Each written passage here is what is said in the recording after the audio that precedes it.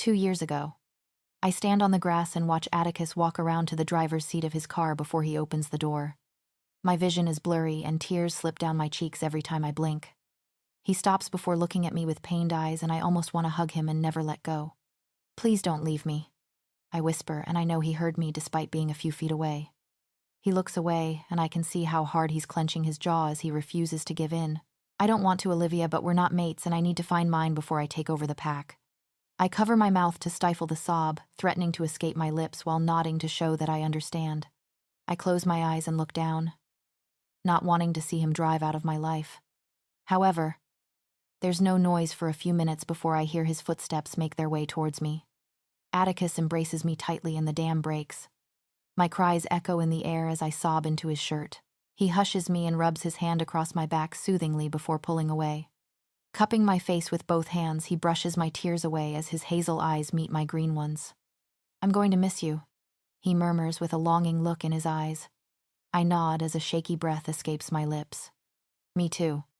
I hope you find her and be happy." He says nothing and instead nods before pulling me close and pressing a lingering kiss to my forehead. He then walks away and gets into his car.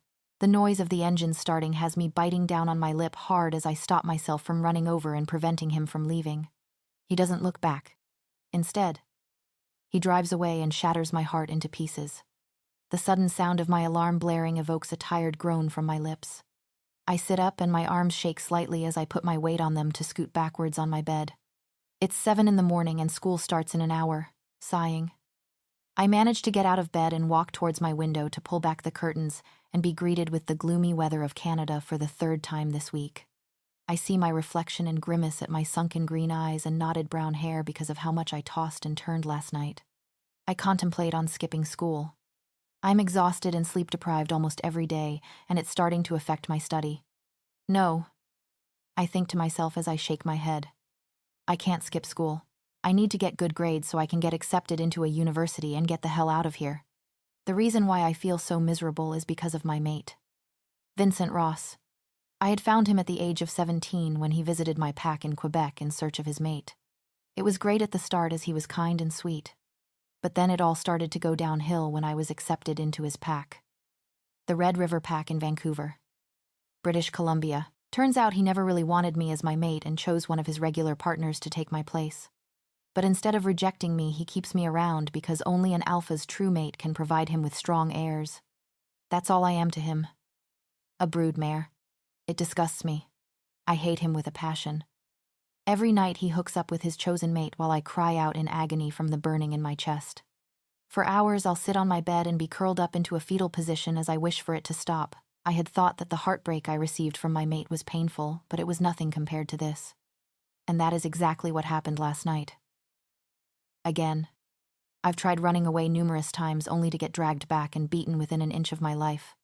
Day by day. I'm getting angrier and all I want to do is kill him. Vincent is in the same school as I am, but he has turned everybody against me. I have no friends. Nobody I can talk to, and even my own family has disowned me. Vincent had conjured up a lie about how I'm a horrible mate who cheated on him when really, it's the other way around.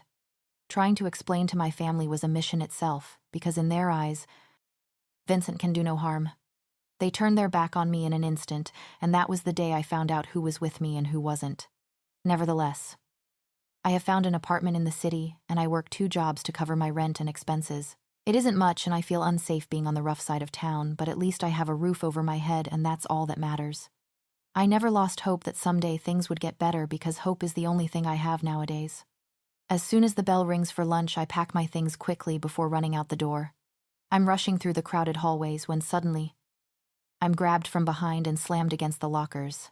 A painful groan escapes my lips at the stinging sensation I feel shooting up my spine before my eyes open to see one of Vincent's friends holding me by my hoodie's collar. It's Aaron, and I can see Darren and Cole standing behind him with smirks on their lips. I remain quiet because I know from experience that if I talk, it'll only get worse. "What cat got your tongue?" Olivia Aaron sneers before slamming me against the hard metal once more. I bite my lip, but anyone can see that I'm in pain. However, before he can do anything else, someone pulls him off me. I look up to see Vincent, and his scent engulfs my senses, but it's like poison to me. I glare up him before shrugging his hand off me when he touches my shoulder. His jaw clenches in anger, but I don't give a damn. It's not like he hasn't hit me before. He knows I'm not scared of him anymore.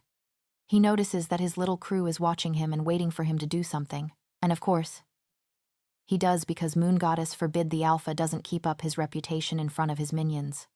His hand grips my face tightly and his nails dig into my skin, but I blankly stare up at him as I wait for him to speak. Come by my office after school. You know what will happen if you don't. He growls before shoving me hard, which makes me lose my balance and fall to the ground from how much force he used. I cry out when he kicks me in the stomach before covering it with both my arms as I sit up. Everyone that's in the hallway laughs and follows Vincent into the cafeteria, and I'm relieved that they don't do anything to further hurt me. Many students in this school, including myself, are werewolves. As Vincent's father is one of the people who provides funding to this school, Vincent practically runs this damn place. Humans will never help, as they can't get within 2 feet of us without shaking from the power we emit. I'm alone in this until I graduate. These last few months of the school year are keeping me going. After this, I'm going to disappear and finally be happy. The distance will cause the bond between Vincent and I to break, and I will finally be free. Snapping out of my thoughts, I carry on walking out of the school and to a place where I eat my lunch in peace every day. Sitting down on the stone slab, I take out my lunch bag and grab a sandwich. Take a swig of my water before biting into the bread. The time flies by and I use it to catch up with the schoolwork I had missed while I eat. When the first bell rings to signal that lunchtime has ended, I pack up and quickly walk back to my locker to exchange books before hurrying to my next class. I certainly don't want to be caught by another one of Vincent's friends. Making my way into biology, I sit in the second row so that I'm within sight of the teacher. Whenever I get picked on in class by other students, they would always stop it. And besides, I don't think I'll learn better if I'm sitting in the back. However, my body instantly responds when I sense Vincent come in just before the last bell rings. I stiffen before forcing myself to relax and seem indifferent. I can't let him see just how much his presence bothers me. The class carries on as normal and I get lost in taking down notes. There are a few moments where my gaze drifts to the scenery outside the window. The forest stands proud and tall, swaying enticingly as it tempts me to break free and get lost in its depths. I sigh heavily before turning back to my book and flipping to the next page as my teacher drones on. Someday soon. I think to myself wistfully, unfortunately. My next classes go by quickly, and I find myself unwillingly walking towards the Red River Pack in the evening. I make my way through the forest on the familiar pathway as the guards narrow their eyes at me in hatred. Shrugging it off like usual, I continue to walk through the packlands and watch on with slight longing as I see other members of the pack mingling. I was supposed to be Luna. I was supposed to belong in a pack. Oh. Moon Goddess, why did you do this to me? I wonder to myself in both anger and sadness. I immediately slow down as soon as I spot Vincent making his way into his house.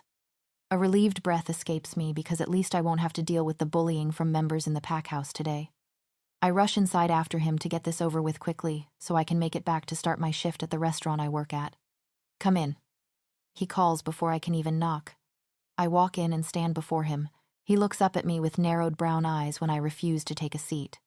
Growling in frustration, he throws his pen down on the stack of papers before crossing his arms. He runs his hands through his blonde hair before finally speaking. We need you to get information out of Atticus Bauer. He starts with his lips set in a firm line.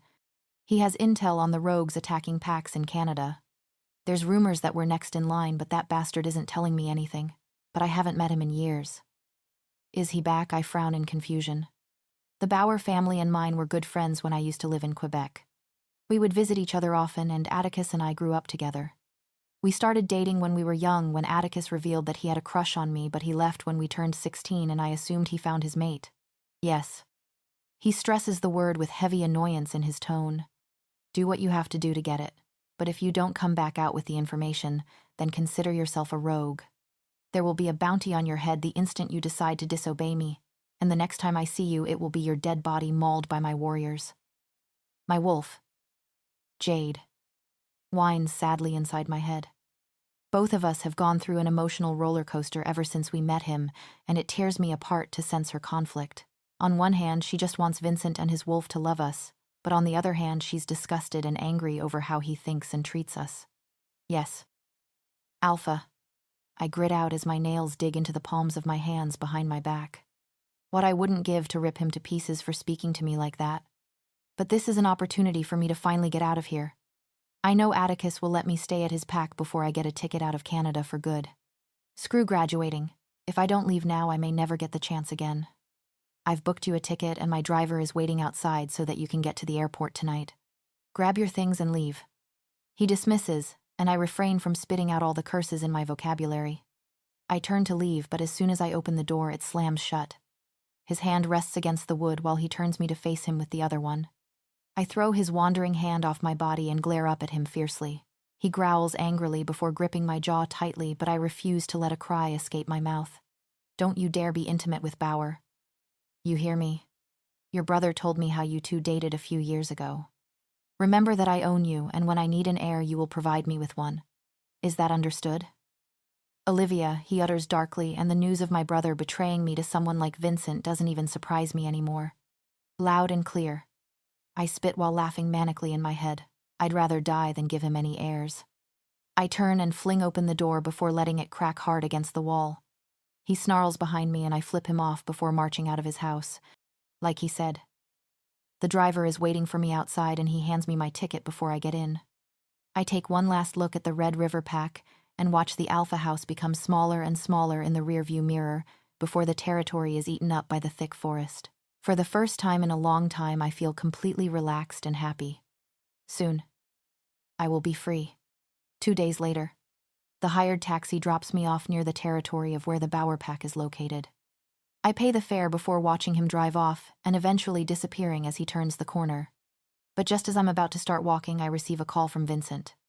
Thankfully, our bond is already starting to feel the effects of the distance put between us, and I couldn't be happier. Hello. Have you reached? He grunts, and I hear a door close in the background. Yes. I'm about to enter the territory. I reply as I take in my surroundings. Good. Remember the plan. You need to call me before you enter his office so that I can listen in. He instructs and I roll my eyes in disinterest. Will do. Bye. I hang up and snicker to myself when I catch the start of his frustrated growl. I start my trek into the territory, and around 10 minutes in, I'm met by warriors guarding the perimeter. They're all bulky and intimidating men, which makes my confidence slip a little, but regardless, I carry on. I notice their eyes narrow as I walk up to one of them, and they stand alert. A man dressed in all black gear steps up once I reach him. Do you have permission to enter the pack lands?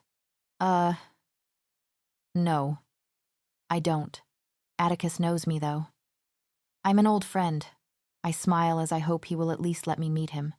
Yeah. Right? He snorts, and his brown eyes shine with heavy suspicion. Please. Just tell him that Olivia Peterson would like to see him. It's urgent. I mean no harm. I plead before sighing in relief when his eyes glaze over as he mind-links someone who I hope is Atticus. A few seconds pass before he nods and tells me that he'll guide me to the Alpha House. I thank him and smile at the other warriors who only blink back at me. I follow the warrior through the territory in silence because he doesn't seem like someone who would like to have a chat. Eventually, we reach the main pack grounds, and my jaw drops as I take in the buildings. It looks like it's a mini-city. When my family used to visit his over the summers, the pack was much smaller, so it's clear that ever since Atticus took over, he has expanded it greatly. The Bauer pack territory is 10 times larger than Vincent's, and I find myself looking around with wide eyes. There is a huge house on one side, and comfortably sized homes a distance away with a cafe. What looks like an infirmary and training grounds in the middle. However, the warrior walks past all this, and I find myself on a pathway that leads up to an impressive house. The exterior of the Alpha House is gray, with 3 balconies on the top level that are supported by pillars. The house looks quite extravagant, with a sprawling lawn and a seating area by a fireplace out front. 3 cars are also parked to the left under a canopy made of stone and held up by 4 pillars.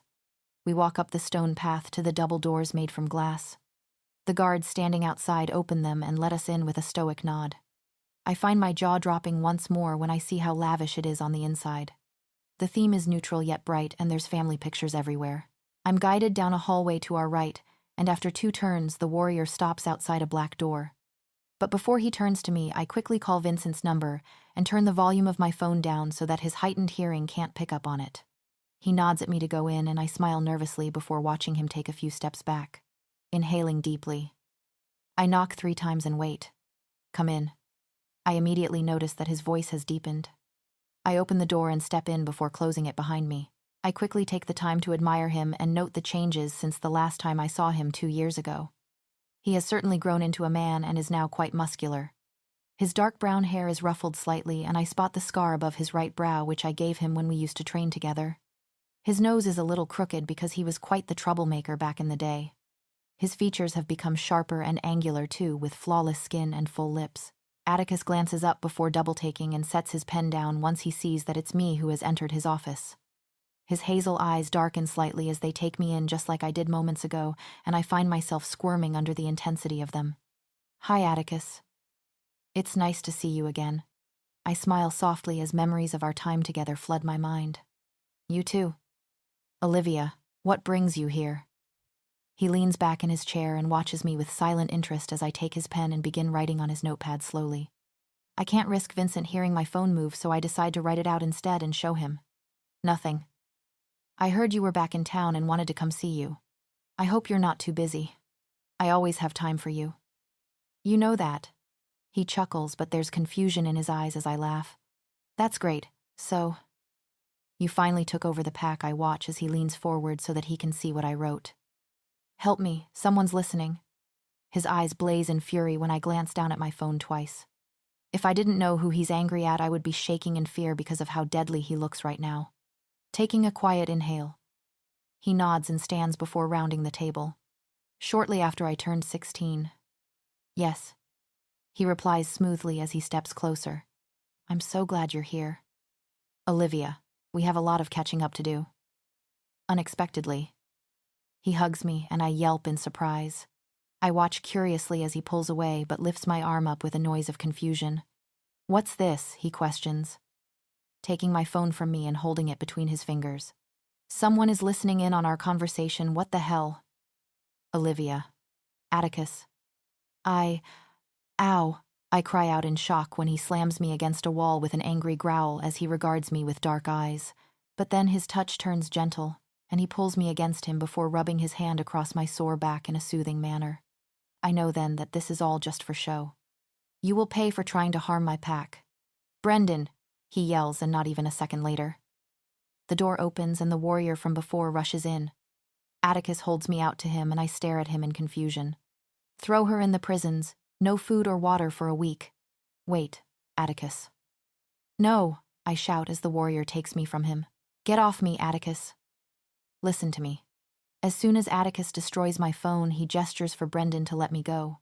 The poor guy is confused but slowly obeys and closes the door of the office behind him. It's silent as I make my way to a nearby couch and take a seat on it. You always were a drama queen. He smirks as he leans against his desk. I shrug and a smile blooms across my lips as I reminisce. But it fades when I realize the consequences of my actions. It's going to take a lot of effort to leave the country undetected. I'll have to change my identity and travel far away. I need to work fast. Where do I go now? I need to leave quickly. I mumble to myself as I rack my brain for a secluded location. Olivia. What do you mean? Atticus wonders with his head tilted to the side in confusion. He said he'll kill me if I fail to get the information he wanted. I can't keep the tremble out of my voice. Who sent you and why would you do this? He steps closer as his brows furrow in deep thought. My mate. He stills at my words before something dark flickers in his eyes. He makes his way towards me until he's sitting on the opposite couch. I can tell that he's not going to let me leave until I tell him the whole story. I lean forward with a sigh and rest my arms on my thighs. I met Vincent Ross a few months after you left. He's the Red River Pack's alpha in Vancouver, and we knew we were mates when he came over for a meeting. Everything was great. Until I felt him cheating on me. Atticus growls angrily and his fists clench tightly as he tries to calm himself. Turns out he didn't want me as his Luna, but since I am his true mate, he wants to keep me around so I can give him strong airs. I whisper at the end and feel disgusted by the man who was supposed to love and care for me. I jump in surprise when Atticus snarls dangerously before leaving his seat to pace the length of the room. Tell me you rejected each other. I shake my head while running a hand through my hair. He accepted me into his pack when things were fine, but that means that every time I try to reject him, he commands me not to, and my wolf submits. Olivia. He trails off with a deep scowl on his lips. I can't help it. The command is too strong and I can't fight it. A broken sob escapes me as I feel so helpless at this point. My own family turned on me because Vincent fed them lies about me cheating on him. My brother was the one who told Vincent that you and I used to date. Vincent threatened me that if I don't come back with information, then he's going to make me a rogue and ensure that I'm killed. I won't let that happen. He states firmly with determination in his eyes. Atticus. No, I protest, but am cut off by him. We are not arguing over this. Livy. He thunders, but the mention of his nickname for me has my tummy doing flips. He crouches down before me and cups my cheek with his right hand. I feel the warmth of his skin radiating onto mine. His hazel eyes stare into my emeralds, and I feel a sense of calm wash over me. His other arm rests lightly on my hip, which makes my eyes widen in surprise. A boyish smirk graces his plump lips, and his eyes shine with amusement over how flustered I have become. Goddess, this takes me back to how I felt for him when we used to be together. Leaning down, his lips brush against my ear and he hesitates before speaking. Stay. It's dangerous for me to be here. What if he hurts you in your pack? I whisper fearfully as I think about the repercussions. His pack is nothing compared to mine. Atticus scoffs, and I believe him because his tone isn't full of arrogance. Rather, it's heavy with confidence and pride. I will take care of you. Olivia, he'll have to go through me if he wants to get to you. I bite my lip as I weigh out the pros and cons of my situation. If I run away and change my identity, there's still a high chance of Vincent finding me. But if I stay here, I will be protected by Atticus and his pack. Sighing heavily, I know what my decision is, and I look up at Atticus as he stands. Okay. I nod with a weak smile. A handsome smile blooms on his lips at my answer before he holds his hand out to me. Come. I take it hesitantly and follow him to his desk. He grabs the office phone and I watch as he dials a number taken from a small notebook. When I realize it's the number for Vincent's office, I stumble back only for him to grasp my wrist and pull me flush against him. He stares down at me with narrowed eyes and a stern expression. Do you want to reject him? He asks, and my eyes widen in response. Atticus, yes or no? Olivia, he interrupts firmly. Yes. But he won't let me, I exclaim in frustration. When he answers, reject him as fast as you can. He presses the call button and I hear it go through. Alpha Bauer speaking. Get Alpha Ross on the line. Atticus orders in a commanding tone. He puts the phone on speaker before gesturing for me to talk. I exhale deeply to get rid of my nerves, but it's futile when I feel them go haywire as I hear Vincent ask his beta who is on the line. He snarls angrily once he hears that it's Atticus before growling out a what into the speaker. Olivia Peterson, reject you. Vincent Ross as my mate. I rush out before hanging up. Instantly, I feel this burning in my chest and I lose my balance. Atticus catches me before my knees can hit the floor and holds me to him as I scream in pain. It's like a part of me is being ripped away and anything is being used to get rid of the other half of my soul. I feel my bond with Vincent and his pack burn away. I cry out in agony and beg Atticus to help me as I clutch onto his shirt. He hushes me in response and promises it won't take much longer as he wipes away my endless tears. Eventually, the pain fades away into nothingness after what feels like hours. I sag against Atticus with a broken whimper as the feeling of emptiness hits me like a ton of bricks. There's nothing there anymore. I feel incomplete once more, yet it brings me sweet relief. I have been praying for this for so long, and finally I was able to break our bond. Thank you, I whisper as I turn fully to hug him. No problem, he whispers back as he runs his fingers through my hair. We stay on the floor for a while longer before he helps me stand and tells me to come with him. I follow him out of his office and into the foyer. We walk up the stairs to the second floor and he guides me down a long hallway. I look around in awe as we walk through the house because it's just as beautiful on the inside than on the outside. Where are we going, I wonder aloud as we pass a large window that overlooks the sprawling gardens below. I'm going to show you your room, he replies, which brings me back down to earth. Atticus. I stop him with a nervous bite of my lip. I can't possibly live here with you. What will your mate think? Silence greets me before he turns. His expression has hardened and a cold look is in his eyes. Dread fills me as I wonder what had happened for him to have such a reaction. She's not here. Did you not find her? I ask quietly while feeling like I'm treading across dangerous waters. He sighs and gestures for me to follow him as he walks out onto a balcony. I stand beside him and give him some time to collect his thoughts. After a while of unnerving silence and staring out at the colorful garden, he speaks and brings me out of my thoughts. I found her. But she was already married with children. She was a few years older than me in age. Early 20s. He states, and my eyes widen in surprise. She's a human and I just couldn't do it. Even if she is my mate, I couldn't ruin the life she had already built for herself. I'm so sorry. Atticus. I whisper as I watch him run a hand through his hair. There's nothing for you to be sorry for. Olivia. He shoots me a small smile, which eases my nerves. What about the pack? They have accepted that they won't have a Luna. He shrugs before crossing his arms over his chest. I found her 2 months after I turned 16, so they've had time to come to terms with it. And you, I ask hesitantly, and feel his eyes bore into the side of my head as he glances over at me.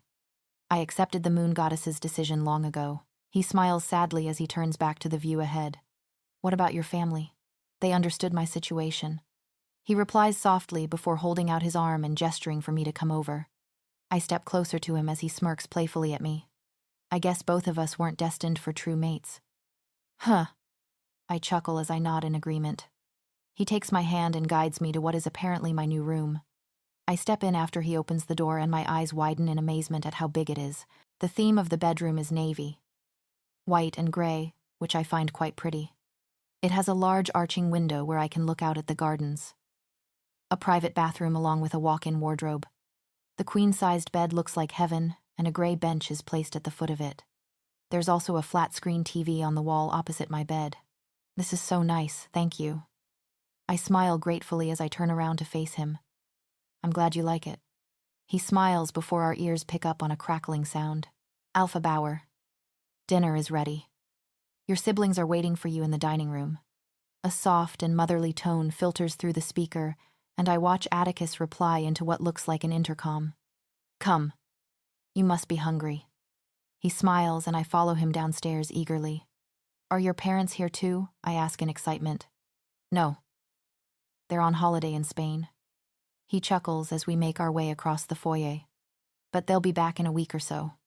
We enter the dining room and I wave at Arcadia and Elias Bauer with a grin. They gasp in surprise at the sight of me before I'm crushed against Arcadia in a tight hug. What are you doing here? She laughs as she pulls away. Her deep blue eyes shine with happiness as she glances at Atticus with a smile. Arcadia is stunning with her sharp features. Curly blonde hair and insanely toned figure. She's a mini version of her mother. Vasilia Bauer, did the rest of your family not come? Elias frowns in confusion as he glances behind me. Atticus and Elias look very much like their father. Tobias Bauer, with dark brown hair, hazel eyes, and muscular build. They both look quite intimidating. However, Elias has always been the light-hearted one of the two. Arcadia is 17 and Elias is 16, but we were all very close due to the short age gap. Well? A lot of things happened in the past 2 years. I start with a heavy sigh as we all sit down at the table right after the food is served and the maids have left. I found my mate. Vincent Ross of the Red River pack at 17, and he accepted me into his pack, so I moved. That's great. Right, she asks with a confused expression once she catches mine and Atticus's grim ones. I felt him hooking up with someone. He only accepted me into the pack so that I can give him strong heirs as his rightful Luna. I explain but hate the way my voice shakes. Bastard. That's disgusting. Elias's eyes light up in anger as Atticus squeezes my knee under the table. Why didn't you reject him? Arcadia asks with narrowed eyes that are equally as angry. Believe me. I tried countless times, but he would always command me to stop when he realized what I was about to do. I shake my head as I remember how hopeless my wolf and I felt. He turned the whole pack and my own family against me by lying and saying that I cheated on him. My parents disowned me and I'm not welcome on their lands anymore.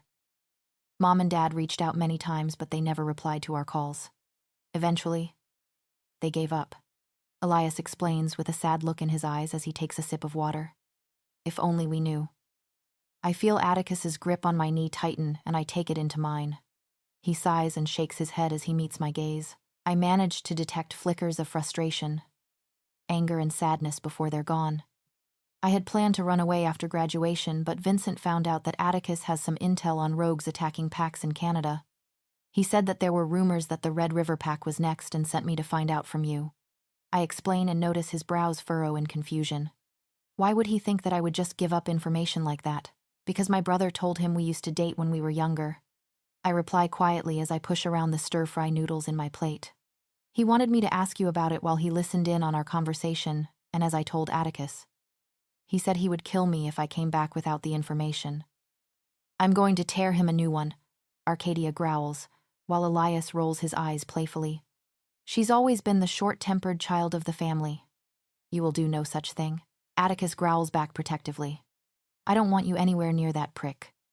And besides, Olivia finally rejected him over the phone today. Elias breaks out into a fit of laughter and almost chokes on his own stir-fry. It's like you broke up with him over text. Arcadia smiles in amusement as she pours him more water. We spend the rest of the evening catching up, and I feel myself relax the more the sense of security seeps into me. However, by the end of dinner, I'm quite exhausted from the flight and everything else that occurred today. So, when Arcadia and Elias ask if I want to watch a movie with them, I decline with the promise of joining them the next time. Atticus walks me back to my room since I forgot where it was. We're lost in our thoughts until we get to my door and I turn to him. Sleep well, he murmurs lowly with a smile. And remember that you're safe now. He can't hurt you anymore. I can't help but step forward and hug him tightly. Tears of relief escape from the corners of my eyes. Relief that I have craved for so long. His arms tighten around my waist when he hears my sniffle before he hushes me. Sorry. I whisper in embarrassment as I pull away. Don't be. Someone like you should have never been treated like that. It's okay to let that pain out. He follows and cups my face in both hands as his thumbs wipe away my tears. Whenever you need a good cry and someone to hold you, just come and find me. Okay. I laugh and nod in agreement. Just like old times. Huh. Just like old times. He murmurs as he bumps his nose against mine playfully. Now go and rest. I'll see you in the morning. Okay. Good night, Atticus. He presses a firm kiss to my forehead before pulling away and walking backwards. Sweet dreams. Olivia. I rush into my room and close the door before sagging against it. Goddess. The things that man does to me, I think to myself, while my heart still races wildly from his touch. By the end of the week, I have settled in quite nicely in the Bauer pack. Arcadia and I went shopping recently, and I got some new clothes with the money I had saved over the years. It was all going well until Arcadia dragged me to some high-end stores and bought me expensive clothes. Makeup and shoes, of course. I had argued with her, but she insisted that they were gifts from her and that I shouldn't be ungrateful. I knew she was joking, but her stubbornness is something I had to eventually, yet unwillingly, accept. However, it was only yesterday that Atticus told me that I will be accepted into the pack today alongside other wolves during the ceremony. And now I am rummaging through my clothes to find something decent to wear. Arcadia is helping me while Atticus sits on my bed answering emails on his phone with a deep frown. He has been no help since every outfit Arcadia or I choose is immediately rejected by him. This is the one, it's so pretty. Arcadia squeals as she holds up a white dress made of lace with long sleeves. It flares out at my waist and will reach mid-thigh from what I can tell. I smile and nod in agreement as it's not too plain and not too over the top either. No. We both frown immediately before turning to face Atticus. He's staring at the dress with narrowed eyes, and I sigh heavily as I wonder what the problem is now. What's wrong with this one then, Arcadia huffs as she crosses her arms over her chest in frustration. Too short, he mutters before going back to his emails. I shake my head as I pick up a floral-printed maxi dress. Holding it up to him with an expectant look, I'm hoping he says yes so I can finally get on with my hair and makeup. We don't have that much time as it is. I want that burned. He growls distastefully. Why? Why is it backless? He snaps with narrowed eyes. Atticus. I don't dress like a nun, I exclaim in frustration. I just don't like these clothes out, Arcadia growls before pulling him up and shoving him out of my room. I laugh at her actions when she slams the door closed in his face as he whirls around with narrowed eyes. When she locks it and turns around to face me, I hold up a navy mini dress with spaghetti straps and small daisies printed all over it. Arcadia approves with a bright smile, and I get changed quickly while she goes to grab my makeup bag. The dress fits snugly and hugs my curves. I pair it with a pair of white sneakers and am thankful that I don't look too overdressed for the ceremony. Arcadia does my makeup and keeps it natural like I requested. Although it's autumn, my skin looks quite dewy with a warm blush and a wash of nude on my lips. She then curls my hair before running her fingers through my strands so that they turn into loose waves. I thank her before picking out some jewelry to accessorize my look with while she leaves to get ready herself. I take one last glance at myself in the mirror as I spray on some perfume, satisfied with how I look. I leave my room and turn to Arcadia, who is walking down the hallway. She's dressed casually too, in a pair of ripped denim, a pink sweater and heeled boots. Her curly blonde hair is now sleek and straight. She has kept her makeup light but has the sharpest winged liner. You look gorgeous as always, I tease, which makes her smile bashfully. Oh hush, she loops her arm through mine and we make our way out of the house. We walk through the territory to where most of the members have gathered for the ceremony. I feel myself become increasingly nervous the more we get closer, but Arcadia soothes my worries with a little pep talk. Atticus stands on the makeshift stage where everything is set up. I leave Arcadia and join the few members who will also be accepted into the pack. Atticus's honey eyes narrow significantly as they roam over my dress. I smile cheekily when they meet mine and he shakes his head in response. I zone out as he welcomes everyone because my nerves are going haywire. Jade huffs in my mind as she mutters that there's nothing to be worried about. But even that doesn't calm me down. What if they don't like me? What if they find out what happened to me, I think to myself. However, I snap out of it when the ceremony starts and Atticus begins to accept members into the pack. There's 3 men and 2 women, including me. It all goes by too quickly and soon. I'm stepping up onto the stage and walking over to Atticus. He stares at me intensely and it's almost like he can tell what's on my mind. Don't be nervous. He murmurs lowly so that only him and I can hear. I nod and shoot him a shaky smile which makes him chuckle. Rolling my eyes playfully, I take the knife from him while reciting the vows after him. We slice our palms before letting our blood drip into the bowl below. Immediately, I feel the bond with the pack forming and numerous voices in my mind as everyone welcomes me. Atticus and I smile at each other as we clean our palms before he hugs me. Welcome to your new home, Livy, he whispers before pulling away. Thanks, Atticus. I grin before letting him help me off the stage. Let's get the bonfire started. His voice echoes in the clearing and everyone cheers loudly in response. I smile happily as he guides me through the crowd to another man. He's quite built and seems to be about 6'2". His eyes are gray and he has brown hair with lighter strands here and there, as if touched by the sun. I immediately recognize him as a beta, and it's confirmed when Atticus introduces him as such. Livy. Meet my beta Bastian Walker. Bastian. This is Olivia Peterson. Oh. So this is the Olivia. Huh? He smirks mischievously, and I look at Atticus to see him glaring warningly at Bastian. Atticus mentioned me, I think aloud, and find Bastian nodding eagerly. A few times. Yes, he wanted to contact you actually. He reveals, and I look at Atticus with furrowed brows. Why didn't you? Your parents wouldn't tell me anything. I didn't know where you were or what your number was. He sighs with a half-hearted shrug. Oh. I nod in understanding as he hands me a drink. You were from the Red River pack, right? Bastian asks slowly, just so us 3 can hear. Yes. I was mated to Vincent Ross, actually. I explain and see him scowl as he shakes his head. I've met him on some occasions. He's so arrogant and self-centered, I can't stand him. He growls before turning to me with a sympathetic look. I heard you rejected him recently. How are you now? I'm all right. Thanks. It was excruciating, but thankfully. Atticus was there to help me through it. I smile up at him before realizing something I never asked. How did you break the bond between you and your mate? I had the elders involved who sourced an oracle for me. She contacted the moon goddess and notified her of what I wanted to do. Unfortunately, because I wanted my mate to feel no pain, I had to take all of it. He explains, and my eyes widen at the thought of Atticus going through that alone. I was passed out for days because it was too much and felt awful. It was the worst, honestly. It took you a few months to get your stuff together. Bastian sighs with a reminiscent look in his eyes. I thought there would be another way, but frustratingly, one mate must go through the pain, if not both. Atticus, a brown-eyed redhead, interrupts as she pushes into the small circle. Atticus. Bastian and I had created. You're needed by the grill. That's Alpha Bauer to you. Scarlet. Bastian mutters, which causes her cheery smile to drop. Scarlet clenches her jaw before nodding and addressing Atticus by his title. As soon as she walks off, Atticus turns to Bastian with a smirk. He shakes his head while Bastian just shrugs and winks playfully in response. I'll find you later. You'll be okay, right? He takes my hand and rubs the top of it soothingly. Of course. I smile and watch him make his way in the direction of the men by the grill. Don't worry. You don't have to call him Alpha. Unless you want to. Bastian murmurs lowly into my ear, and I look up to see him chuckling in amusement. Wouldn't it be right to address him by his title like every other pack member? I frown in confusion when his eyes light up knowingly. You're not just a pack member to him, though.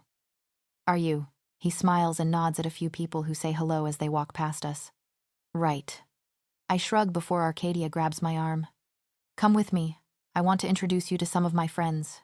She grins excitedly before waving goodbye to Bastian, who only chuckles as he watches her drag me away. I spend the rest of the night mingling and getting comfortable. However, I do notice Scarlet and her group of friends eyeing me a couple of times and whispering to themselves. They make it obvious that they are talking about me, but I choose to ignore it. We all eat, drink, and dance well into the night. Thankfully, whoever I meet is kind to me, and I start to feel a sense of belonging here. When I moved from my home to Vincent's pack, I never really got a chance to feel like I was accepted. And when I tried to go back home, I was treated as an outsider and refused entry. I spent a little over a year feeling like I had no place to truly call home. And now I do.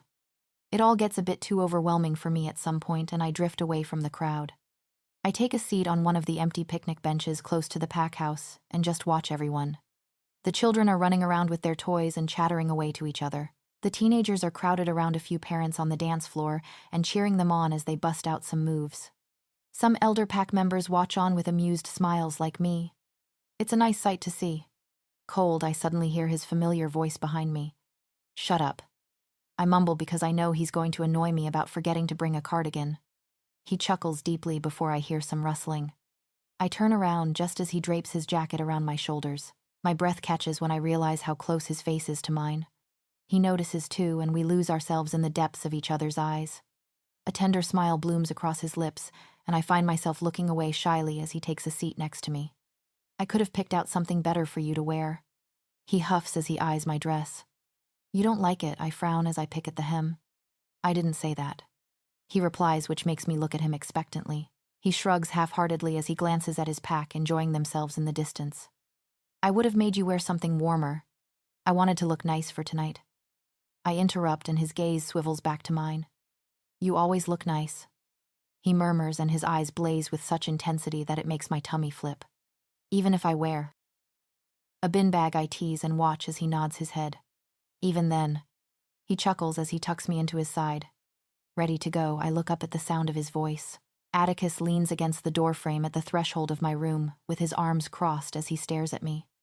I nod as I zip up my backpack before standing and putting it on my shoulders. Taking one last look in the mirror, I turn to him and release a deep breath. I wish you could come with me. I sigh as I make my way to him.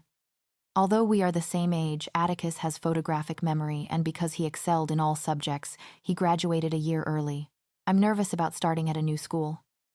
Especially because at my previous one, Vincent and his friends would bully me. But I'm praying hard that nobody pays attention to me this time. I just want to get through my last year in peace. Well, if you were as smart as me. Hey, he pouts teasingly when I smack his arm. He chuckles deeply before pulling me into hug. You'll be fine. If anything happens. Anything at all.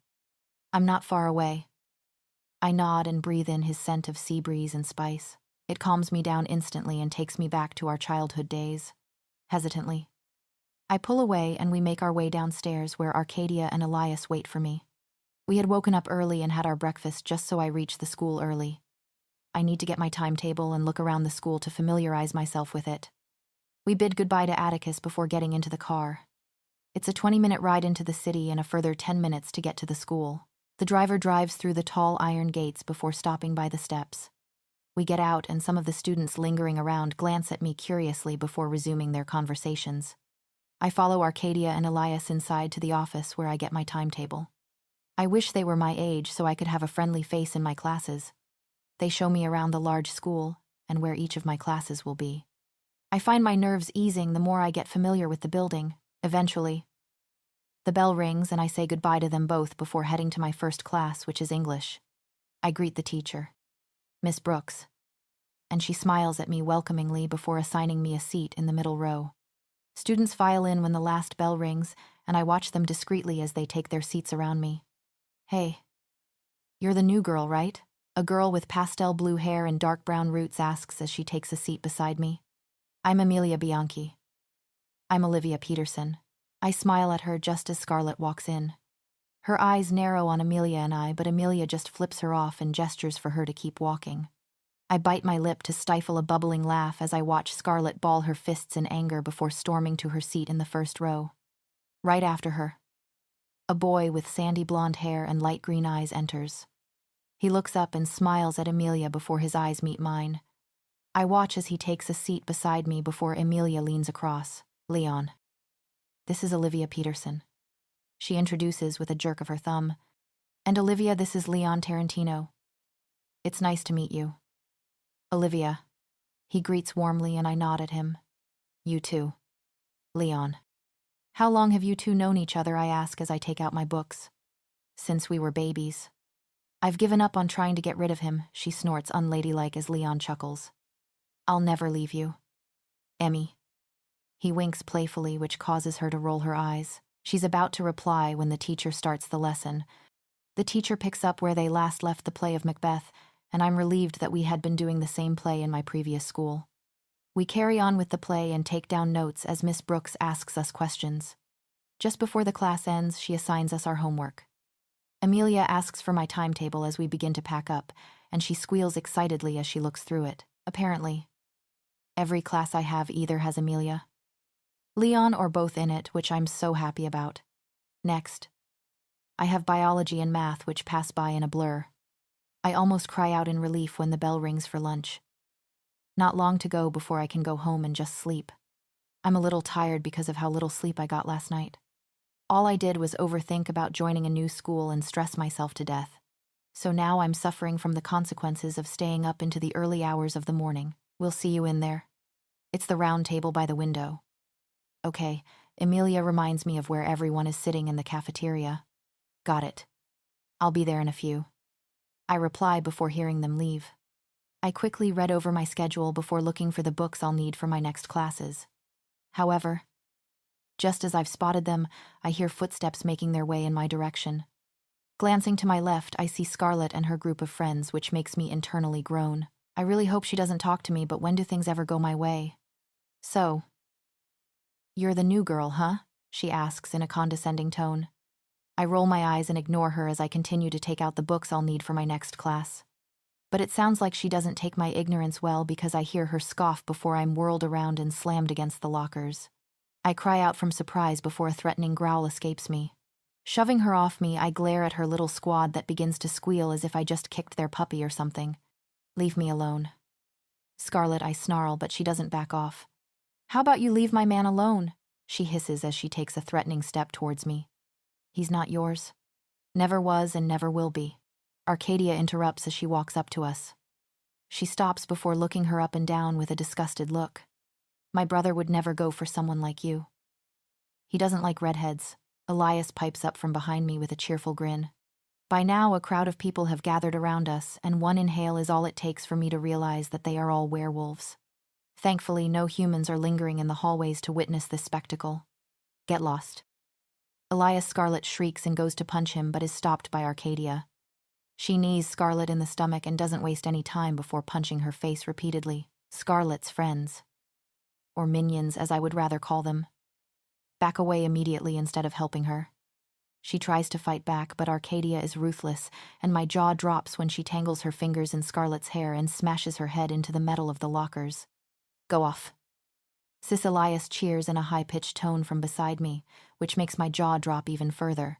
Shut up and help her, I shout as I smack his arm. I don't hit girls. Sorry. I meant get Arcadia off her. I growl in frustration as I move to grab Arcadia. But before I can do so, a booming voice echoes in the hallway. What is going on here, Arcadia Bauer? I groan as I realize it's Principal Nelson.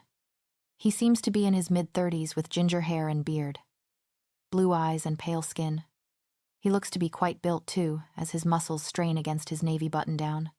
She delivers one last punch to Scarlet, and its force is enough to knock her out. She deserved it. I don't care. There will be no violence in my school, he roars as Scarlet's friends help pick her up. Arcadia. Elias and Olivia get to my office. Now you girls get Scarlet to the nurse.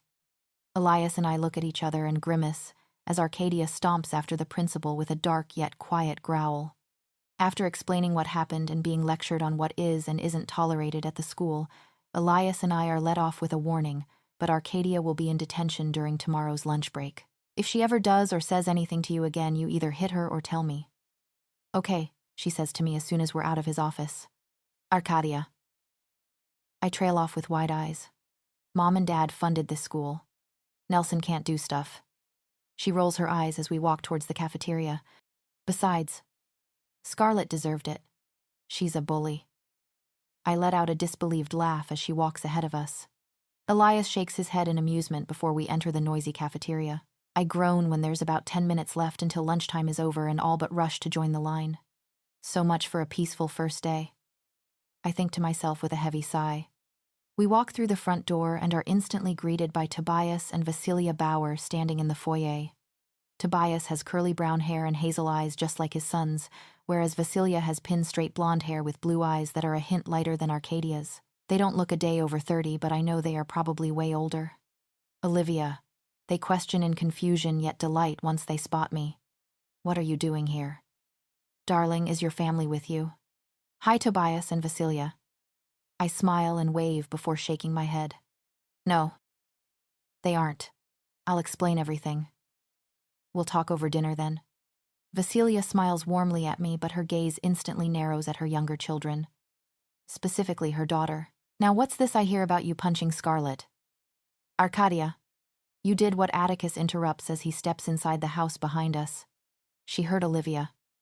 Told lies about Atticus that weren't true and tried to hurt Elias. What was I supposed to do? Arcadia growls, and I see Atticus's head snap in my direction from the corner of my eye. Oh. I don't know, maybe calm your temper like we've been telling you to, Tobias argues back with narrowed eyes. My office. Now, we need to have a talk about your anger. But Dad, she huffs before doing as she's told when Tobias growls warningly. They walk away before Vasilia turns to us with an amused smile. Dinner will be on the table in 10. Freshen up, you three. I nod before Elias and I start making our way up the staircase with Atticus following behind. Elias's room is at the very start of the upper portion, whereas mine is towards the end. I wave goodbye before carrying on to mine, yet notice that Atticus doesn't move towards his room. Instead, he follows me into my room and shuts the door before pulling me back by my elbow.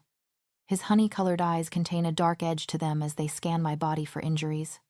Butterflies flutter excitedly in my tummy when a deep growl escapes him as he pulls me into his warm embrace, and I find myself holding on to him tighter. I'm fine. She just slammed me against the lockers. That's all. I whisper as I rub his back to try and calm him. That's all. She should have never done anything in the first place. Why did she hurt you? He snarls as he backs away. Jealousy. I shrug half-heartedly as I take a seat on my bed with a sigh. She wants me to leave you alone because apparently you're her man. Flipping delusional. He seethes lowly as he runs his fingers through his hair. She should never have hurt you. I need to have a word with her. Well, I'm sure the principal had a word with her, so I don't think she'll be bothering me again. I reply as I stand to walk into my wardrobe so that I can pick something comfy to change into. You'll tell me straight away if something like this happens again, won't you? He stops me with an expectant look. I'm sure it won't after what Arcadia did to her, I joke with a light chuckle. Livy. Please. He pleads softly this time. You'll be the first to know. I promise, I whisper as I caress his cheek. It's like all the tension leaves his body, and with a deep exhale he hugs me tightly before murmuring. I don't ever want to see you hurt. You're much too precious to me. Olivia. He cups my face and presses a firm yet lingering kiss to my forehead. And then, he's opening the door and guiding me downstairs just as Vasilia calls us for dinner. I blink up at him as if in a daze before snapping out of it. Don't think too much into this. I tell myself, you and Atticus are just friends. But I can't help but wish we could be more. I grab my backpack and swing it over my shoulder before slamming my locker shut. I had forgotten my book for art and had to rush back during the 5 minutes we are provided with to get to our next class. I walk into the room and smile brightly when I spot Leon. He waves me over and I take a seat beside him just as the teacher, Mrs. Samuels, walks in. She starts the lesson by giving us a new project to work on, which is to be completed before the Christmas holidays. You all have to submit a portrait of your partner, who is sitting beside you, she states, and I'm relieved that I'm going to be working with someone I know. I also want a short summary on your choice of colors, background, and media used. All portraits are to be submitted during the last class right before term ends. Any questions? Some students raise their hands while Leon turns to me. Do you want to start on it after school and get it out of the way quicker? Sure. I'll meet you at the pack house. I smile as he nods in agreement. Yeah. I'll be in the study room. He replies, and I make a mental note to meet him there. The rest of the class flies by in a blur, and so does the afternoon. Thankfully, Scarlett doesn't bother me again. In fact, I don't see her at all today, so I assume she took a day off to heal from the wounds and bruises Arcadia gave her. I wouldn't want to be on her bad side, that's for sure. At the end of the day, Leon walks up to my locker with Amelia, and soon Arcadia and Elias join as well before we all leave the school.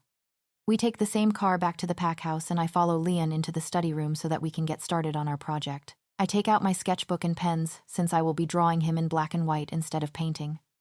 But I notice that he's going to be using oil pastels, which I find slightly trickier to work with. Ugh. I look terrible. I mumble as I try and fix my hair blindly. Shut it, you're beautiful, he chuckles, and I roll my eyes playfully in response.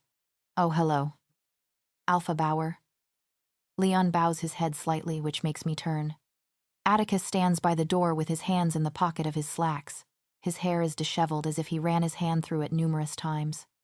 The top 2 buttons of his shirt are open and reveal a peek of his golden-tanned skin underneath. Hi, Atticus. I smile, but it falters when I notice the dark and cold look in his eyes. Is everything okay? Fine. He mutters with a stiff nod before leaving without another word. I wonder what's wrong. I trail off as I watch his retreating back before he disappears from the room. Maybe he's stressed or just tired, Leon suggests distractedly as he rummages for something in his bag. I nod, but am still confused over his behavior throughout the evening. Leon and I decide to finish the rest of our homework in the study room together before I leave for dinner. I have only perfected the outline and placed some of his features, so the next time we meet I'll be working on detailing it a bit more. I make my way back to the Bauer house before running upstairs to get changed into more casual clothes. Putting on my sweatpants and a hoodie, I make my way down to the dining room where everyone except Atticus is present. I frown as I take my seat as the food is served.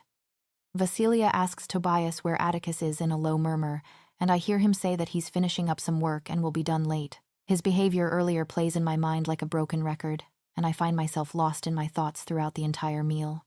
Olivia, dear. Do you not like the food? I hear Tobias ask and look up to find everyone's eyes now trained on me. Blushing in embarrassment, I give him a sheepish smile. I'm sorry. I'm just not that hungry, I guess. Well, there's always leftovers in the fridge if you feel like eating later. Okay. Vasilia smiles warmly at me, and I nod before everyone finishes. Tobias and Vasilia head to the pack house to meet with some friends while Elias disappears into the gaming room. Arcadia grumbles about having an essay to complete for her English class, and I chuckle at her miserable expression. She sticks her tongue out at me cheekily before running up the stairs. I decide to check on Atticus and make my way through the hallways to his office. I knock on the door and hear his muffled reply to enter. Opening the door, I peek inside and see him standing by the window. His arms are crossed over his chest as he gazes out at his territory, but I can see that his body is coiled tightly like a spring. His mood still seems off. Are you done with work? I ask nervously as I step into the room and close the door. Yes. He replies but doesn't turn to face me. Is everything okay? Atticus, my voice is soft as I make my way over to him. Everything is fine. Why do you ask? He questions firmly, but his eyes never meet mine as I stand beside him. You didn't seem like yourself earlier. I frown in confusion as I realize he's still acting cold. It's just work. He sighs heavily before turning to walk away. I catch his wrist to stop him. He stiffens before facing me, and I can't decipher the emotions running wild in his honey eyes. I know his change in behavior isn't because he's stressed about work, but I don't want to ruin his mood even further by pushing him. Well, I was going for a run. Do you want to come with me, I ask, hopefully, and watch the tension leave his body? He nods with a small smile. All right. I grin widely before taking his hand and pulling him to the door. He chuckles at my excitement, and I can feel Jade yipping happily in my mind at the thought of running again. It's been weeks since I last let her out. We make our way outside and into the woods before deciding on a spot to change our clothes and shift. I feel Jade stretch and shake her fur before bounding ahead. Atticus's wolf, Xander, follows behind and quickly catches up to me. Jade jumps up and nips at his ear playfully before racing through the woods. The sound of Xander's growl echoing behind us spurs her on as she sprints to avoid him nipping at her legs. He chases her around the lake, and just when he pounces, she darts to the side. A bark escapes him as he falls headfirst into the water before shooting up onto the grass with an angry snarl. Jade prances around smugly, which doesn't last long as Xander lunges for her and is successful this time in pinning her down to the ground. She growls loudly and thrashes underneath him, but he cuts her off with a warning growl. Keeping her pinned to the ground, he rests his head on top of Jade's and with a defeated huff. She submits and relaxes underneath him. They remain silent as they listen to the sounds of nature around them in the quiet night. Owls hoot from their hiding places and some rabbits scurry across the woods in the distance.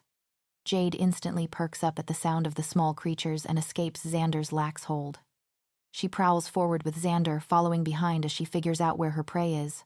Lowering her body until her belly grazes the ground, she manages to spot a few of them and moves closer. But just as she's about to go for the kill, Xander jumps over her and catches 2 rabbits immediately. Jade growls angrily as the others run away before turning and walking away. Xander runs in front of her and drops the rabbits at her feet with a low whine. His golden eyes are filled with innocent confusion as he stares down at her, which makes her huff before accepting the food. She starts to eat before noticing that Xander is only watching her. Taking the other rabbit into her mouth, she drops it in front of him before nudging his snout. He nuzzles her cheek in thanks before eating along with her. After, they walk back to the lake to drink some water before I ask Jade to give control back to me. She runs behind the tree where my spare clothes were left. I shift and quickly put them on while hearing Atticus do the same somewhere nearby. Putting my hair up into a ponytail, I walk up to him as he stands waiting for me. Looping my arm through his, I sigh lightly as we begin to make our way back to the house. I didn't know how much I needed that. He chuckles, which makes me smile up at him. Thanks, Livy. No problem. I murmur happily as I look up at the night sky, twinkling with the brightest stars and the silver moonlight shining down on us. I'm glad it helped. He sighs as he intertwines our hands. I'm sorry for how rudely I was acting earlier. It's okay. Do you want to talk about it? No. He smiles, but I know it's fake. I'll figure it out. Just take care of yourself. Okay, you need to eat something too. You completely missed dinner. I frown as we enter the quiet house. I'm sure missing one meal wouldn't kill me. He chuckles and stares at me in amusement as I gesture for him to sit. Olivia. With a stern look and a hush. I grab the leftovers and put a large serving onto a plate for him before warming it up. He smiles widely, and his honey eyes twinkle with something unknown when I place the food in front of him, yet he makes no move to eat. What are you waiting for? Eat up. Yes. Ma'am. He grins boyishly before picking up his spoon. Did you have dinner? A little, yeah. I nod my head as I move to sit on the chair beside him. I squeal in surprise when I'm grabbed by my hips and placed on his lap. My cheeks flame in embarrassment as he holds out a spoonful to my lips. I frown up at him and he stares back stubbornly.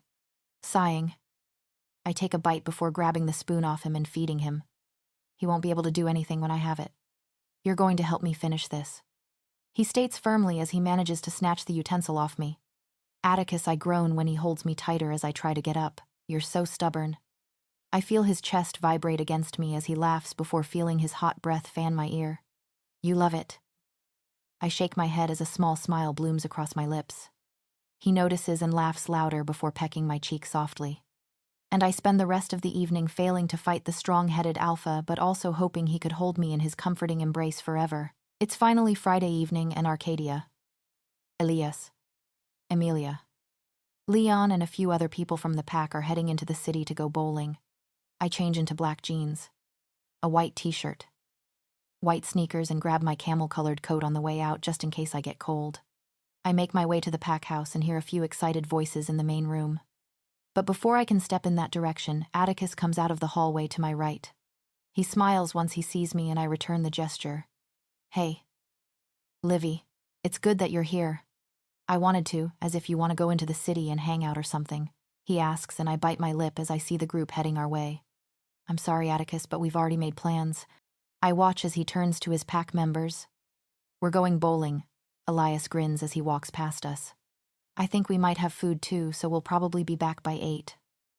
Why don't you join us, I ask as the group makes their way to the front door. I have a call at 7, so I'd have to leave anyways. He sighs before shaking his head. How about tomorrow? I feel so bad now because he wanted to spend time with me. Because he's the alpha, I don't get to see him all that much, and I do miss him. It's been 2 weeks since we went on that run. I have meetings all day tomorrow. He replies, and I watch his eyes harden at something behind me. I turn to see Leon smiling widely and waving me over. Never mind. Go have fun. Atticus. I trail off as he turns and walks away. Sighing. I bite my lip as I debate on what to do. An idea forms in my mind as I turn to the group. Since he'll be free after 7, I can come back home and spend time with him then. I head out with the group to the cars waiting for us, and we get to the city within 20 minutes. The driver drops us off, and we make our way inside to find a bowling alley. Billiard tables and laser tag. They also serve food, and we decide to grab some light snacks before we start bowling. We play 3 rounds, and I come second in the last round, surprisingly considering how badly I thought I played. After, some of us have a game of laser tag, whereas others go to the arcade games or the billiard table. I laugh as I hear Amelia curse loudly in the dark maze while Arcadia cackles evilly. But as my attention is elsewhere, Elias manages to get me and I groan in defeat as he shouts victoriously. We play for a bit longer before the game ends and we head out to the billiards game happening between Leon and Elias. I spend the rest of my time chatting to everyone as the game becomes more and more intense. But eventually, Elias wins and smirks smugly at Leon, who only groans dramatically in response. However, when I check my phone afterwards, I realize there's 30 minutes left until 7 o'clock. Where are we heading for dinner? Leon asks as we exit the building. Actually, I'm going to skip dinner. I state and make up an excuse as everyone turns to me. I'm not feeling well. Do you want any of us to come with you? Arcadia asks worriedly. No. I'll be okay. I smile at her before waving goodbye to the group and making my way to the driver. I ask him to drive me to the closest grocery store, which turns out to be only 10 minutes away. I rush inside to grab some snacks and drinks that Atticus and I like, along with some new things to try out. Paying for the items quickly, I make my way back to the car and ask the driver to take me back to the pack. Eventually, he pulls up to the Alpha House 15 minutes past 7 and I thank him before getting out, grabbing the bag full of junk food. I hurry inside and quickly change into more comfy clothes in my room before following Atticus's scent to his bedroom. I knock on the door and enter when he tells me to come in. He's sitting on his bed dressed in a navy t-shirt with black sweatpants. I thought you would be back by 8. He mutters as he changes the channel. Well, I skipped dinner. Why, he narrows his eyes on me in confusion. Because I miss our movie nights. I walk over to him and put the bag of junk food on the bed. Pick out something good. He stares at me for a long moment and the emotion in his eyes is indecipherable. Finally, a small smile blooms across his lips as he shakes his head in amusement. I grin at the sight of his mood lifting before sitting beside him and taking out everything I bought. He drapes his arm across my shoulders as I pass him his favorite chocolates and chips. Atticus, I whine in frustration when I see that he picked out what looks like an action movie. You told me to pick, so shut up, he teases as he pulls me against him. Did you have fun? Yes, we went to a bowling alley in the city where there's laser tag, arcade games and stuff. I grin as I pop open a can of Coca-Cola. How was your call? Boring as always. He rolls his eyes playfully. It's just the regular meetings between the council and I to see how the pack is doing. I hum thoughtfully as I stuff my face with chips while my attention gets captured by the scene playing. We spend the rest of the evening eating our weight in junk food, and Atticus trying to shut me up from commenting throughout the film. Eventually, he pulls me on top of him and mushes my face against his chest with a loud, "Shut the hell up," which made me chuckle evilly. I wake up sometime later only to find myself surrounded by the familiar territory of the Red River Pack. My heart pounds as I see the pack standing a few feet away and sneering at me in disgust. I turn to see myself outside the Alpha house, and Vincent standing with an evil smirk on his lips. What I whisper in shock as I stumble back a few steps. What happened? How did I get back here? In an instant, he's before me. I shriek when he tangles his hand into my hair and tugs harshly. Pain erupts in my neck from my head being pulled back so far, and I grab Vincent's wrist to try to loosen his hold. His hot breath fans across my skin as he leans in with a dark chuckle. I found you. Olivia. And this time you're never going to see the light of day again, he snarls before dragging me by my hair. Let me go. I scream and struggle against his grip when I see him pulling me towards the pack prison. No, you can't do this. You betrayed me, disobeyed my orders, he roars before throwing me into a cell. I run back to try and get out before he closes the door, but he steps in and just slams me up against the concrete wall. Now. You'll pay. I punch and kick him with all my might when he grabs the wolfsbane-laced whip with a wicked smile, but it's no use because it's like the energy has been drained from me. A blood-curdling scream escapes me when he starts to whip me. I can't move. My body feels weighed down. Everything hurts. Everything burns.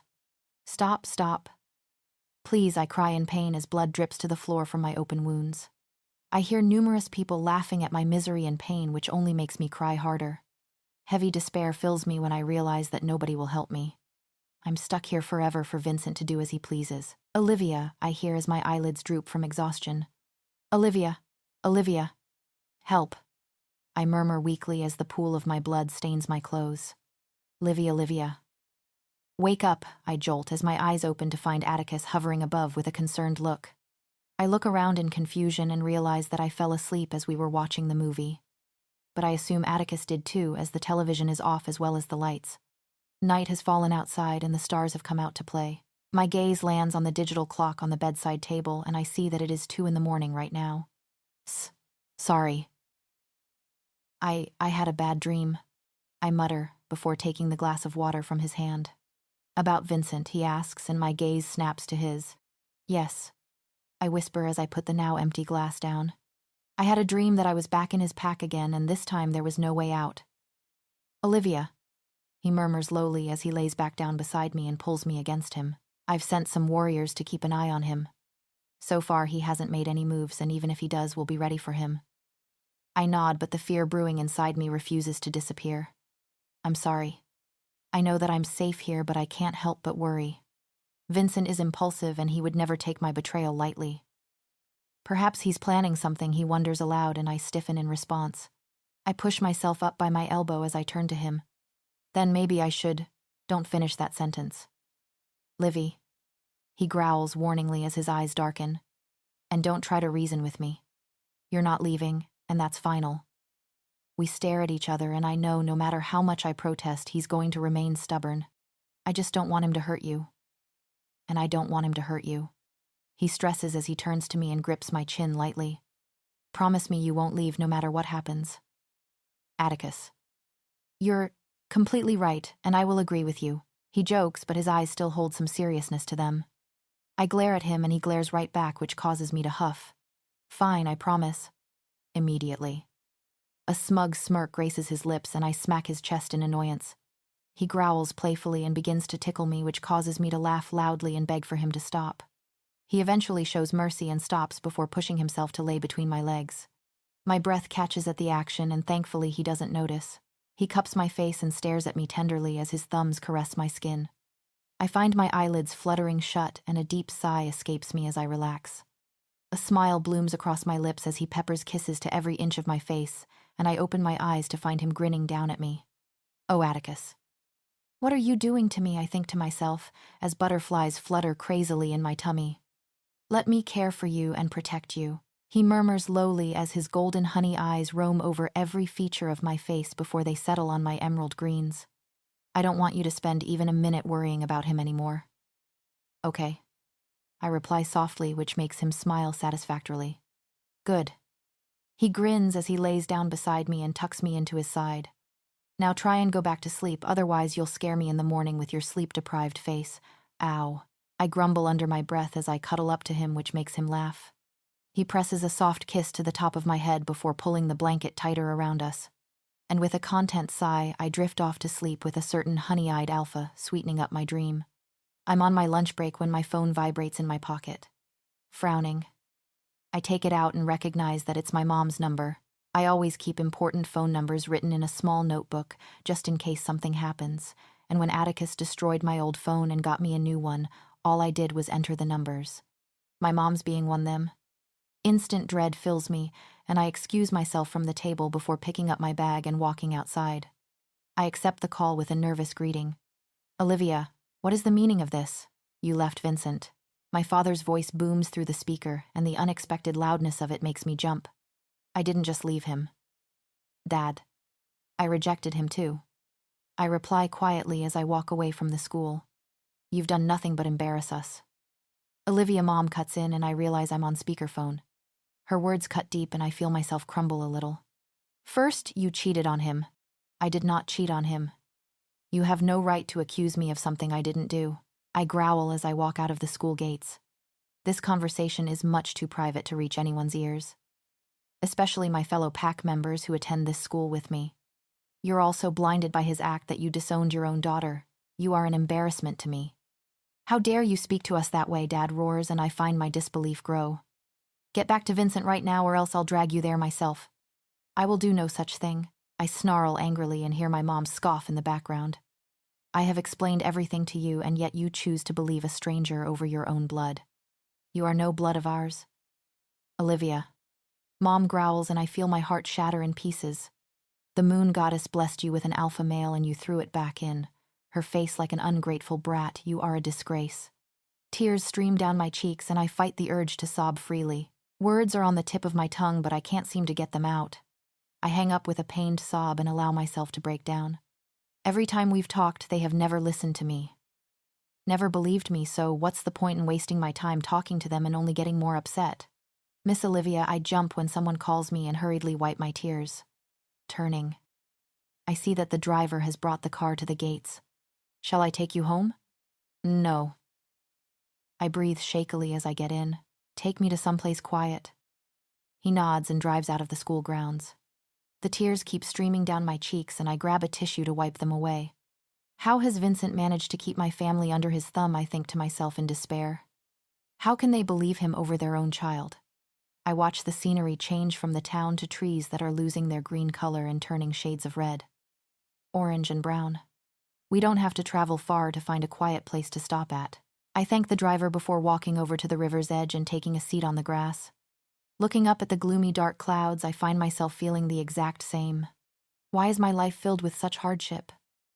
Oh, moon goddess, I think as I wrap my arms around my knees and rest my head on them. Why didn't Vincent love me? What did I do to anger you, for you to destine me for such misery? This time I let the tears fall freely, knowing that nobody is watching me.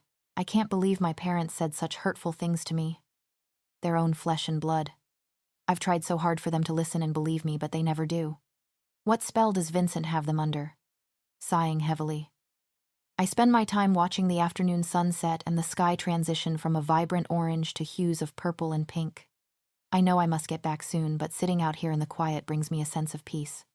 However, I should have known that a certain alpha is never far. I smell him before I hear him. His unusual scent of sea breeze and spice wraps around me as I hear him march over to where I'm sitting. Olivia, he growls angrily as he stops behind me. What the hell are you doing out here after skipping classes? I'm sorry. I just needed some space. I whisper as I pick at the hem of my shirt. You should have told someone. Do you know how worried I was? What the hell were you thinking? He's interrupted by my loud sob and immediately becomes silent. I had already had an argument with my parents and it looks like I'm about to have one with him next. He crouches down beside me and turns me to face him.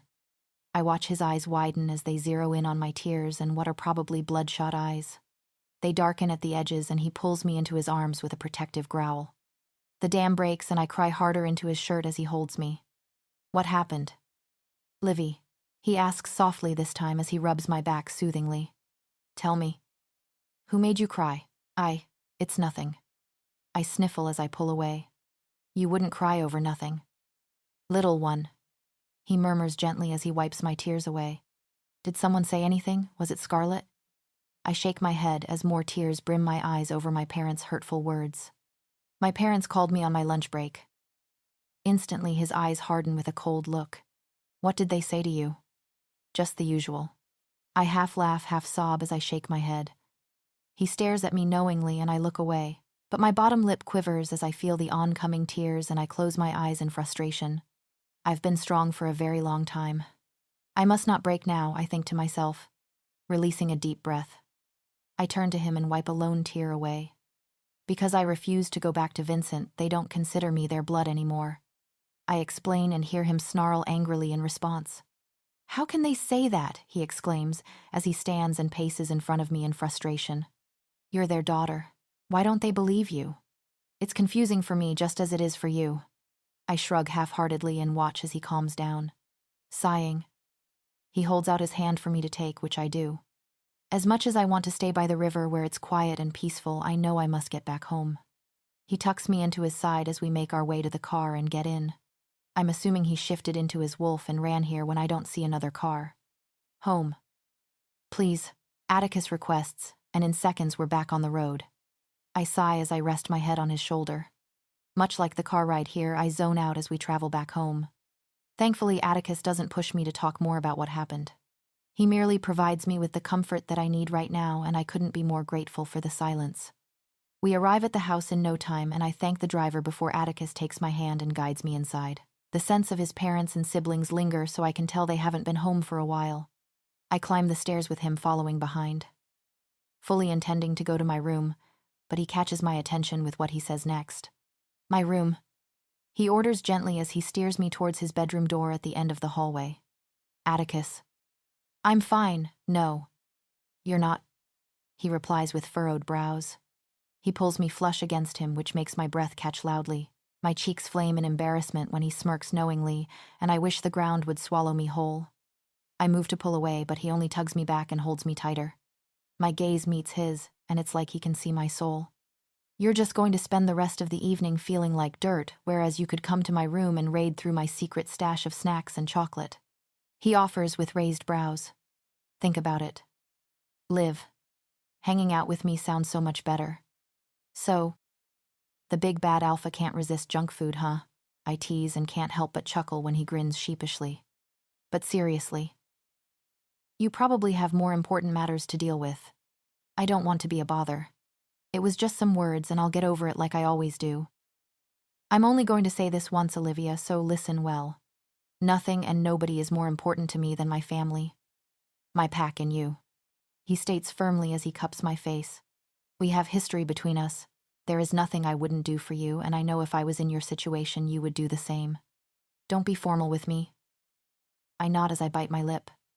I try my hardest to rein in the wave of emotion rising within me. It feels like it's been so long that I haven't had someone to depend on and to put my trust in. Ever since I found out Vincent cheated on me, I've felt alone. My family turned their backs on me. The pack hated me and my own mate made me feel worthless.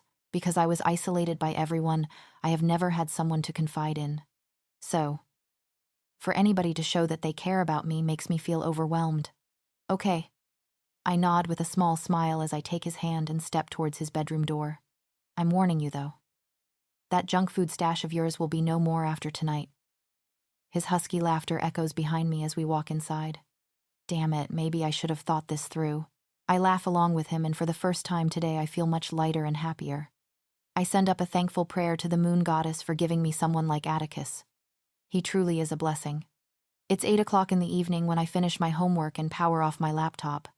I put away my books with a relieved sigh because at least now I won't be stressing about it during the weekend. But just as I'm about to turn on the television, 3 sharp knocks echo in my room. I frown before noticing Arcadia's scent and get off my bed to let her in. We're going to a house party, she states with a mischievous glint in her baby blues. Why I whine as I walk back to my bed and throw myself onto it with a huff. Because it's one of my friend's birthday. She leans against the doorframe and crosses her arms stubbornly. Come on. Liv, Mom, and Dad aren't home and neither is Atticus, so let's go out and have some fun. After much pleading, she finally convinces me to go out tonight. She leaves my room when I tell her I'll get ready by myself and states that I have an hour to do so on her way out. Walking into my bathroom, I shave, take a quick shower, and moisturize my body with a citrus-smelling lotion. After I've blow-dried my hair, I choose a black, ribbed knit. Off-the-shoulder dress. It has long sleeves, and the hem ends at mid-thigh. It also has a cute frill detail on the top. Arms and hem. I pair it with black heels and a clutch with gold jewelry. I rush the process of styling my hair into loose curls and doing my makeup. After I apply the nude lipstick, I quickly grab my clutch and throw things I think I may need into it, along with my phone. Putting my heels on, I take one last look in the mirror, and with a satisfied smile, I leave my room. Just as I've closed my door, Arcadia exits her bedroom and she looks stunning. She's wearing a black dress that has an asymmetrical hem and emphasizes her curves. Thin spaghetti straps rest on her shoulders and lead to a deep neckline. She has a thick, plain black choker to match with minimal jewelry on her hands. Her blonde hair spills across her shoulders and back in messy curls. She hasn't done too much makeup, but her winged liner and red lips stand out, which gives her a daring look. "You look so pretty," she grins as her eyes roam over me. "Thank you." "You look gorgeous," I compliment before we make our way downstairs, where there's a car waiting for us on the driveway. "Is anyone else going?" "A few of my friends, but I know Leon will be there too," she replies as she checks her phone. "We can't get drunk since Atticus is going to be home a little after midnight." I turn to her with wide eyes. "I thought you told your parents you were going out." "No." She smiles sheepishly before rolling her eyes. "I mean, we're werewolves. It takes a lot to get us drunk, so we'll be fine. They won't even realize." Oh. How wrong she was. Not even 10 minutes after we arrived at the mansion of a house, Arcadia and I got dragged into a game of beer pong. After that, shots were passed around and some of us played Never Have I Ever. Turns out I'm a lightweight because after that game I was more than a little tipsy. I lose Arcadia at some point in the crowd of people packed into the house, but thankfully, I find Leon. "Hey," I greet him a little too excitedly as I stumble into the kitchen. I hug him tightly and almost miss the stool when I pull away to sit down. "Are you drunk?" he questions in disbelief. "No." I stretch the word and grin at him. "I've just had a few drinks." He tries to grab the bottle of vodka from me, and I growl at him in warning, opening it. I take a big sip before grimacing at the taste. But the more I drink, the less it burns, so I continue. Leon groans beside me as he looks around for someone before giving up. Eventually, he snatches the bottle from my hands successfully, and I pout in response. "Let's dance," I squeal excitedly, just as the music changes to something more upbeat. I grab his hand and drag him to the designated dance floor. He chuckles at some of my moves but quickly joins in. I can't figure out for the life of me what song is playing, but I find myself not caring after a certain point. Leon pulls me into his arms when another guy tries to dance closely with me. My back is pressed up against his chest, and I feel the vibration of his low growl as he glares at the boy who tried to dance with me. I laugh at him, finding it way too funny. As I continue to dance with him, my hips move to the rhythm of the beat, and Leon wraps an arm around my waist as he lowers his head to the crook of my neck. Because of our heightened hearing, he doesn't have to shout for me to understand what he's saying. "Do you smell something?" he asks with a frown on his lips as he looks around. "It's like vanilla and cinnamon." I chuckle before shaking my head. "I only smell sweat and alcohol." I look back to see him roll his eyes in a playful manner before we resume dancing.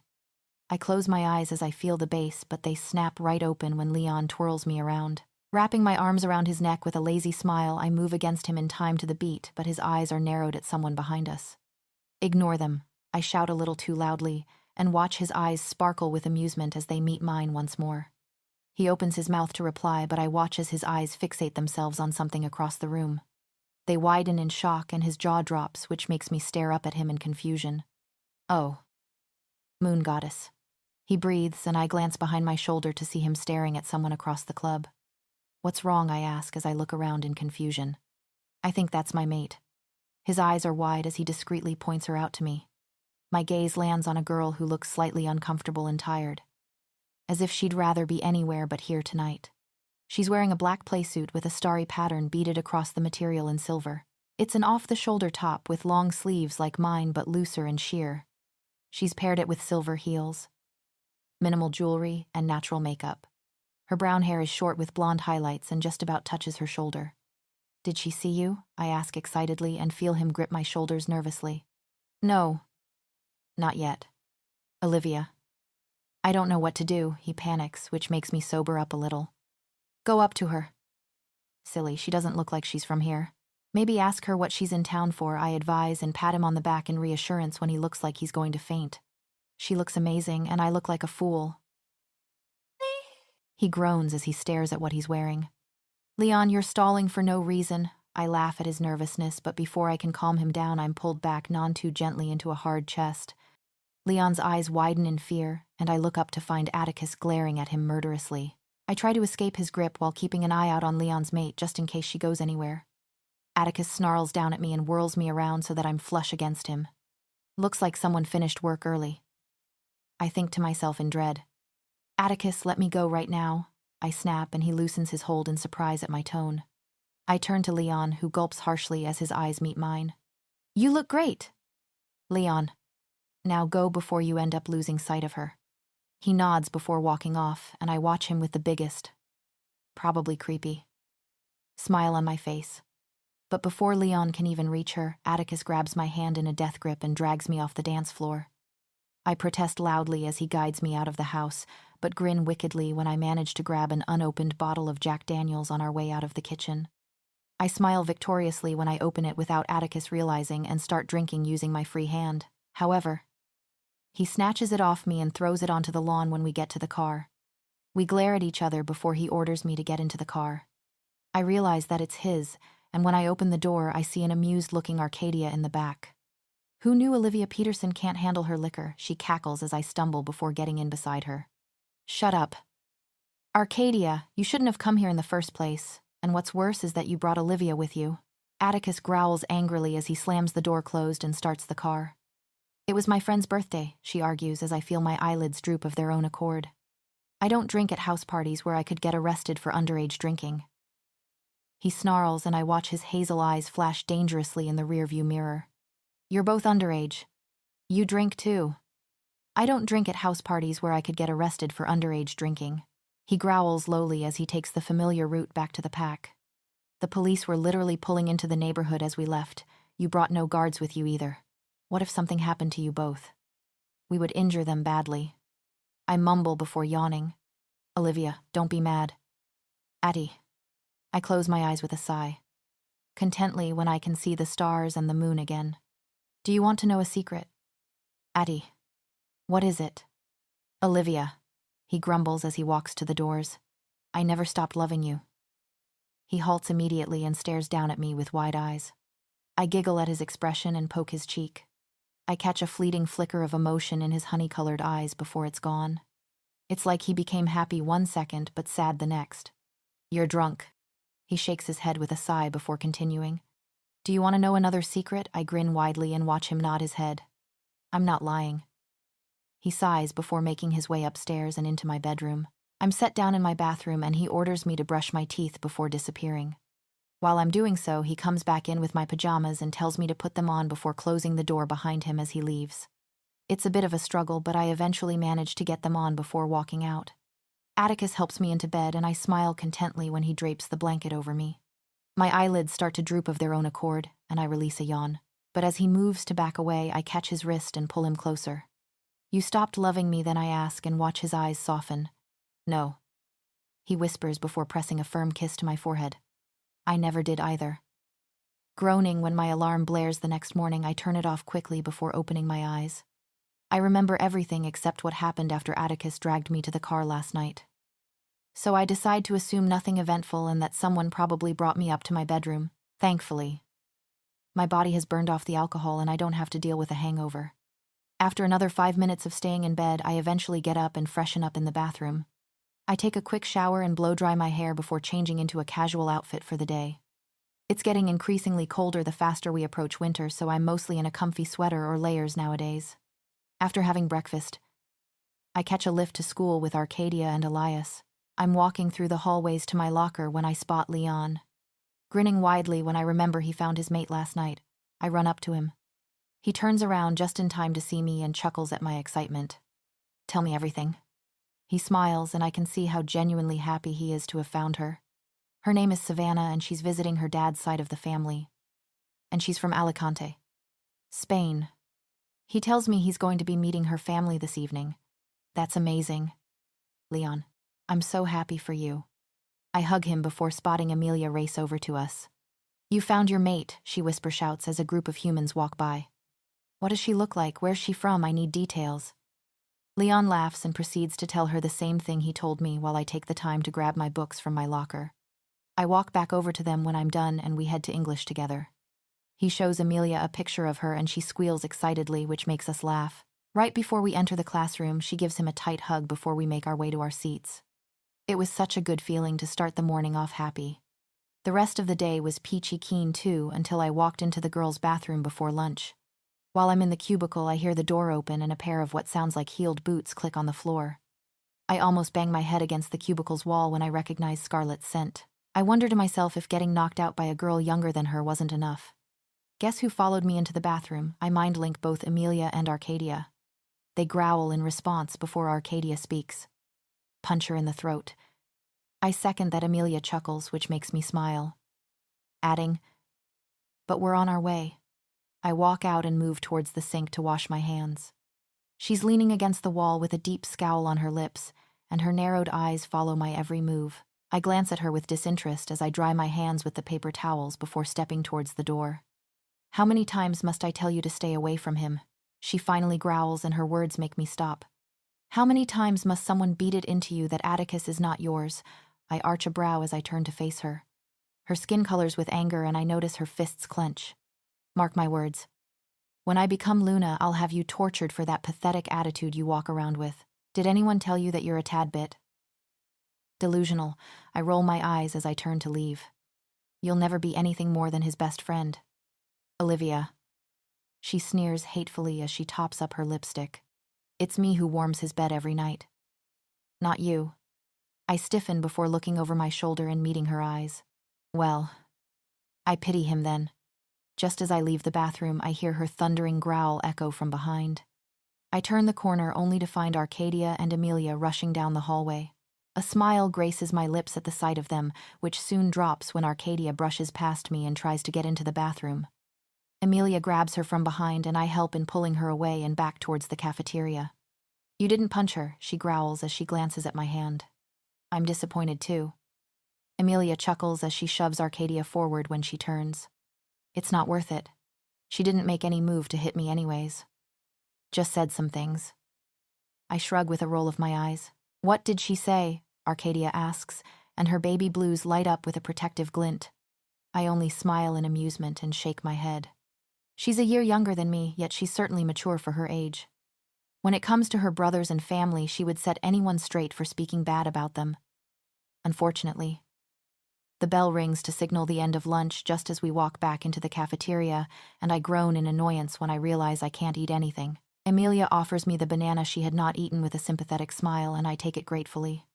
The day carries on as usual, and I find myself swamped with assignments that are due by the end of this week, which is making me stress a little. However, knowing that Amelia and Leon are in the same boat as I am makes me relax slightly. I'm quite tired when I return home, and all I want to do is have food before going to bed. I'm assuming the effects of going to bed late last night are finally catching up to me. And as I trudge up to my room, I almost cry when I remember that training is tomorrow morning at 6 a.m. I fling my backpack somewhere before walking over to my bed and dropping stomach first onto it with a loud groan. Do you remember anything from last night? I jump out of my skin with a shriek. Turning. I see Atticus standing at the doorway with an amused look on his face. Huffing when he snickers at my reaction, I sit up on the bed. But then I register his question. I stiffen before turning to him with wide eyes and dread coursing through me. Not after I got into the car. Why did I do something? His lips pull up into a small smirk before he shakes his head. No. Lies, I mutter as I put my phone on charge. You probably have it recorded to use as blackmail in the future. Such little faith in me. He murmurs lowly, and I turn around to glare at him. You did call me Ati, though. A soft smile blooms across my lips at the nickname. You always hated it. Well, I like it now. He replies quietly as he stares at me intensely. Noted. I chuckle as I take off my shoes. How was school? He asks as he takes a seat on the bench in front of my bed. Truth or lie? I ask as I stand to put my shoes beside my backpack. Give me the lie first. He hums thoughtfully with a smirk on his lips. I want to see how outrageous it is. Well, I had the best day ever. I'm excelling in all my subjects. People adore me and literally worship the ground I walk on, and if that isn't enough, I am now the queen bee of the school, I cheer with a fake smile. His hazel eyes twinkle in amusement, and I see him bite his lip as he struggles not to laugh. All right. What's the truth? My fake, cheerful expression drops immediately, and I shrug half-heartedly. Just a boring day as usual. He stands and I turn around quickly to put my clothes away in my wardrobe. Frustratingly, he follows me in, but I stiffen when I hear the door close. I face him hesitantly, only to find him staring at me with darkened eyes. I groan mentally, realizing he knows I'm lying. Atticus has always been able to tell when someone is telling the truth or not, and he always knows things before anyone tells him. He's standing before me in an instant, and I drop the bundle of clothes in surprise, ignoring them. He traps me against the wall and cages me in by putting both arms beside my head. At this point, my heart is racing so fast that I think I may have a heart attack if he gets any closer. What did Scarlett say to you? Why do you ask when you already know? I retort with an arch of my brow. Little one. He chuckles darkly as he presses himself even closer to me. Don't test me right now. Tell me what she said to you. I glare up at him fiercely for calling me little. It's another one of his nicknames for me, and I have never liked it just because I know he says it to mock how small I am compared to him. He growls when I look away with a huff and grabs my hips tightly. My breath catches over the unexpected action before I sigh in defeat. He's always been stubborn, and if I don't tell him, I have no doubt that we'll be staying in here all night until I do. I think to myself, no focus. Olivia, well, she said that you belong to her. I start off shakily as her hurtful words replay in my mind. She also said that she's going to become Luna, and I bite my lip hard to stop myself, but he's having none of it. And that she warms your bed every night. I avoid his gaze as I stare at the carpet. Do you believe her? He asks calmly, which surprises me. I don't know. Disappointing coming from you. Livy, you know me. He frowns and I look away. People grow and change in 2 years. I shrug half-heartedly in reply. Well, I don't pursue any personal relationships with the females in my pack. He chuckles before his eyes darken as they roam over my figure. But maybe I can make an exception. What I squeak at his blatant insinuation. Come downstairs when you're ready. I'll make dinner. He winks and disappears in the blink of an eye. What was that? I whisper to myself before staring at my shocked expression in the mirror. I change while rambling to myself under my breath like a lunatic as I process what just happened. I think to myself, if he surely doesn't have feelings for me like I do for him.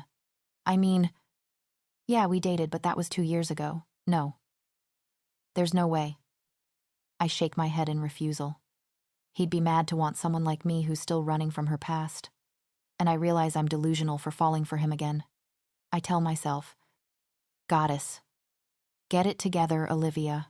I leave my room and make my way downstairs fully confident after that mental pep talk I just had. But when I enter the kitchen and see him turn to me with a handsome smile, everything I had just told myself about not developing feelings for him goes out the window. And when he wraps an arm around my waist and holds me close, I feel all those butterflies come back. I think to myself with a deep sigh that resisting him is going to be harder than I thought. Olivia, I hear someone call my name as I walk out of the school's entrance. I had stayed behind after school to work on a group project for science, and truth be told, I am knackered. Turning. I see Finn from my math class waving at me. I stop at the steps and smile at him as he makes his way to me. He's a human with light brown hair and green eyes. I find him cute, but a certain hazel-eyed alpha has been running circles in my mind. Nobody compares to him. Hey, he grins sheepishly as he fiddles with the strap of his backpack. There's this new movie out, and I wanted to ask if you're free Friday night. As in a date, I bite my lip nervously because I didn't expect him to say that. Yeah, he laughs breathlessly as he runs a hand through his hair. Are you busy? We can reschedule. Finn. I clear my throat uncomfortably and watch his smile falter. I'm sorry, but I'm just not interested. Oh. He frowns as he tilts his head to the side. That's all right. I blink at him in surprise over how he didn't seem at all affected. Instead, he smiles again before asking, Do you know if Amelia would be free? I struggle to not let my jaw drop at his behavior before shaking my head. I hurry down the steps and ignore his calls. When I look up to see where the driver has parked the car, I'm pleasantly surprised to see Atticus waiting for me. However, his murderous expression makes me slow down. "Hey, what are you doing here?" I smile as I reach him. "Why did you have other plans?" He growls lowly as his eyes flicker to the school's entrance. "Not happy to see me." "What the hell is wrong with you?" I snap when I realize his mood has turned sour. "Did you agree to go out on a date with that boy?" He arches a brow, and I realize the numerous voices of school students must have distorted our conversation slightly. "What do you think?" "You probably said yes immediately." He narrows his eyes at me, and his answer makes me scoff. "Disappointing coming from you." "Atticus, you know me." I repeat his words from last night in a mocking tone. People grow and change in 2 years. "Olivia." He throws my words back at me, and I lose my patience. This is so stupid. Why are you behaving like this? I shout in the empty yard of the school grounds. I said no. Well, you spend so much time with Leon, and I saw how close you were dancing the other night. And now I see you flirting with this boy, so obviously I'd think. "Atticus, why are you being so overprotective? You're acting like you're my boyfriend or something." "Well, maybe I should be," he snaps as he invades my personal space, and my eyes widen at his words. We stare at each other in silence, and I quickly come to the realization that he's jealous. All those times his mood would switch when I was around Leon was because he was jealous of him. It all makes sense now, and I groan at my slow self for not connecting the dots quicker. He pinches the bridge of his nose in frustration and sighs heavily before walking away a few steps. "Look, when you were drunk the other night, you confessed that you never stopped loving me." My eyes widen in shock, and I wish the ground would swallow me up. "I said what?" I shriek as I feel my cheeks heat in embarrassment. He opens the mind link between us and shows me his memory of the night I was drunk. I think to myself that I look like a mess, that's for sure. However, I do hear myself confess that I never stopped loving Atticus, and when he tries to pass it off as me being drunk, I tell him that I'm not lying. But then, I hear myself ask him if he ever stopped loving me, and he admits that he didn't. My jaw drops and I look up at him in surprise. "Yee, you feel the same way." I groan mentally for sounding like a stammering fool when he chuckles in amusement. He walks over to me and wraps his arms around my waist. I'm flush against his body, and those damned butterflies are back as they flutter crazily in my tummy. "I do." He smiles adorably as he stares into my eyes like he can see my soul. "You didn't have to be an intense person about it." I snap over his behavior earlier and watch his eyes narrow angrily. "I don't like it when you spend time with Leon. I don't like it when he and other men look at you and think they have a chance with you like that boy did." He growls gently as his eyes light up with a possessive glint. "I don't like it because it's not me. And I don't like being reminded that you belong to Scarlet, but I don't get into a mood about it, do I?" I retort, and he sighs heavily in response. "Well, we can show her that I only belong to you if you give me a chance." He drawls with a devilish smirk, unwillingly. An amused smile graces my lips over his words. I shake my head as I look down, but he bends slightly to meet my eyes. I shove him away with a chuckle, but he pulls me back into his arms again. His calming scent washes over me, and I sigh blissfully against his chest. "Can you give us a chance again?" he asks again as he rests his forehead against mine. I feel a million butterflies flutter crazily in my tummy because I already know the answer. Ever since I reunited with him again, my feelings for him have come back stronger than ever, and I guess I was telling the truth when I admitted that I never stopped loving him. But then I remember what I said to myself yesterday. "Why would you want to be with someone like me?" I whisper as I pull away to see him frowning. "Why do you say that?" "I don't know." I shrug half-heartedly before biting my lip. "Don't you deserve someone better? Someone who doesn't have as messy as a past like I do?" "I deserve you." "Olivia," he states confidently as he takes my hands in his. "I know you're it for me. So, what do you say? Will you give us another chance?" I think to myself that it wouldn't hurt to try again. Maybe fighting myself over developing feelings for him would never have worked. And besides, neither of us have mates, so we would eventually have to find someone to settle down with. "Yes." I breathe and watch him smile handsomely. "And can I take you out on a date next weekend?" he asks hopefully, which makes me laugh. "Yes." We grin at each other like love-struck fools before he opens the door for me and nods at me to get in. Smiling, I sit in the car and put my seatbelt on while watching him round the front and get in. As he starts the car and pulls out of the school grounds, I remember his words from earlier that makes me laugh. What he asks with a confused glance. Leon found his mate the night I got drunk. I reveal this and chuckle when his eyes widen in surprise. When you grabbed me, I was telling him to go over to her. Oh. He trails off before glaring at me as I laugh out loud. I spot the blush creeping up his neck but don't point it out as we drive back home. To be honest, I love how jealous he became. And if he hadn't, we wouldn't be here right now. I can't believe we're going to give each other a chance again. I wonder to myself if this could be fate. And if the moon goddess played a part in this. We spend the rest of the drive talking about what we've been up to, and the 20-minute drive seems like it flew by way too fast as he parks outside the house. I grab my backpack and get out before meeting him at the front of the car. However, I didn't expect him to take my hand as we make our way inside. I'm just going to change before dinner. I mumble shyly when we walk inside, and Arcadia's eyes narrow at our intertwined hands. Okay. I'll see you in a bit. He nods before pressing a kiss to my cheek. I groan under my breath when Elias walks in on it and his jaw drops. And to my horror, Atticus smirks at me as he walks past. That devil, I hurry up the stairs and into my room before turning to close my door. But Arcadia forces her way in before slamming it shut. She quietly makes her way to my bed and throws herself on it while I stare at her expectantly. My confusion on her silence disappears when Amelia bursts into my room. Are you and Atticus dating? Is it true? Ugh. I'm so lonely. They were holding hands and... He kissed her cheek, Arcadia reveals, and they both grin wickedly at my blush. Well, Amelia asks expectantly as she all but bounces on the spot in anticipation. Well... He did ask me today if I wanted to give us a chance again, and I said yes. Yes, our ships have sailed, Arcadia screams joyfully before tackling Amelia with a hug. Guys, I whine as they dance around. It's not a big deal. Shut up. Yes, it is. Amelia smacks my arm before dragging me to the bed and pushing me to sit down. How did it happen? I shift uncomfortably as they stare at me before sighing in defeat. Atticus was waiting to pick me up after school, and you know Finn Tucker, he's in my math class. Anyways. He asked me out on a date, and when I said no, he asked if you were free. Amelia's jaw drops while Arcadia bursts into laughter. What a jerk. I chuckle with a nod and continue to tell them what happened next. By the end of it, they're cooing and squealing in excitement again.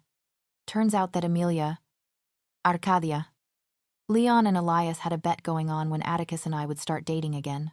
I roll my eyes playfully when both groan about how Elias was right about betting on December.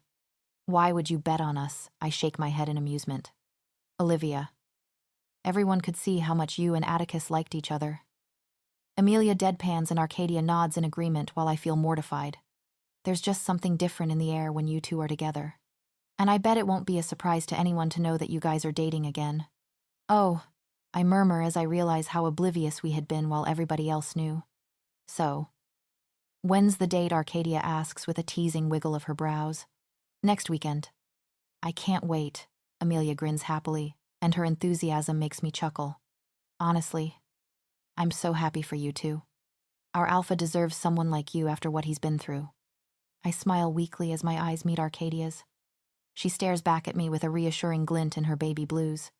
I take a deep breath before turning to Amelia. She's become a good friend of mine and was my first friend I made here, so she has a right to know. Actually, I rejected my mate. I state quietly and watch her eyes widen in response. My mate was Vincent Ross from the Red River Pack in Vancouver. He made me move to his pack under a pretense. I eventually felt him cheating on me, and he revealed that he only wanted me around for strong airs. What the heck? She breathes in shock as she glances between Arcadia and I in disbelief. That's disgusting. Yeah. I nod with a sad smile. He sent me here to gather information about the rogues that have been attacking packs in Canada. Information that he believed only Atticus knew. But I took this as an opportunity to get myself out of there. And when Atticus found out, he encouraged me to reject Vincent and stay here under his protection. But he may attack the pack to get to me. Oh, goddess. I'm so sorry this happened to you. She hugs me tightly before condemning Vincent under her breath. Well, I guess the moon goddess brought you two together again after realizing that you both were dealt the wrong cards. Atticus and Olivia were always meant to be. Arcadia winks, and her words cause Amelia to cheer loudly. I guess so. I murmur with a happy smile. It's Wednesday evening, and I'm heading to my room after coming back from school when I hear Atticus and Bastian speaking in hushed tones. I had stayed behind to work on the art project with Leon, so I've arrived later than usual. With how quickly Christmas break is approaching, I need to work fast on getting all my schoolwork submitted. I'm on the stairs, and I assume his bedroom door is open because I can hear them clearly. I'll have the Warriors' training increased. Bastian replies to something I missed. Get it done this week. We need to be ready because Vincent will most likely attack without warning, he states, which makes my eyes widen. I want more warriors patrolling the border too. We also need to put more guards on Olivia when she's out of pack territory. Bastian mutters, and I hear Atticus hum in agreement. I'll make sure the night shifts are increased too. Good call. I hear something rustle as I get to the top of the stairs. I want the security bunkers checked as well. If he gets into the territory, there'll be some damage, and I don't want anyone to get hurt. I swallow harshly at the thought of people being harmed just because I betrayed and rejected Vincent. I think to myself that it's better if I leave, and that I should have never stayed here. Jade whines in protest inside my mind, yet remains silent. She's also conflicted because although we feel safe here, we could be the cause of a war between two packs. I'm so lost in my thoughts that I don't hear Atticus and Bastian move. I look up when they walk out and freeze mid-sentence at the sight of me. I meet Atticus's honey eyes that stare at me knowingly before I walk past them and into my room. I sense him walk in after me as I drop my backpack by my bed and sit down. How much did you hear? He asks quietly as he leans back against the door. Enough to know that a war might happen because of me. I mutter as I stare at the carpet. Remember what you promised me. He murmurs, and I look up to see him already staring. Atticus. You need to think about your pack, I argue as he begins to walk over to me. You can't risk their safety just because of me. I am thinking about my pack and their safety. He crouches before me and takes my hands into his. You're forgetting that you are also a part of my pack now. I won't be able to live with myself knowing that people got hurt because of me. I admit hoarsely as tears fall from my eyes. Olivia. My pack isn't weak. I have the strongest warriors and we've won countless of wars. Why do you think we can't protect you? He sighs as he wipes my tears away. I know that, but... The guilt starts to eat away at me when I think about what could happen. I try and calm myself down. I'm sorry. I just can't help it. He shakes his head before taking a seat beside me on the bed. I yelp in surprise when I'm picked up and situated on his lap with my legs around his waist. He chuckles at the instant blush that covers my cheeks and grazes the back of his knuckles against my heated skin. With a tender look in his eyes, he pulls me close so that my head rests in the crook of his neck. Everything will be okay. Olivia. Just trust me. He whispers as he caresses my hair. Okay. At least I've been training before school. I murmur thoughtfully but feel him tense at my words. What do you mean? He frowns as he pulls away to look at me. So that I can fight when... No. He growls protectively as his arms tighten around my waist. I don't want you anywhere near him. Atticus, I narrow my eyes and open my mouth to protest, but am immediately cut off by him. We'll talk about this some other time. He sighs as he pulls me close and rests his forehead on my shoulder. I don't want to argue right now. I roll my eyes before tangling my fingers in his soft hair. He groans in pleasure when I play with the ends of it and cuddles closer to me. I smile softly in amusement at his needy behavior before pressing a kiss to his temple. Do you have any important classes tomorrow and on Friday? He asks suddenly. No. Why? I frown in confusion at his sly grin when he pulls away. Well, I have to attend some meetings in Paris and I was wondering if we could have our date there, he suggests, and my eyes widen in response. What? We'll leave early tomorrow morning and be back on Sunday afternoon. I know it's not much. Not much. You're taking me to Paris for a date, I exclaim, and he chuckles in amusement at my outburst. It's certainly an improvement from our dates back when we were younger. Huh, he grins boyishly and I smile as I reminisce. I enjoyed those dates too. I reply as I wind my arms around his neck. You and I would finally be together after months of video and phone calls. It didn't matter what we did. I was just happy to spend time with you again. Even when I took you to see that horror movie, he smirks and the memory of me being terrified the entire time makes me scowl. Except that I huff but can't help but smile as he laughs out loud. I was paranoid for weeks. Don't worry. We won't be watching any horror movies in Paris. He winks and I cheer excitedly. I don't even know what to bring, I wonder aloud as I stand and walk towards my wardrobe. I could pick some outfits, he calls from behind, which makes me remember the night of being accepted into the pack. I turn to him with a bemused expression. No. Thank you. He grins wickedly and watches as I grab a suitcase before picking out some outfits. Since we're going to be leaving early tomorrow morning, I should have my packing done tonight because sadly I'm not an early bird, gets the worm type of person. I choose some casual outfits. Pack my underwear and other essentials. Should I bring any dresses? I wonder aloud as I stare at the casual day dresses and fancy ones hung up. I hear him walk up to me before wrapping his arms around my waist with a low hum. He presses my body back against him and rests his chin in the crook of my neck. I wonder to myself if he's trying to kill me as desire floods my system. Maybe something lovely. He trails off as his hands roam over my body. I suppress a physical reaction at the heat his skin emits. Feeling like his touch sets me on fire. But not too lovely. I don't want any other eyes on my beautiful date except mine. So possessive. I chuckle with a shake of my head. He leans down and nips my earlobe playfully. Always when it comes to you. Sweetheart. I continue to pack a few dresses along with a jacket and coat because of the chilly weather. Atticus leaves after a few minutes to pack before dinner. I manage to get my things together in the next hour and set the case down by the door before leaving my room. I make my way downstairs and immediately dodge a grinning Vasilia as I rush towards the door. But of course, I'm not that lucky. She uses her speed to run in front of me and stop me from leaving the house. She nods at me to walk with her, and I do so with frayed nerves. I know exactly what she's going to ask, and it's confirmed when she turns to me as soon as we're in the conservatory. So, I hear you and Atticus are back together again. Yes. I nod and laugh when she cheers excitedly and hugs me. I'm so happy you deserve each other, she grins as she pulls away before her expression changes to one of seriousness. But you better come to me if he does anything to upset you, and I'll handle him. I will. Thanks, Vasilia. And have fun on your Paris date.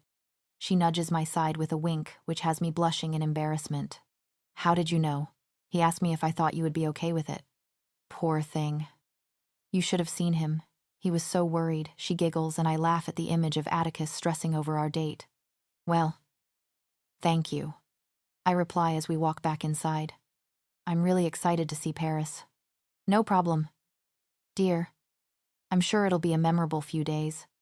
She smiles warmly as she pats my back. Now. Dinner will be ready in 20 minutes, so make sure you're at the table. I nod before making my way to the pack house, finding Amelia's room. I open it to see Leon helping her with Spanish. I enter the room laughing but yelp when she chucks a pillow at me. Amelia isn't the best at the language and is always asking Leon for help since he was born in Spain and is fluent in it. Why did I ever pick Spanish? She growls under her breath while writing down what Leon tells her. You're not that bad. He smirks boyishly as I take a seat on her bed. I failed 3 exams in a row. She deadpans before closing the books with a relieved sigh. Oh, wow. Okay. Good luck for the finals then, he snickers, which makes her roll her eyes playfully. No, she groans as she hits Leon with the puppy dog eyes. You have to help me. Please. All right. If I must, he replies dramatically, which makes her grin victoriously. Anyways, what's up, Amelia asks as she takes a seat on the bed beside me. I wanted to ask if you two will grab the homework for me for tomorrow and Friday, I ask and chuckle when Amelia's eyes narrow in mock suspicion. Why? Well, Atticus is taking me to Paris tomorrow for our date, and we won't be back until Sunday. What the heck, you lucky person, she screams happily before tackling me. I shriek when I lose my balance and we end up the ground. Leon bursts out laughing and pulls us back up, but as soon as I'm sitting, she's on me again. I chuckle at her excitement because it's more than what I feel right now. I'm guessing when I get on the plane, that's when it's going to hit me. Amelia told me about you two dating again. I'm happy for you guys. Leon grins and I thank him. I spend the rest of the evening chatting to them and catching up about Savannah. Apparently, she'll be moving into the pack very soon as Atticus has signed off on the papers. I'm so impressed when Leon tells us that she's a warrior female and will be taking up that position in this pack too. I'm excited to meet her, and I'm sure she'll settle into the pack nicely. Eventually. I head out for dinner when Vasilia mind links me. Right, guys. I'm going to go have dinner. I'll see you two on Sunday or Monday. Have fun, Leon says before Amelia adds in a reminder to be safe. I shriek before rushing out of the room with her loud laughter echoing behind me. Thursday, we fly out in the morning from Ontario and touch down at Paris in the evening. After collecting our luggage, we head outside where Atticus guides me to a sleek, black car waiting for us. I greet the driver as I settle into my seat before Atticus joins me after putting our bags in the boot. We chat between ourselves as we take in the scenery of Paris, and it takes us some time to reach the center. Atticus provides directions to a hotel he has booked us in for our stay, and I struggle not to let my jaw drop when we pull up outside it. It stands proud and tall while oozing luxury. "Welcome to one of my hotels," Atticus murmurs as we grab our bags. I turn to him with wide eyes. "You're kidding?" "No." He smirks as his honey-colored eyes sparkle with amusement over my reaction. "I own this, and construction has started on a second one just outside Paris. I was needed to check on things." "Do you own hotels in other countries?" I wonder while realizing that that's how he got the finance to expand his territory. "Yes. And a steel company too in Toronto," he elaborates as we make our way inside. The interior is just as exquisite as the outside. It has a warm theme with expensive-looking furniture and decor. The staff all wear sophisticated uniforms and greet us with kind smiles as we walk up to reception. As Atticus is checking us in, I glance around. The hotel is quite luxurious, but it's also modern, with innovative aspects here and there. "Ready," I'm brought out of my admiration when Atticus turns to me with a knowing look. I nod and he takes my hand before we get into what I quickly realize is a private elevator. I watch as he presses the only floor available, which is where the penthouse suite is, and I bite my lip in anticipation. I'm sure I'll fall in love with it if the hotel decor is anything to go by. Finally, the lift doors open and we walk down the hallway to the double doors.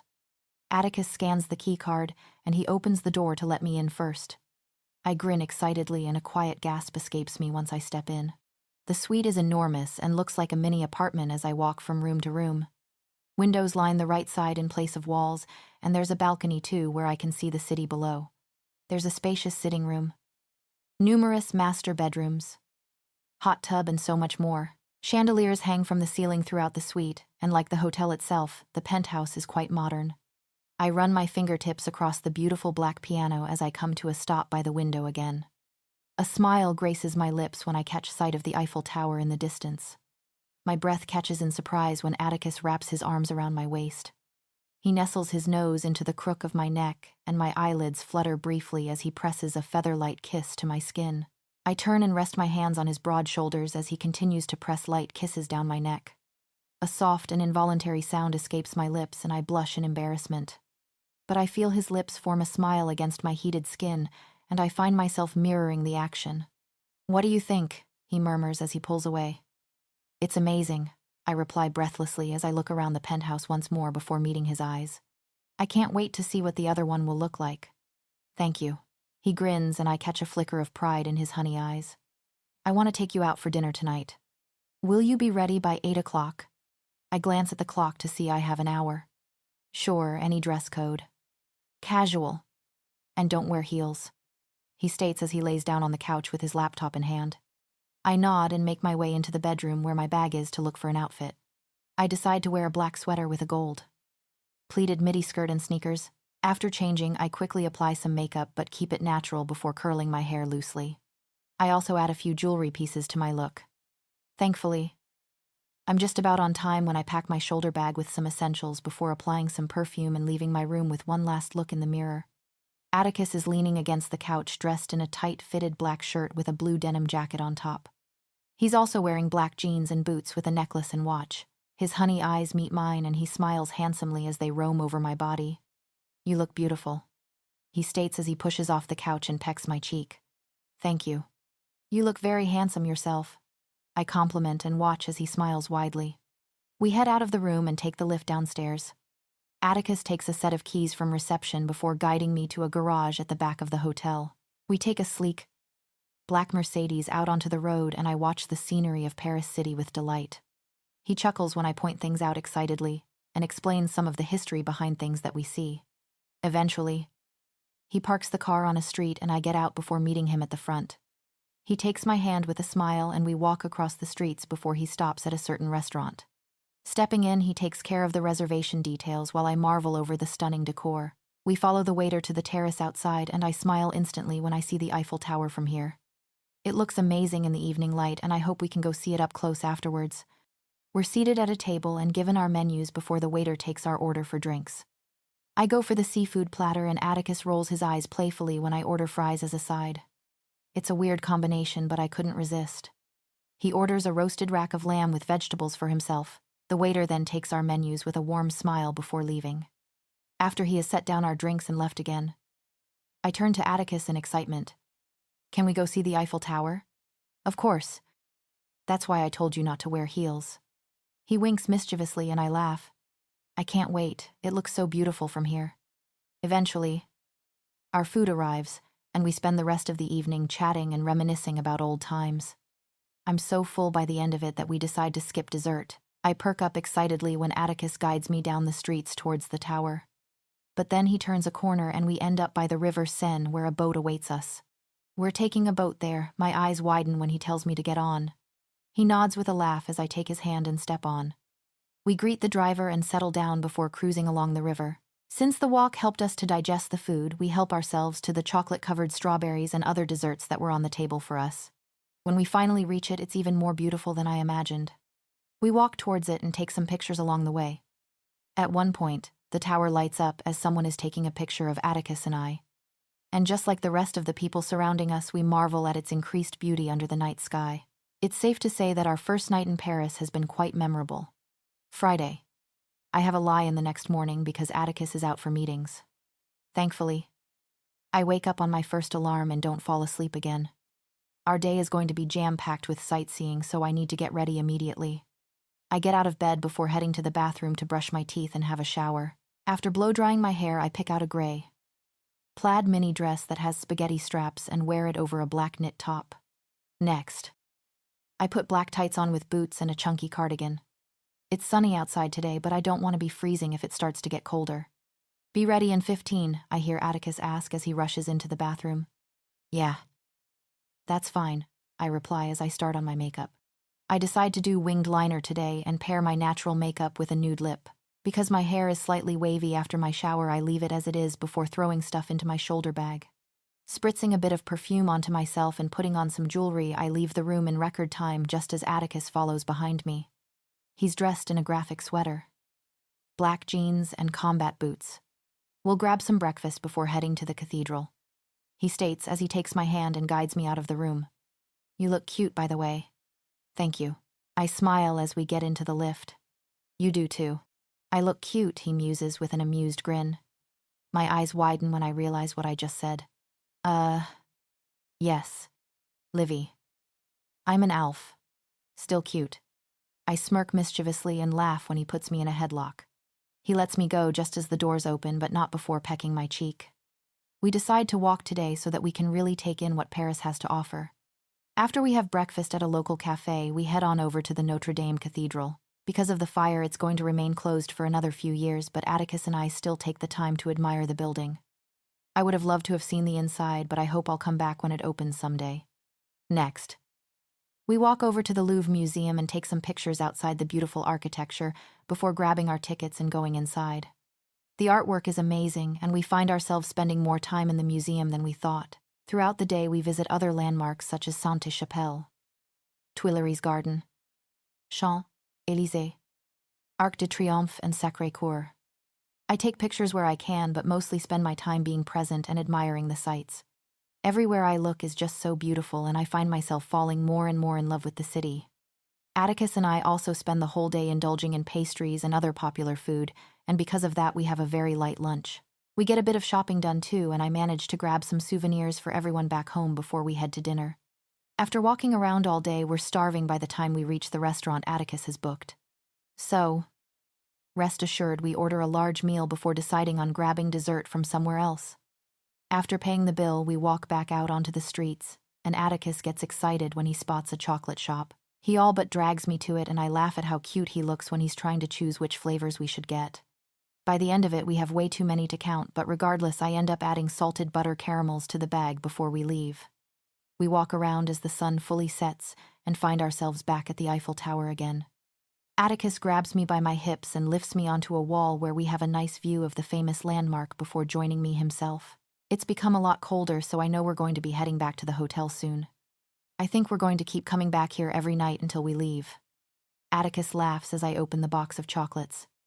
I chuckle and nod before offering him some, which he takes happily. We chat about all the sights we've seen today, and I have to say that the Sacré-Cœur was my favorite, whereas Atticus loved Sainte-Chapelle. You've got chocolate on your lip. He chuckles as I try to wipe it. Come here. I lean in and he wipes the corner of my lip, but the whole time his eyes are on mine. The intensity of them makes me hold my breath, which escapes when he leans forward. His eyes flicker between mine and my lips hesitantly, yet I can't find words because I'm freaking out inside. And just as we're a breath away, he stops. I make a noise of frustration before grabbing his sweater and pulling him to me. He smiles breathtakingly before finally pressing his lips to mine. It feels like I got shocked at first, and then the lightest flurry of tingles shoots through my body deliciously. I wind my arms around his neck and push myself closer, craving more of him. His lips are soft as he kisses me sweetly and eventually coaxes my lips to open. I let him in and we pull away. I'm slightly out of breath as we stare at each other. Atticus grins boyishly before leaning in, as if not being able to resist, and pecking my lips a few times. I missed the feel of your lips on mine, and just like that I feel myself burst with happiness. Well, I don't mind making up for lost time. Come here then. He chuckles before his lips connect with mine once more. Saturday. I wake up to the feeling of feather-light kisses being pressed to every inch of my exposed skin. Smiling in total bliss, I open my eyes to the sight of someone heavenly. Atticus Bauer. He looks even more handsome in the morning light as the top of his brown hair is now golden. His honey eyes burn with barely restrained desire as they roam over me intensely. And to top it all off, he's shirtless, which gives me a full view of his chiseled body. If only I could be woken up like this every morning. I hum in appreciation as I trail my fingers over his abs. Your wish is my command. He teases with a laugh as he shows off his toned body. I giggle at his behavior before pouncing on him. He cries out as he loses his balance and falls backward, but is immediately quieted by me pressing my lips to his. A husky sound escapes him as I nip and kiss his jawline before moving down the curve of his neck. But as he pulls me back to his lips, I jump off the bed with a laugh. Livy. He groans as he rolls over to watch me walk towards the bathroom. We're going to be late for Disneyland, I call from the bathroom before brushing my teeth. Fine. He grumbles as he walks in before wrapping his arms around my waist. But you won't have anywhere to hide tonight. I bet I'll find someplace in this gigantic suite. I wink teasingly before washing my face. Now, get ready while I get us breakfast. I quickly call room service and order us some food before getting changed into a graphic hoodie, black jeans, and sneakers. I put my hair up into a messy bun because we don't have that much time today, and right after I've finished with my makeup, breakfast arrives. Thanking the staff for bringing it up, I call Atticus before setting everything down on the coffee table. He joins me and we eat quickly before making our way downstairs to the car. We spend up until late afternoon at Disneyland and I enjoy every bit of it. The rides were so much fun, as well as meeting the characters, visiting the gift shop, and snacking on so much food. I felt like I was transported back to my childhood. But sadly, the time comes when we must leave, and I do so reluctantly. Atticus chuckles at how bummed I am as he guides me to where we parked the car. We drive back into the city and grab some lunch before deciding to do some more sightseeing. My mood certainly cheers up when we visit the Pantheon, Palais Garnier, and the Rodin Museum. And since it's our last day in Paris, we get some more shopping done too between visiting the landmarks. How about a last dinner date tonight? He asks, just as we get back in the car. Sure. I'd love that. I smile excitedly as he rests his hand over my thigh. We arrive back at the hotel and I make my way towards the room with a spring in my step. I grab the red velvet slip dress from the wardrobe and put it on. My makeup just needs some extra touches to make it more suitable for nighttime, and I apply a red lip with winged liner. After curling my hair and running my fingers through it to loosen them up, I spritz some perfume on before pairing my look with jewelry. For tonight, I wear black heels and grab a black clutch to put my phone into. I look in the mirror and smile happily over the finished outcome. The dress looks incredible, and I feel quite confident in it. It reveals a bit of cleavage too, but nothing that would be classed as distasteful. After making sure I'm ready to go, I finally leave the room just as Atticus calls me. Livy, come on. We need to go, or else. Holy wow. He breathes as I enter his line of sight. What do you think? I ask shyly as I twirl on the spot. I think we should cancel dinner and just stay here. He replies as his eyes dark significantly. You look amazing. Livy, I'm so lucky. Thank you. I whisper as he cups my face and pecks my forehead. You look really good too. He honestly does as he's dressed in black slacks and a button-down shirt. His hair is styled perfectly, and the scent of his cologne isn't too overpowering to wash out his own delicious scent. I think to myself that I can't believe he's all mine as my eyes roam over him appreciatively. We head to a fancy restaurant in the city center and the decor truly blows me away. We're in a private booth for the night and enjoy the most delicious food. But right after the waitress takes our plates and while we're waiting for dessert, I notice Atticus staring at me with a different look in his eyes. What I laugh in confusion as I take a sip of my drink. I love seeing you smile. He murmurs and I find myself biting my lip. Well, I'm really happy, and I want to make you happy every day. He takes my hand in his as he reaches into his coat pocket and pulls out a small box. Which is why I wanted to give you this. Atticus. I breathe in surprise when he opens it to reveal a thin, rose gold band with tiny diamonds set into it. What's this for? It's a promise ring. I want you to know that I'm yours and someday I'm going to give you a proper wedding ring. He chuckles in amusement when my eyes widen. I know this may seem fast, but my feelings for you are very real. I want to be with you for eternity. Olivia, do you want me as much as I want you? I wonder to myself if this is real or if I am dreaming. Yes. Our relationship does seem to be progressing quite fast, but we did date for 2 years. Rekindling our relationship just brought back everything I felt for him and makes me want to go through life with him by my side. Now that Vincent is out of the picture, I need to move on, and who better to start that chapter with than the man I have fallen in love with again? I do. I nod with a wide smile as he puts the ring on my finger. Thank you. Addie. It's beautiful. Anything for you. He grins as he takes my hand and presses a light kiss to the top of it. I sit back and just reflect on how much my life has changed ever since I left Red River. I feel so much happier and everything is looking up for me. Just a few months ago, I was miserable and felt like I was treading on eggshells around everyone, waiting for the next hit or abuse. Happiness felt so foreign to me, and now I finally have it. Sure, the threat of Vincent attacking still looms above me like a time-ticking bomb, but I don't feel so afraid of him anymore. I know I will gladly go down fighting for the family I have found here who have accepted and loved me. I glance at Atticus to see him staring out the window at the twinkling city lights with a content smile. His honey-colored eyes that I love so much meet mine, and I find myself falling more in love with him in that moment. He makes me feel so happy, protected and loved. I can only hope that I make him feel the same way. I love you, Atticus. I whisper, and my heart races giddily when his eyes light up in excitement. I love you too, Olivia. More than words can ever express. He grins before leaning over to kiss me. Sunday. We're ahead on schedule and the furnishings inside will be done by next week. Soon.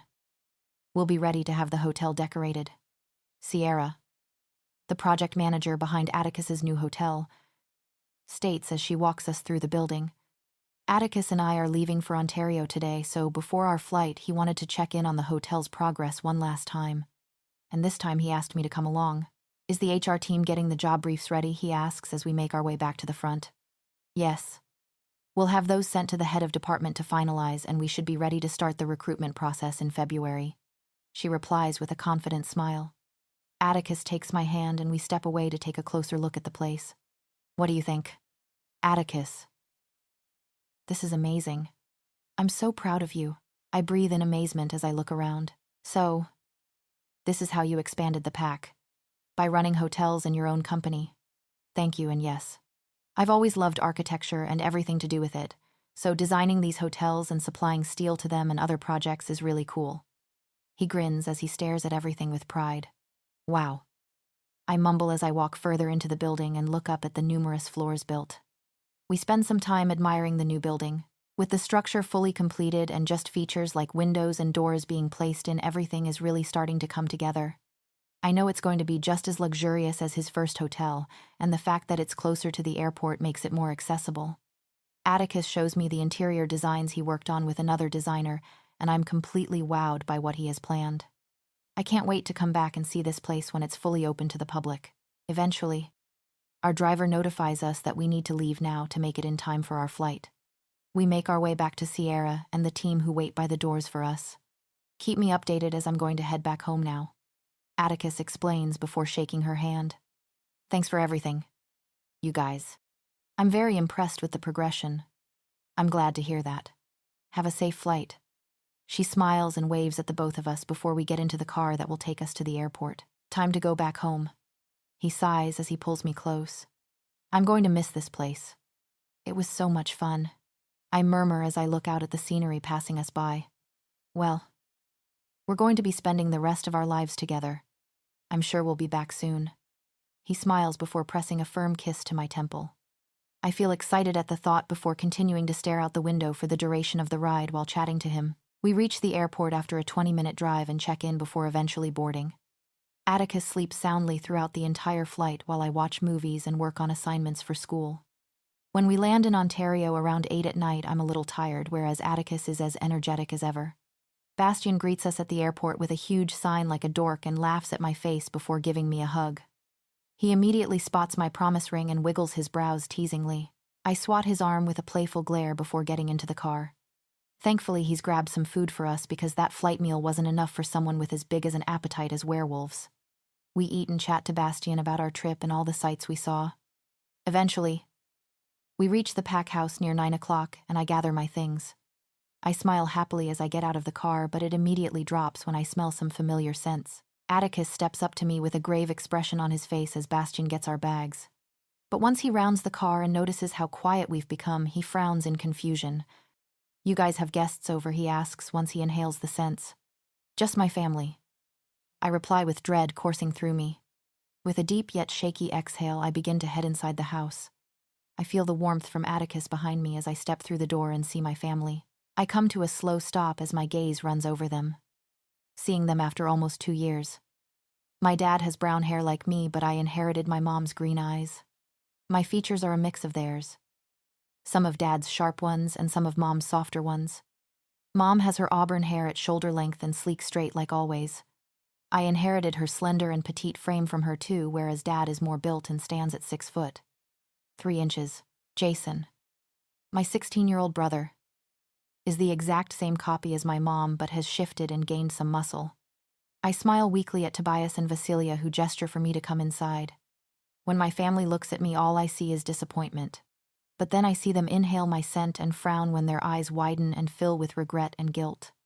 Intense anger courses through me at their actions, and the fact that they had to smell my unchanged scent to believe me is embarrassing. However, I relax when I feel Atticus's hand caress my lower back to remind me to stay calm.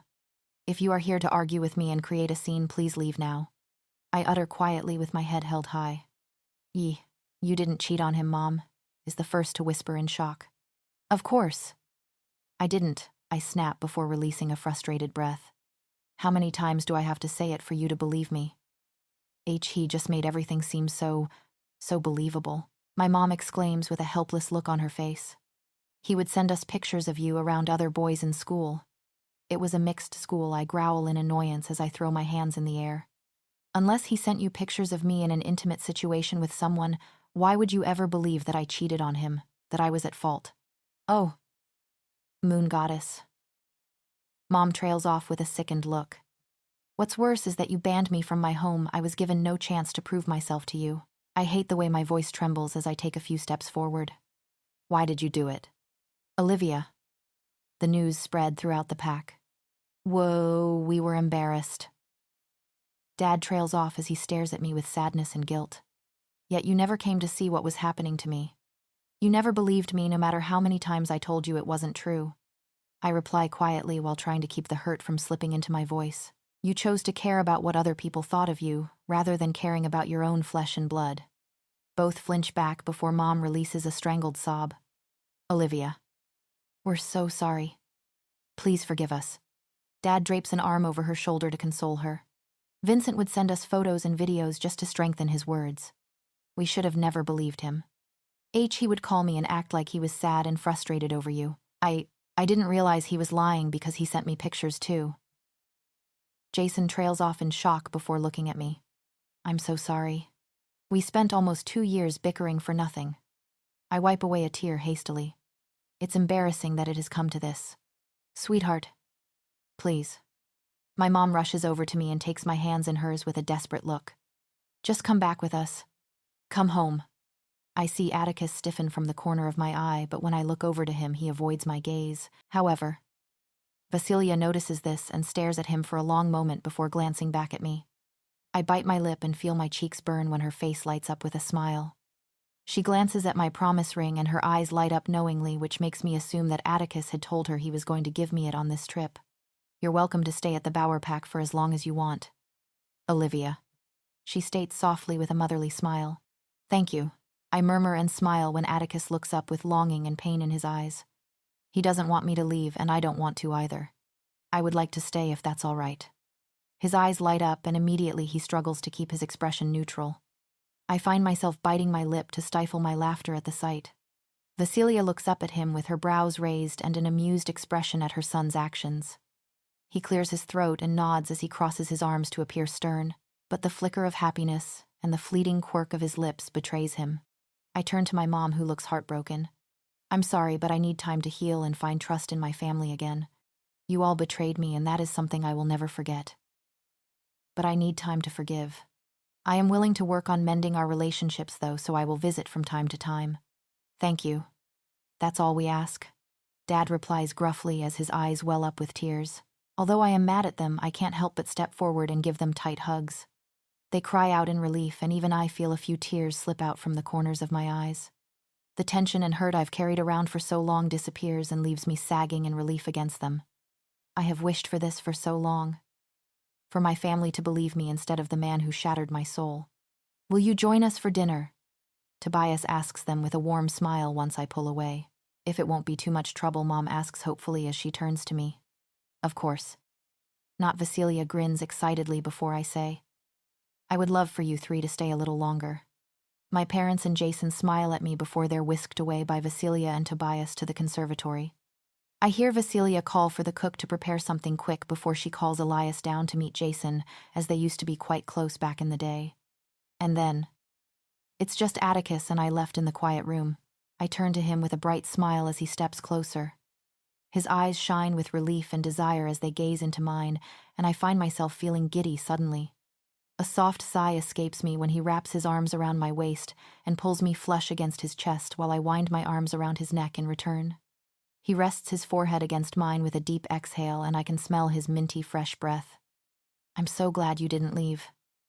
He admits in a soft murmur. Really, I chuckle with a teasing smirk on my lips.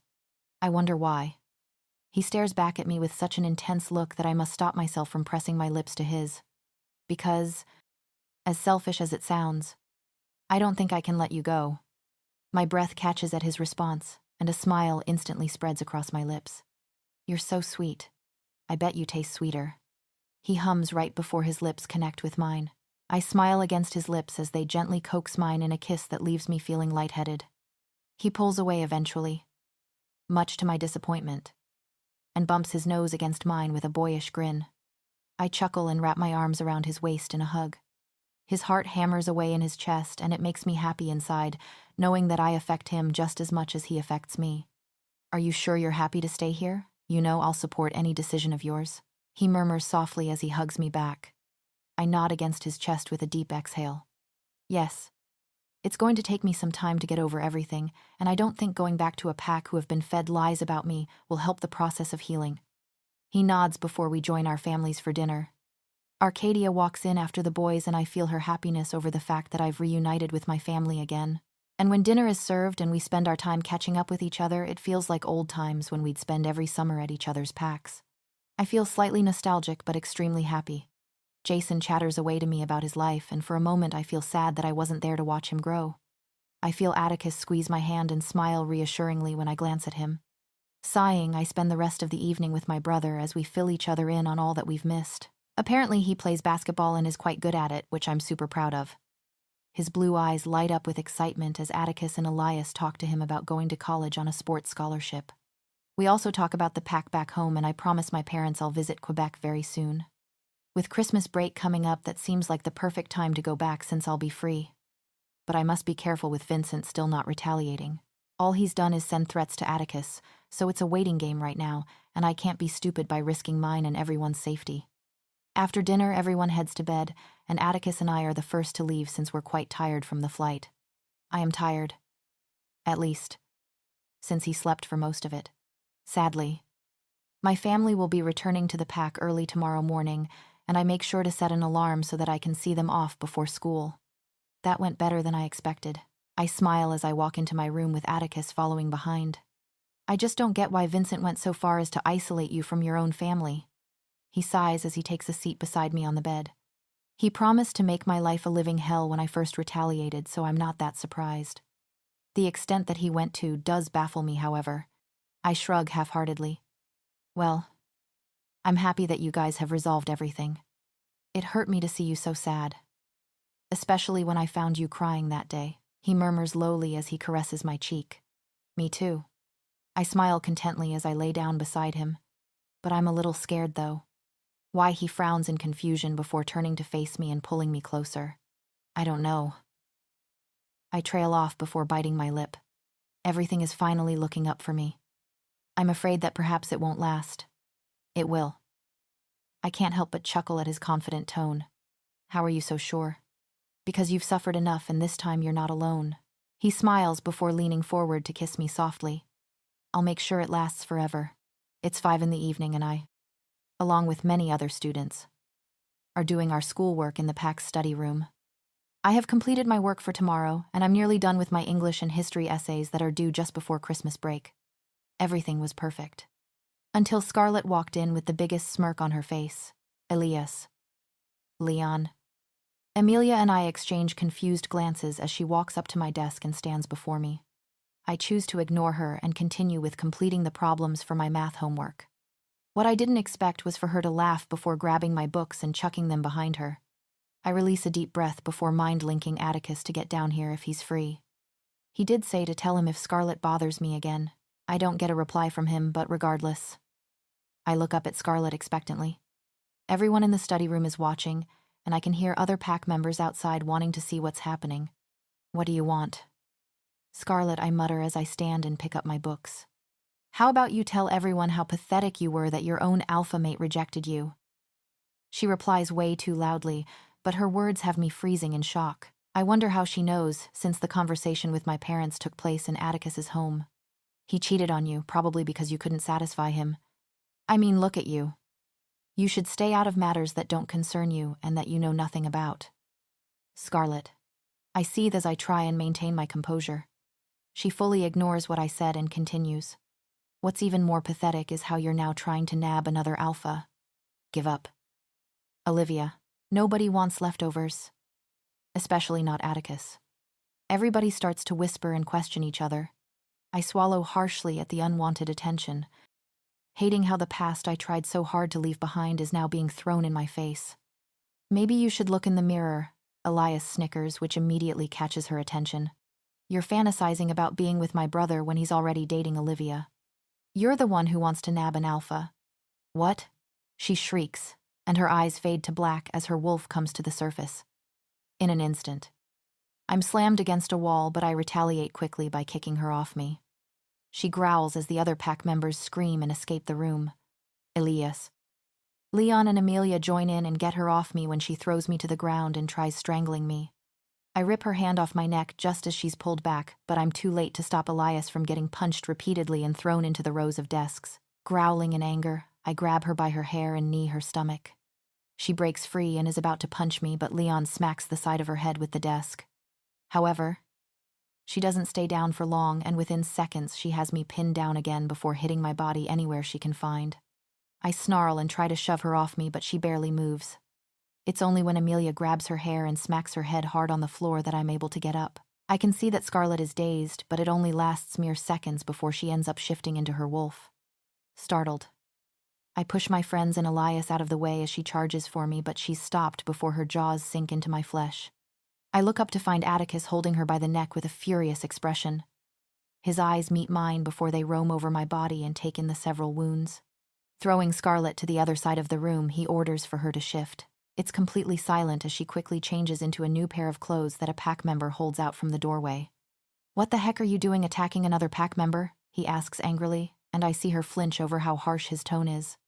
She attacked me first. Atticus Scarlet lies while Leon and I help Elias up and check if he's okay. Well, Atticus turns to the group of people that have formed outside the study room again. Olivia wasn't being violent despite Scarlet bullying her. It was Scarlet who attacked Olivia first. Alpha. A young boy around the age of 16 answers. Thank you. Roy. Atticus nods before turning to Scarlet again. H, he's lying, she yells hysterically but snarls when Amelia chuckles in amusement. Roy is right. Alpha. Scarlet has been bullying a lot of younger pack members too. Another boy around my age speaks up. That causes a lot of pack members to tell Atticus what Scarlet has done to them, both in school and on the territory. I feel my heart ache in sadness when I hear how far she went with some people. I wonder to myself how someone could be this crazy and evil. Atticus, please, I'm doing this for us, she whimpers as she tries to touch him. There was and will never be an us, he yells in frustration, and people around us gasp in surprise at his outburst. I barely talk to you, never mind pursuing a relationship with you, yet you continued to lie to people about us being together or hooking up. Why not? She screams in both frustration and rage. Why her? What does she have that I don't? Her own mate rejected her. Atticus, why would you ever want someone like her? It's disgusting to see your hatred for mates who have been rejected. Did you also forget that your alpha is technically rejected too? How dare you abuse another pack member for what the moon goddess intended, he snarls as he takes an intimidating step towards her. She cowers instantly because of the power and fury he's emitting. You rejected your own mate just because he was an ordinary pack member and you were greedy for the Luna title. Did you really think I wanted anything to do with you after that? My jaw drops at his words, and I'm sure everyone else is just as shocked as I am. Again. The whispering starts back up as people stare at her in disgust. I think to myself in horror how she could reject her own mate just because of status. And how dare you harm my siblings and lock Arcadia up just so she wouldn't be here. Atticus continues as Scarlet stares at him with a heartbroken look and tears streaming down her cheeks. My eyes widen further and I look at Elias to see him mirroring my shocked expression. Arcadia had finished her homework early and gone back to the house 20 minutes before this happened. I'm assuming Scarlet must have gotten to her as she was making her way out of the pack house. For harming pack members and the Alpha's family, I am sentencing you to 2 months in the pack prison. He snarls as he gestures to the guards to take her away. This all your fault. You terrible person, she shrieks before kicking me in the ribs right before the guards grab her. Atticus grabs me before I lose my balance and I release a pained breath as my ribs ache sharply from the hit. But I feel Jade helping me to heal and I thank her as she eases my pain significantly. I whisper to him that I'm fine and he turns to Scarlet again, but this time it looks like he's seconds away from shifting. His entire body is trembling in anger, and if I was facing him, I'm sure I would see onyx replacing his honey-colored irises. Scarlet Brown. I banish you from the Bower Pack. Atticus roars and everyone's jaws drop yet again. Including mine. You have 1 hour to pack your things up and get off my territory. This time the guards don't hesitate in dragging her away. Her screams and cries echo behind her before it's completely silent. Atticus orders everyone who is hurt to get to the infirmary before walking with Elias and I to the infirmary. But just as we're being tended to, Arcadia bursts into the room with Tobias and Vasilia in tow. Both look extremely worried, but Arcadia just looks enraged. I can't believe I missed out on dealing with her, she growls, which earns her a gentle tap to the head by her mother. Mom. Be careful with your language and watch what happens, she warns, and Arcadia only huffs in reply as she calms down. What happened? Tobias frowns in confusion as he glances at Atticus, who looks like he's about to lose control. Atticus gestures for his parents to follow him before he steps outside with one last glance at me. I smile reassuringly at him as Arcadia takes his seat. As soon as they leave, she asks what happened, and Elias explains it to her while the nurse is cleaning up his bloody nose. By the end of it, she gets up and walks off, no matter how many times we all tell her not to go after Scarlet. Well? She's not leaving without more injuries to worry about. Leon chuckles before wincing when he moves his arm. I wish we could just heal in seconds. This is taking too long, Amelia huffs before we all fix her with a knowing look. You just want to go watch Arcadia address her behavior, Leon exclaims, and shakes his head when she only smiles sheepishly in response. I don't know why, but after all she's done to me, I still feel bad for her. She rejected her true mate just because of status, and it clearly turned her into a horrible person with an ugly personality to match. If she had just accepted him, she would have been so much happier. I stand after we're all bandaged and cleaned up. Elias and I make our way back to the Bower house after bidding Leon and Amelia goodbye. Tobias meets us halfway and mumbles something about grounding Arcadia until she's 20 before storming onward. We laugh before making our way inside, and I head upstairs after Vasilia checks us to see if we've been properly cared for. I follow Atticus's scent to his room and enter hesitantly. He was so angry earlier that I'm a little unsure as to whether he's calmed down or not. As I step in, I see him on his bed with his head in his hands. He looks up at the sound of me closing the door before silently holding out his arms. I walk over to him and he immediately pulls me onto his lap. He nestles his nose into the crook of my neck and inhales my scent deeply. I feel his tensed muscles relax slightly as he hugs me, and I run my fingers through his soft hair. He's quiet for a long time, and I don't push him to speak either until he finally wants to. I wish I could have gotten to you sooner. He eventually whispers, and I sense his frustration and anger at himself. It's okay. You got there just in time, and that's what matters. I smile as I try and reassure him. He nods, albeit half-heartedly, as he caresses my bruised skin. Are you in pain? How are your ribs? I'm fine. I reply softly as I grasp his chin so that his eyes meet mine. Werewolf, remember. Thankfully. He smiles before his expression turns serious once more. Amelia and Leon told me what she said to you.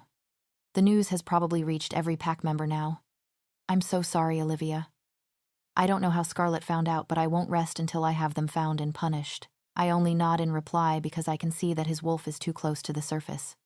Both Atticus and Xander want retribution, but I can't let that happen. I focus on calming him down by directing his attention elsewhere and keeping him occupied. And because my touch soothes him, I hold him close. Did she really reject her mate because he wasn't an alpha? I ask and sigh in relief when the intense darkness in his eyes lightens to honey. Yes. He shakes his head in disgust, believe it or not. Scarlet used to be a nice person. When I returned without my mate and told my pack what happened, she was there for me. But I didn't view her as more than a friend. But she did. I come to the realization, and he confirms it with a nod. Her mate was visiting packs in search of her, and I was so happy for her when I found out. But she rejected him immediately when she realized he wasn't a high-ranking wolf. He sighs heavily as he lays down on the bed and pulls me along with him. Ever since then, she's been after me just because I'm the alpha. I've shot her down at every opportunity, but she wouldn't get it. I didn't want to reveal what she had done like this, but she hurt you. He sounds so guilty at the end, and I cup his cheek. Atticus, don't feel bad about what you did. She hurt and disrespected so many people. It was time that somebody gave her a taste of her own medicine. I know, but I just wish people wouldn't ruin themselves over status and popularity. How someone could reject a perfectly good person, a blessing, I will never know. He shakes his head before cuddling up to me. We lay there, lost in our thoughts, as I run my fingers through his hair. Whenever I would think he's drifted off to sleep, he would prove me wrong by kissing my neck or temple and pulling me closer. I'm quite surprised by his clingy behavior, but I guess seeing me harmed just set off his protective nature. I'm not complaining, though. I don't mind him seeking comfort from me just like I do with him. But when Vasilia mind links me that dinner is ready, I look down at him. He has his eyes closed, but I know well that he's awake. I lean down and press kisses to his face, which elicits a smile from him. He opens his eyes, but I'm unable to decipher the myriad of emotions that flit through them in mere seconds. Why don't we go get some food, I ask as I move to get up. No. He immediately refuses with a shake of his head as he holds me tighter. Just stay here with me. Don't go anywhere. I melt at his words before laying back down with a nod. I'm right here. I can't lose you. Livy. He whispers as he hovers above me with desperation swimming in his eyes. You won't. I'll always find my way back to you. Just like it was intended. I smile before sealing my promise with a kiss. It's now mid-January after Scarlet was banished from the pack, and life has been much more peaceful since. Scarlet's family was furious over the decision and had also left the pack with her to relocate somewhere else. However, news got back to Atticus that she didn't stay there for long and left her family within a few days of joining. This was really concerning, but Atticus had already anticipated this and tightened security. Atticus and Bastian had also investigated and found that a guard who was regularly on duty at the Alpha House was hooking up with Scarlet at the time. When she found out that my parents were visiting, she had slyly made the guard reveal what happened that night.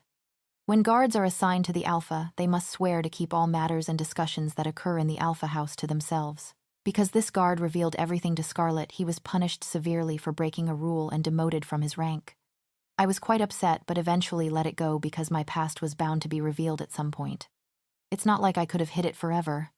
So, the fact that he was punished accordingly for his actions is good enough for me. Despite the new security measures, the Bauer pack went all out for both the Christmas and New Year's celebrations, which I thought really helped to loosen everyone up after what happened. We all had the best time, and I even went back home to visit my family after Christmas. Atticus had also joined me for my week-long trip, and we relived some of our old memories of where we used to hang out in Quebec. We have become closer than I thought possible, and I know I've fallen for him all over again. Over the Christmas holidays, we started feeling a bond between us that seems stronger than the usual bond between an alpha and a pack member. We've made an appointment with the elders who reside in the city to see if they know anything about this or if it has happened to people before. Other than that, I've been stopping by to check on the younger pack members who were bullied by Scarlet, Jake. Someone who has just graduated university and runs a support group in the pack because he had been through this situation when he was younger. I encouraged the younger kids to join by signing up myself, and now we all attend once a week. Hey, Olivia. Savannah greets me with a grin as I enter the training grounds. You're up early. Savannah was accepted into the Bauer pack right after New Year's as she wanted to spend Christmas at home with her family. Leon was more than happy to leave the pack house, and they now reside in one of the standalone houses scattered across the territory to the east. They're so cute together, but of course, Amelia and I take every opportunity to tease him about their relationship. I roll my eyes playfully at her teasing tone. Sadly, I couldn't go back to sleep for the extra 15 minutes I had. Aw. Poor little... Ow! She shrieks dramatically when I swat her arm. Grumpier in the mornings, I see. I smirk before joining the other pack members who are on the morning schedule. When Savannah moved to our pack, she took up her previous post of a warrior female and now trains the 18 to 20-year-old range. Unfortunately, because I have school, I'm always on the morning schedule, which starts at 6 a.m. I better have time to do my makeup and hair. Amelia grumbles as she sidles up beside me with her hood shadowing her face. I don't care about that. I mumble after a big yawn before looking over at Leon. You're drooling. Leo. Amelia and I burst out into quiet snickering when he makes an embarrassed sound and wipes his mouth only to discover that I was lying. He glares at us playfully through narrowed eyes as we tease him for being head over heels for Savannah and not being able to take his eyes off her as she leads the session. You guys are so annoying, he huffs as we all start doing push-ups. Of course. You'd think that, now that you've got Savannah, every other girl seems Anne. Ah, Leon shoves Amelia, which causes her to bump into me and makes us lose our positioning. Amelia and Olivia. You can talk later, Savannah shouts from the front. She didn't even say anything to Leon. I whisper before screaming when he tackles me to the ground. Amelia joins in and jokingly tries to save me while Savannah merely looks on with an amused smile on her lips. It's safe to say that Amelia ends up attending school without her hair and makeup done. Atticus and I are on our way to meet the elders, and he's explaining who they are and the sort of questions they may ask. I feel quite nervous since this will be my first ever interaction with people who work for the council.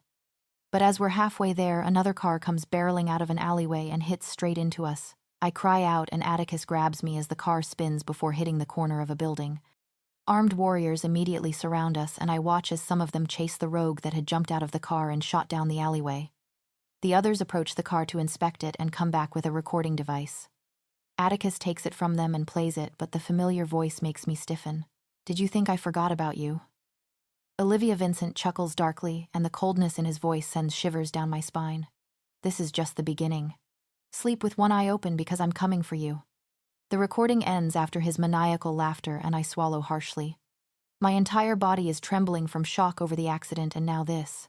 As Atticus guides me to another car, I'm numb throughout it all until he pulls me into his comforting embrace. I sag against him and clutch onto the lapels of his coat tightly. The driver starts the car before we're back on the road again. Well, at least he's responded. I sigh heavily when I eventually pull away. Don't worry. We've caught that rogue and we're going to try and get information out of him. He caresses my cheek with a reassuring look. Let's focus on meeting the elders for now. We'll take it one step at a time. Yeah. I nod before focusing my attention on the passing scenery. Eventually, we reach the tall building situated on the outskirts of the city. I take Atticus's hand and bite my lip hard as a shiver runs through my body from his touch. But when I glance up at him, I can tell that he's affected too, with the way his eyes have darkened considerably. I try my best to ignore the flurry of emotions wreaking havoc inside of me and step out of the car. We make our way inside and to the very back. The front of the building is leased by another company to put up a front for the elders so that they remain hidden in plain sight. The receptionist tells us to go ahead, and we follow her instructions before ending up at 2 black double doors. Canada's elders comprise of 2 men, called Calvin and Otto, and 2 women called Ruby and Edith. Their exact age is unknown, but there are rumors that they're more than 500 years old. However, when we walk in and greet them, they don't look a day over 40. Ruby has deep chocolate skin, black hair with cat-like eyes that make her appear wickedly dangerous, whereas Edith is quite pale with platinum blonde hair and light gray eyes. Otto has an olive complexion with Asian features and brown hair, whereas Calvin looks like the golden boy with blonde hair and bright green eyes. What brings you here today?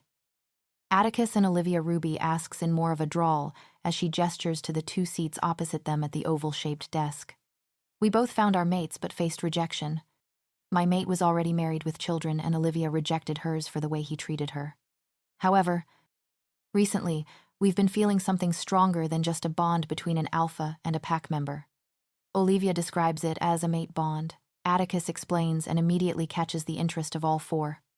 Otto summons a few books from the large shelf on our right, which land on the table with an echoing bang.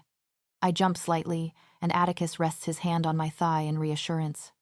It's completely silent as the elders read through the books while asking us questions about our history and delving deeper into why I rejected Vincent. They were also stopping to discuss with each other in low, incomprehensible murmurings before seemingly reaching a conclusion. Otto folds his hands before him on the desk before looking at us. Because it has happened before and what you both described matches. We believe that your souls recognized your compatibility and intertwined to form a second mate bond. My breath catches in surprise and I stare between them and Atticus with wide eyes.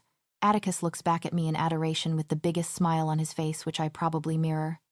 It feels like this was intended by the moon goddess. We've been given the chance to feel a true mate bond that I had lost and that he had never gotten a chance to experience. I take his hand and intertwine it with mine before giving it a squeeze. I bet he can feel how happy I am over this news. He grins before turning back to the elders and asking if they know how long it'll take for the mate bond to fully develop. The more time you 2 spend together, the faster it'll develop. Calvin explains before Edith adds in. However, if you 2 wish to complete the mating process, you can do so as your souls have already intertwined.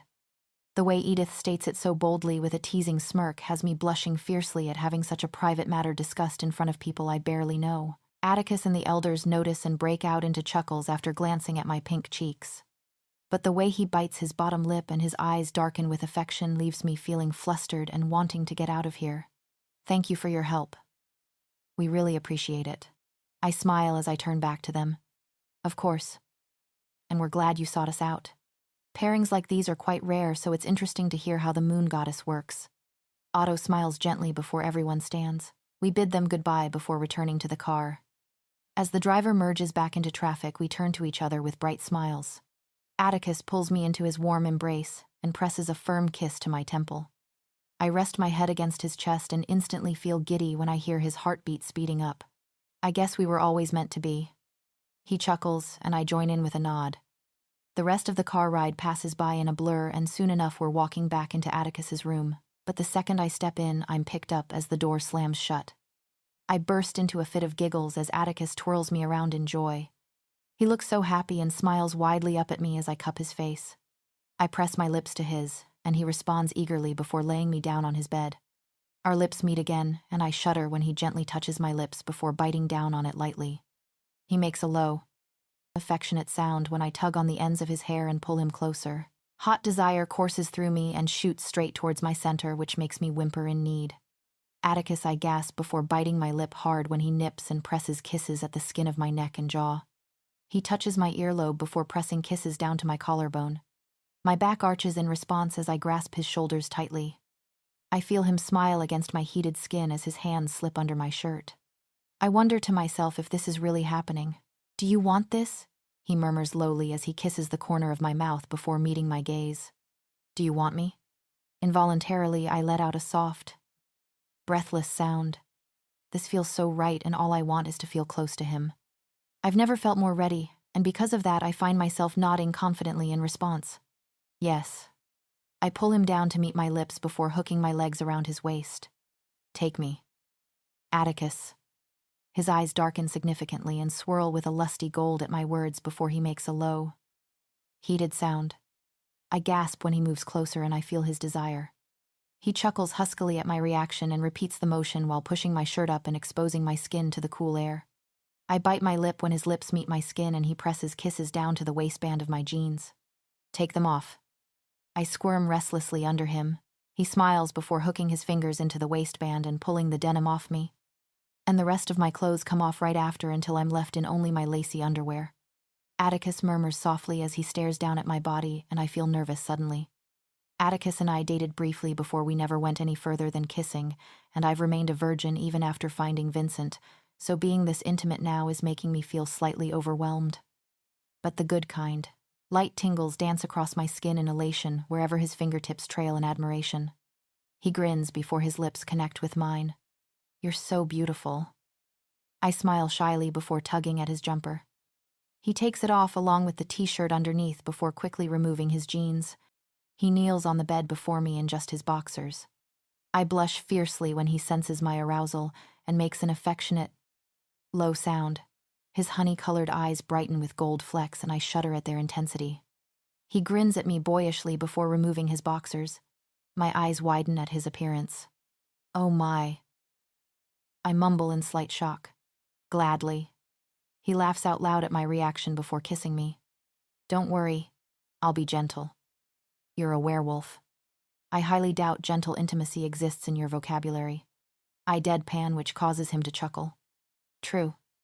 He smirks proudly and I roll my eyes in response. But I'll take care of you. I promise.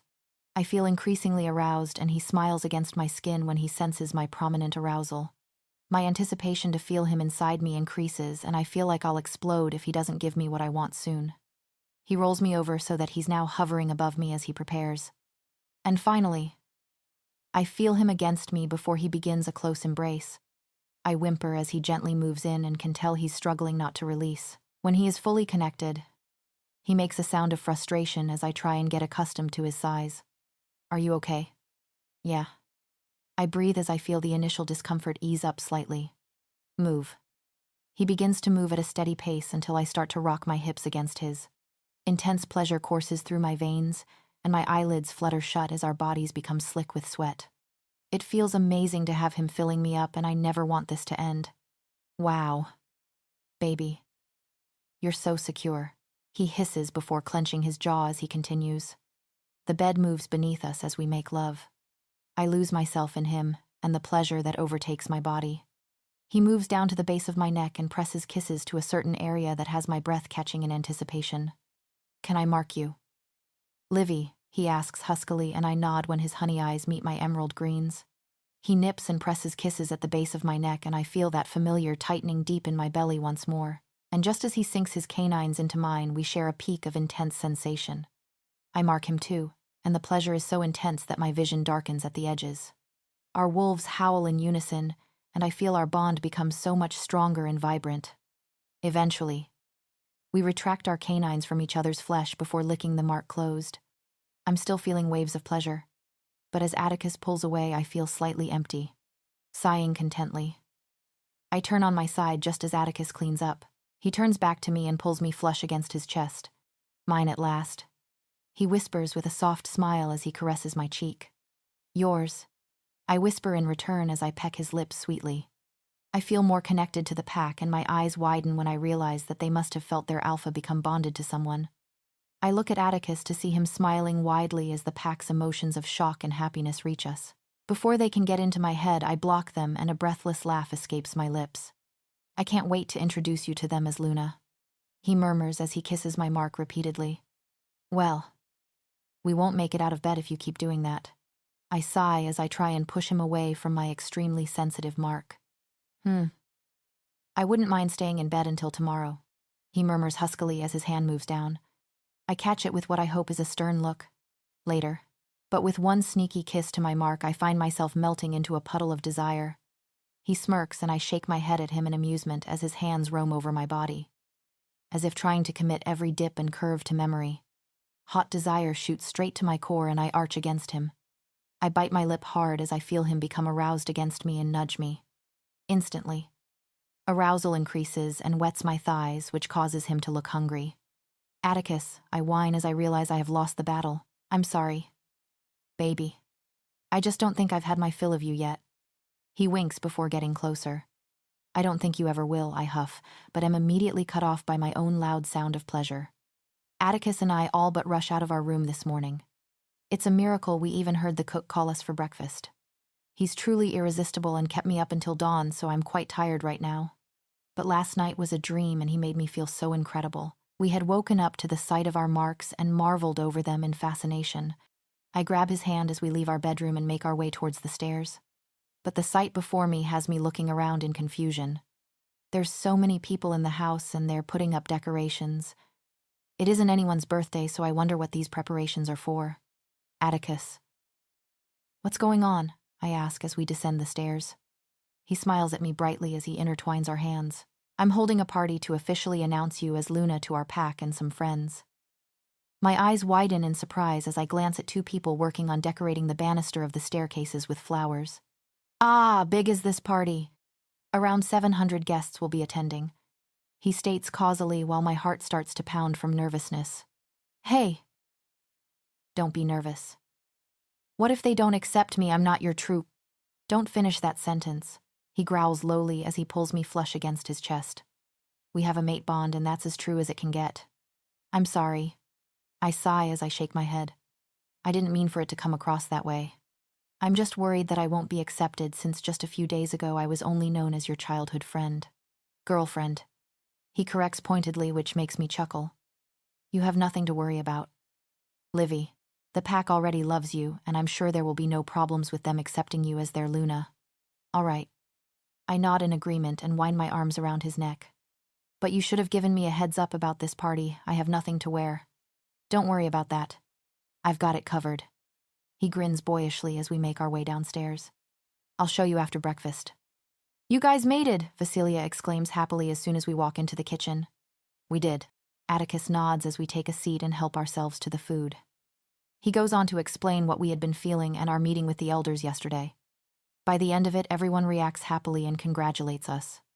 Vasilia is especially over the moon, and her excitement makes me laugh. So, you're going to be announcing Olivia as Luna tonight, I assume. Tobias grins as he points to the decorators rushing around. I sure am.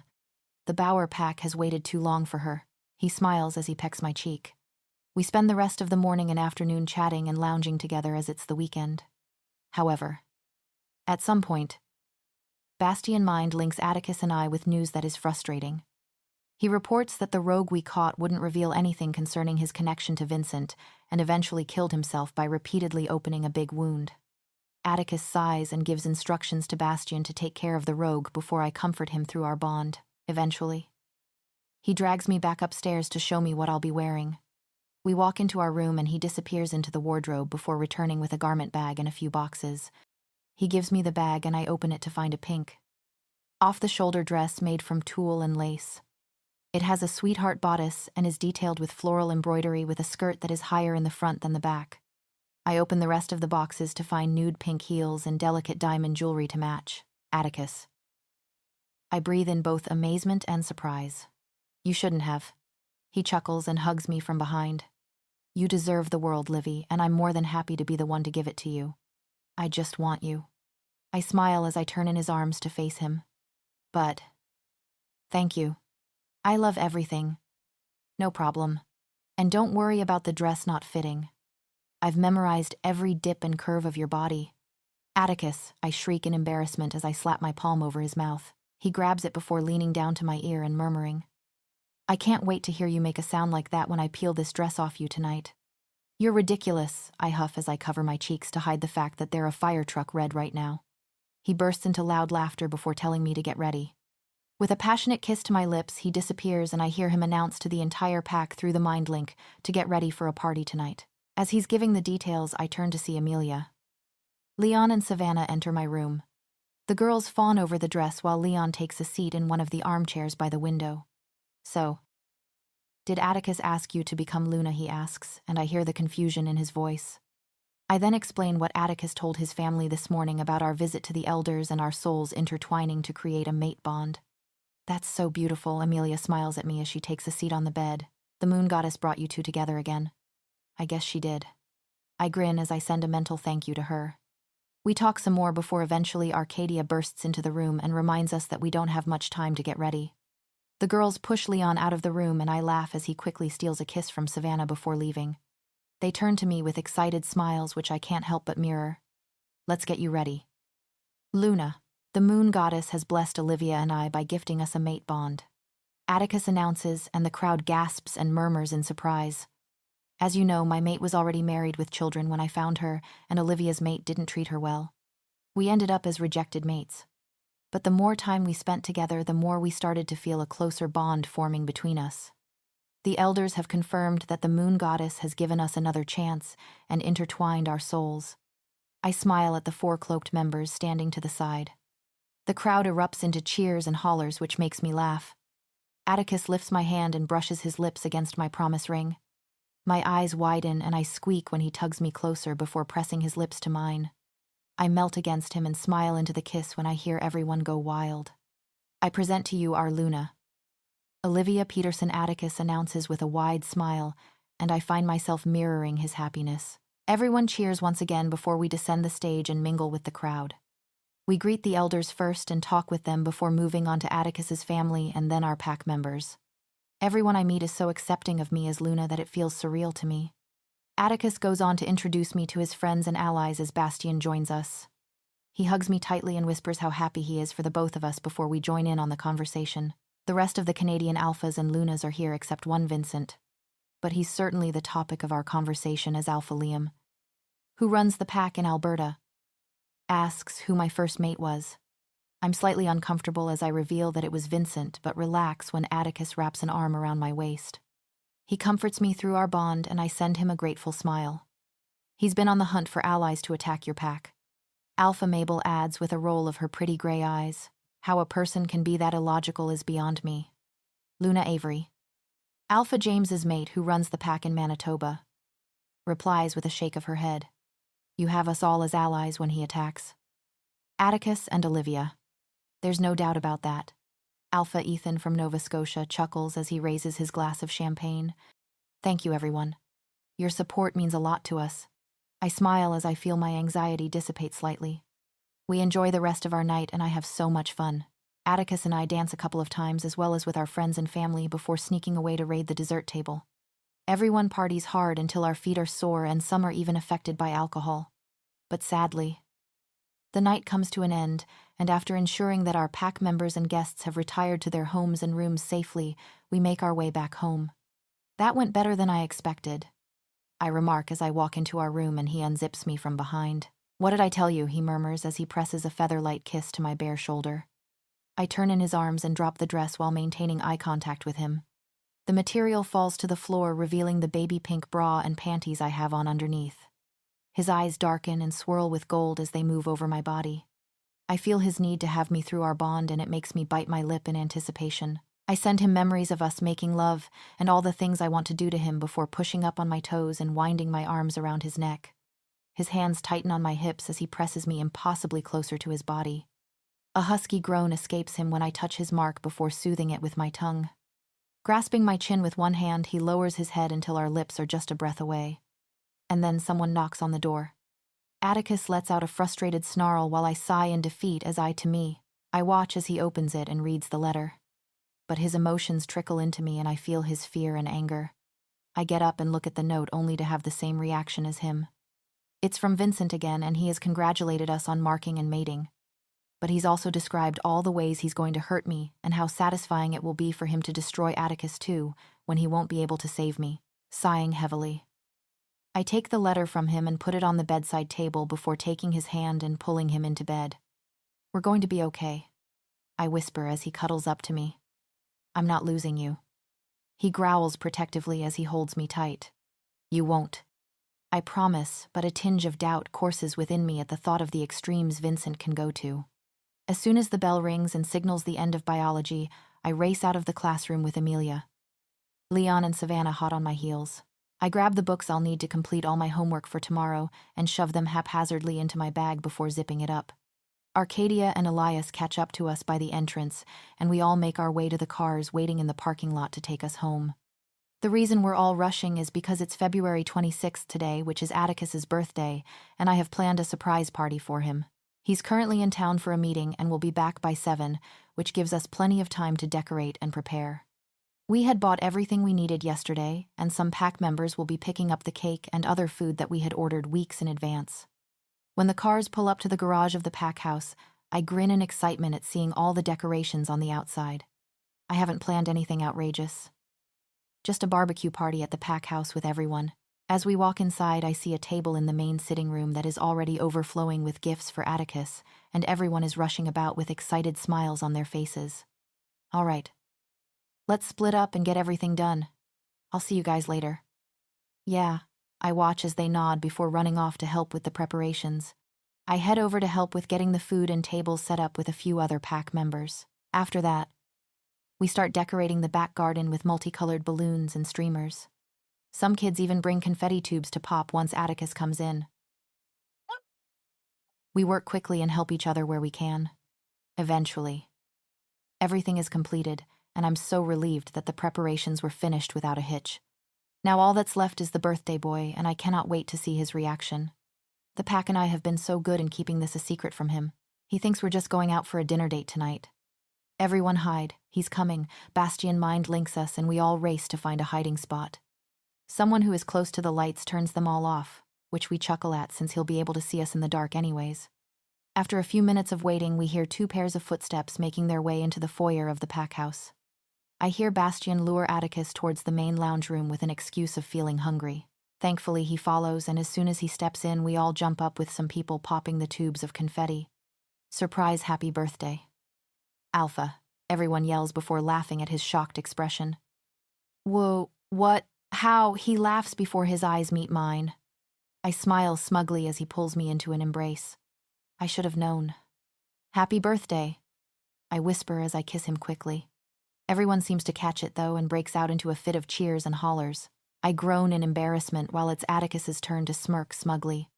Rolling my eyes with a grin, I push him into the crowd, and our pack members immediately surround him. The elders wish him many more years of success while the youth sing happy birthday to him at the top of their lungs. All of us spend the rest of the evening celebrating. The cake is massive and decorated beautifully, but it's all gone within 10 minutes. Thankfully, we got enough food to feed everyone, including the hungry students and working adults. After devouring the party food, everyone moves back into the house where Atticus opens his presents. He blushes throughout the entire thing, which I find so adorable. Thank you, everyone. I had a great time.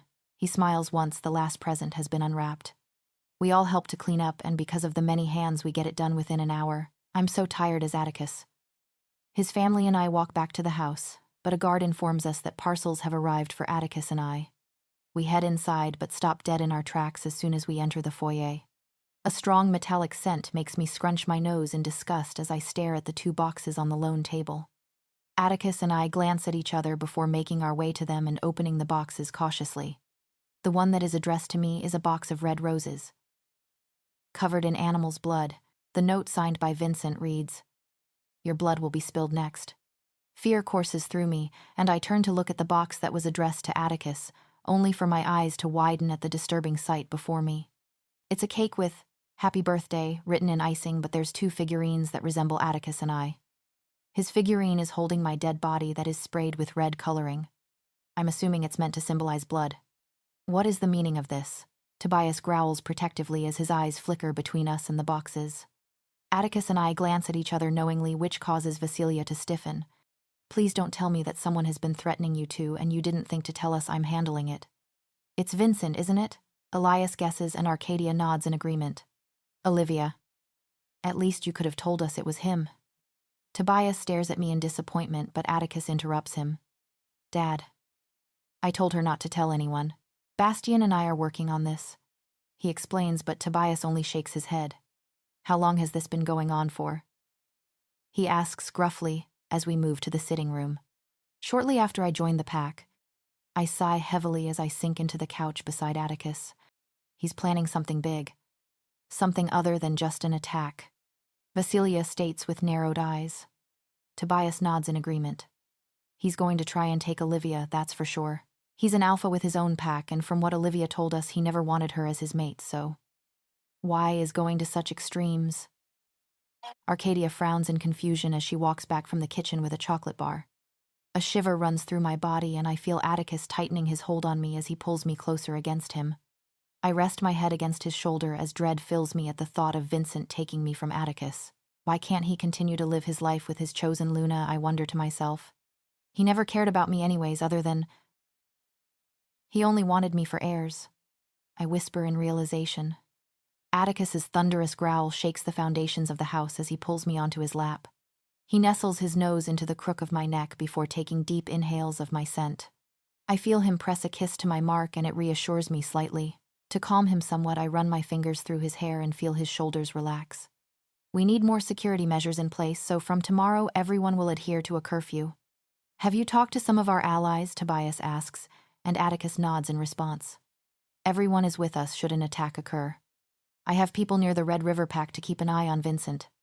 He's been using different people to send these threats, he explains before Vasilia interrupts. What if we send someone undercover into his pack? No?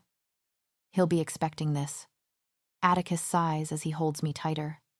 We don't have much time. If only we knew that not even time could help us. I'm in math class when my phone vibrates in my back pocket. Taking it out, I see that it's a text from Amelia and quickly read it under the table. It says, "Meet me in the mall after school. Need your help in picking out a dress for this weekend's party, however." While I'm typing back a reply, the teacher coughs, and I look up to see his eyes trained on me as he talks. I send the text before discreetly putting my phone in my bag, even though he knows well what I was doing. Thankfully. Time flies by, and after 20 more minutes, I'm finally done for the day. I note down the homework we have for tomorrow before rushing out of the class with Leon. He has date night with Savannah, so he's equally as eager as I am to leave the building. We both bid each other goodbye before I see him hop on his bike and cycle away. Making my way to the car waiting for me, I get in with a quick hello to my regular guards. Toby and Felix. They're the ones that usually accompany me everywhere. Hi, guys. Can you take me to the mall, actually? I ask and see Toby smile and nod in the rearview mirror. Sure. He replies before starting the car and driving off the school grounds. I listen to some music on the way there, and it doesn't take that long to reach the mall since the school is in the center of town. However, the parking lot does seem packed, and Toby makes a noise of frustration as he drives around to find a free space. But miraculously, Felix spots a person loading their shopping into the boot of their car. I decide to call Amelia to see which store she's in while we wait for them to leave. Hey. Which store are you in? I'm in the parking lot. I say once she picks up after the third ring. What are you talking about? Her response makes me frown in confusion. You texted me to meet you at the mall after school, and that you wanted my help in picking out a dress for a party this weekend. I explain with furrowed brows. Wait. What? Okay. Hold on. She mutters, and I don't hear anything for a few seconds before she speaks again. Olivia. I didn't send any texts. When did you get it? When I was in math. I had gym. She replies slowly before I hear her curse under her breath. Liv. Get back to the pack house. I'm going to find Atticus. Something isn't right. This was a setup. I growl in both anger and panic as I come to the startling realization. Yes. I look up at Felix to see him smirking at me before grabbing my phone and crushing it in his grip. What the fuck? My jaw drops before I try and escape the car, only to hear him lock the doors with a dark chuckle. He turns around just as Toby floors it out of the parking lot at an insanely dangerous speed. Snarling in frustration, I quickly mind-link Atticus and tell him what's happening, along with giving Toby and Felix's names. I also add on directions so that he can at least know where I'm headed. I'm coming. Don't worry, I'll find you. Livy, he replies in a panic, and I try not to let my fear filter through our bond. Where are you taking me? I scream when Toby almost hits a car. Shut up, he growls as he swerves crazily. Atticus. I trail off as dread fills me over where I think we're headed. They might be taking me out of Ontario. Please. Hurry, Toby's locked the doors and is going too fast for me to attempt at escaping. Jerk. He curses and I can feel that he's distraught. I've left the territory, just keep me updated. I tell him the road Toby's driving on and any change of direction that he takes. It surprises me that they haven't drugged me or anything so that I can't mind link anyone. He gets off the highway and works his way through various shortcuts at a normal speed, which eventually takes us to the middle of nowhere with nothing but trees on either side. But the sight of a male figure stepping out of the trees makes my eyes widen and my heart hammer. He's holding something and both Toby and Felix chuckle at my expression. Your mate can't save you if you can't reply. Felix smirks smugly and I catch the wicked gleam in his brown eyes. Maybe I shouldn't have spoken so soon. I think to myself as I realize that I'm going to be drugged by that man. However, I see an opportunity and choose to go with it no matter how dangerous it is. Jade senses what I'm about to do and readies herself as well. I then start punching the window as hard as I can and grin when it starts to crack under the force. Toby growls warningly and yells empty threats at me as he increases his speed. Felix turns around to stop me, but I grab him by the collar and punch his face repeatedly until he's knocked out. I continue hitting the glass and am filled with relief when it eventually shatters. I let Jade take over and crouch on the seat so that I can launch myself out of the window. And with extended claws, I scratch Toby's face as deep and quickly as I can before jumping out of the car. I shift midway and Jade lands gently on the ground before she sprints into the woods. Quickly mind-linking Atticus on my whereabouts, we focus on any sounds that may indicate that someone is following us. Although we don't hear or scent anything, we're still on edge as Jade races through the mass of trees. But we're not alone for much longer because just as we break out into a small clearing, we smell another wolf coming in our direction from the right. However, smelling the familiar scent of a Red River pack member is what shocks us both to the core. Jade swerves to avoid him, but he pounces and his canines scrape her hind leg. She snarls in pain but continues running with him hot on her heels. Atticus. There's a Red River pack member chasing me. I think Vincent is here. I shout into the mind link as another russet-colored wold slams into Jade's side. There's no reply from him and it only increases my panic. I focus back on Jade, who just kicked the wolf off from her body. The dark brown one from before nips her in several places, and she can't help but howl in pain when he digs his canines into her skin a little too deeply. Another wolf joins and pins Jade down as she thrashes against his hold. But she stills, and I'm filled with immediate dread when we hear footsteps making their way in our direction. The other two wolves back off yet stand alert as a certain redhead walks up to Jade with a triumphant smile. Toby trails behind her with open and bleeding wounds caused by my claws. Shift. Olivia.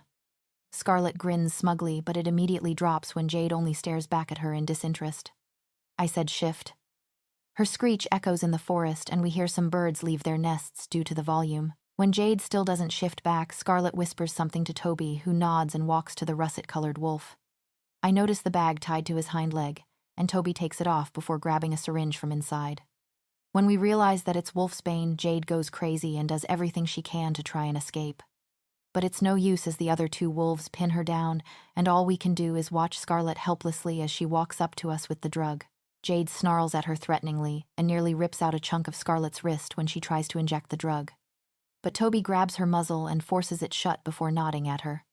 Scarlet is drugging me with wolfsbane. I begin to inform Atticus in the hopes that he will reply this time, but am quickly interrupted by Scarlet's gasp of surprise.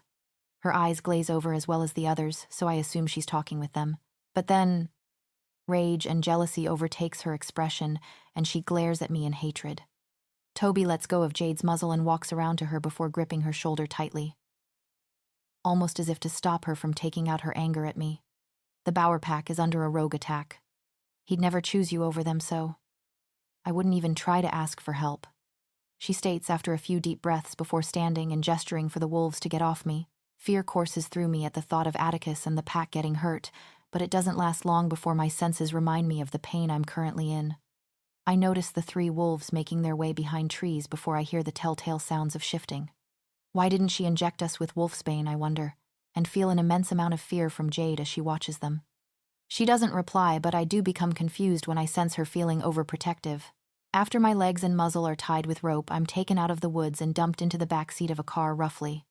Scarlet finally loses it, and before anyone can stop her, she delivers a few blows to my head. Coward, I think to myself as I gaze at her through drooping yet narrowed eyes. If only I wasn't tied up, I would have broken her bones for doing this to me. As we drive off, I catch sight of the first star twinkling high in the sky before tears blur my vision. I pray to the moon goddess to help me and the Bower pack. I pray for a miracle. I open my eyes to bright lights, which causes me to flinch. I blink drowsily to adjust before looking around. Then the pain hits me. At some point when I was knocked out, I assumed Jade had involuntarily shifted back and someone had changed me into clothes. Turns out my right ankle is tied to a heavy chain made of silver, and I don't move for fear of wounding my skin. There's the tiniest of windows in the center of a wall to my left, which allows the slightest hint of sunlight to filter through. Otherwise, the room is freezing cold with nothing but a chair in the corner by a door. Atticus, I call into the mind link, but it's like both the link and our bond is gone. I can't feel him at all. Instead, I feel empty. I remember Scarlet saying that the pack was attacked, which makes me panic. Is everyone all right? Is Atticus all right, clearly?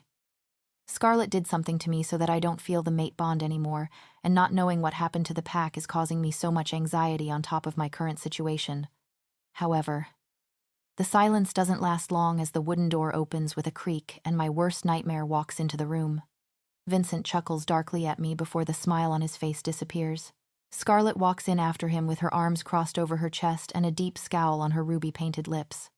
"What the jerk," he roars as he looks between Scarlet and I in shock and rage. "She's pregnant with that bastard's child." My eyes widen and I gasp audibly. How the hell am I pregnant, I think to myself. Sure. I had missed a period and noticed that I put on some weight recently, but I didn't pay any mind to it. And then I remember that when Atticus and I had intimacy on his birthday, we forgot to use protection. How could we have been so careless? Bringing a child into this mess is the last thing I wanted to worry about, Jade. "You knew?" I ask quietly, and sense her nod. "I was going to tell you when you went back to the pack house after the mole," she replies with a low whine. I feel only a shred of happiness over the revelation because it's completely overshadowed by fear. I must protect my baby no matter what happens. I want to see my child, and there's no way I'm going to lose him or her because of Vincent. I pray hard in that moment that he doesn't hurt my child now that he's found out.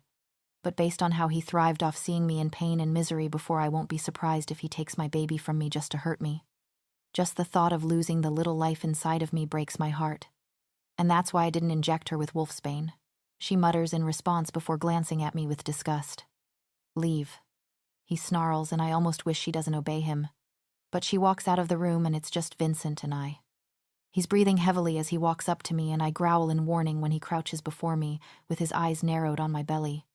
He chuckles darkly before shaking his head as he licks his lips. And when he looks back at me, I try not to show my fear over the crazed look in his eyes. "I told you not to engage with Bower intimately, and that's exactly what you did."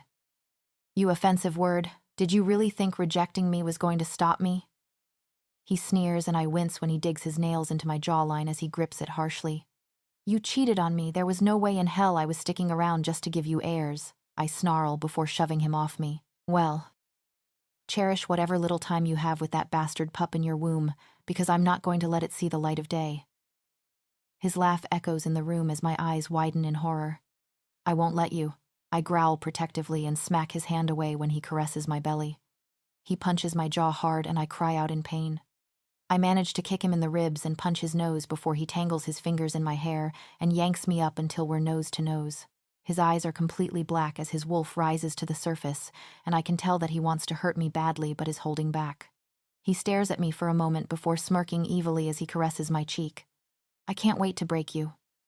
Olivia. Atticus is going to end up killing himself anyways for not saving you and your pup. That I promise you." He grins, and his words send a chill down my spine. He tightens his hold on my hair before rearing back and punching me in the face. The impact is so strong that my vision blackens as pain shoots through the area. He throws me to the floor, and I cry out when my head slams against the concrete. I blink drowsily and watch him walk away before the room is shrouded in darkness, and only an echo of the door closing rings in my ears. Curling into a fetal position, I cradle my belly and let the tears slip. I feel so helpless because I don't want my baby to get hurt. The longer I'm here, the more chances there are of him losing control and killing my child and I. But the silver chain attached to my foot is literally draining me of everything. How am I supposed to try and escape if I don't even have the energy to move? Oh, Atticus. Where are you, I think to myself, just as sleep takes me. Atticus Bowers P. Oh. I it. Alpha. Please, you need to lay down. Atticus.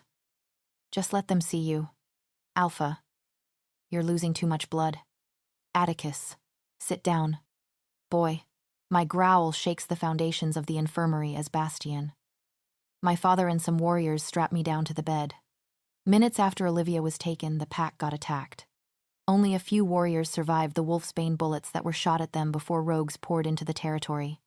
Thankfully, we got everyone who couldn't and wasn't fighting to the safety bunkers, but the vast number of rogues attacking my pack meant that I couldn't get to Olivia. I didn't have a choice either, because when I tried to get to her, a pack of rogues attacked me at once. The fact that my pack was under attack and my mate had been kidnapped caused me to become so enraged that my wolf, Xander, took over and went on a killing spree. Some warrior wolves from Manitoba and Quebec were able to make it to add to our numbers, and by the end of a grueling 4-hour fight, the Bauer pack achieved another victory. But we lost our Luna. The second I had no more rogue wolves cutting me off from leaving to find her, I tried to leave the territory, only to be dragged back to the infirmary because I'm heavily wounded with numerous broken bones that are in the process of slowly healing. Because the rogue wolves had an agenda to stop me from finding Olivia, that means I've taken the most hits. I need to find her, I roar as I struggle against the several people holding me down.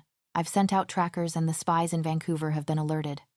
Bastion explains as he stares at me worriedly. We're going to find her, but you need to heal, otherwise it's going to take longer.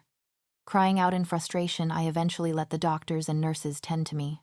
Everyone relaxes slightly once they see me calm down. Xander is losing his mind and is continuously howling and whimpering. He's both sad and furious over the fact that Olivia was taken from us, and the more I try to reassure him that we'll get her back, the more bloodthirsty he becomes.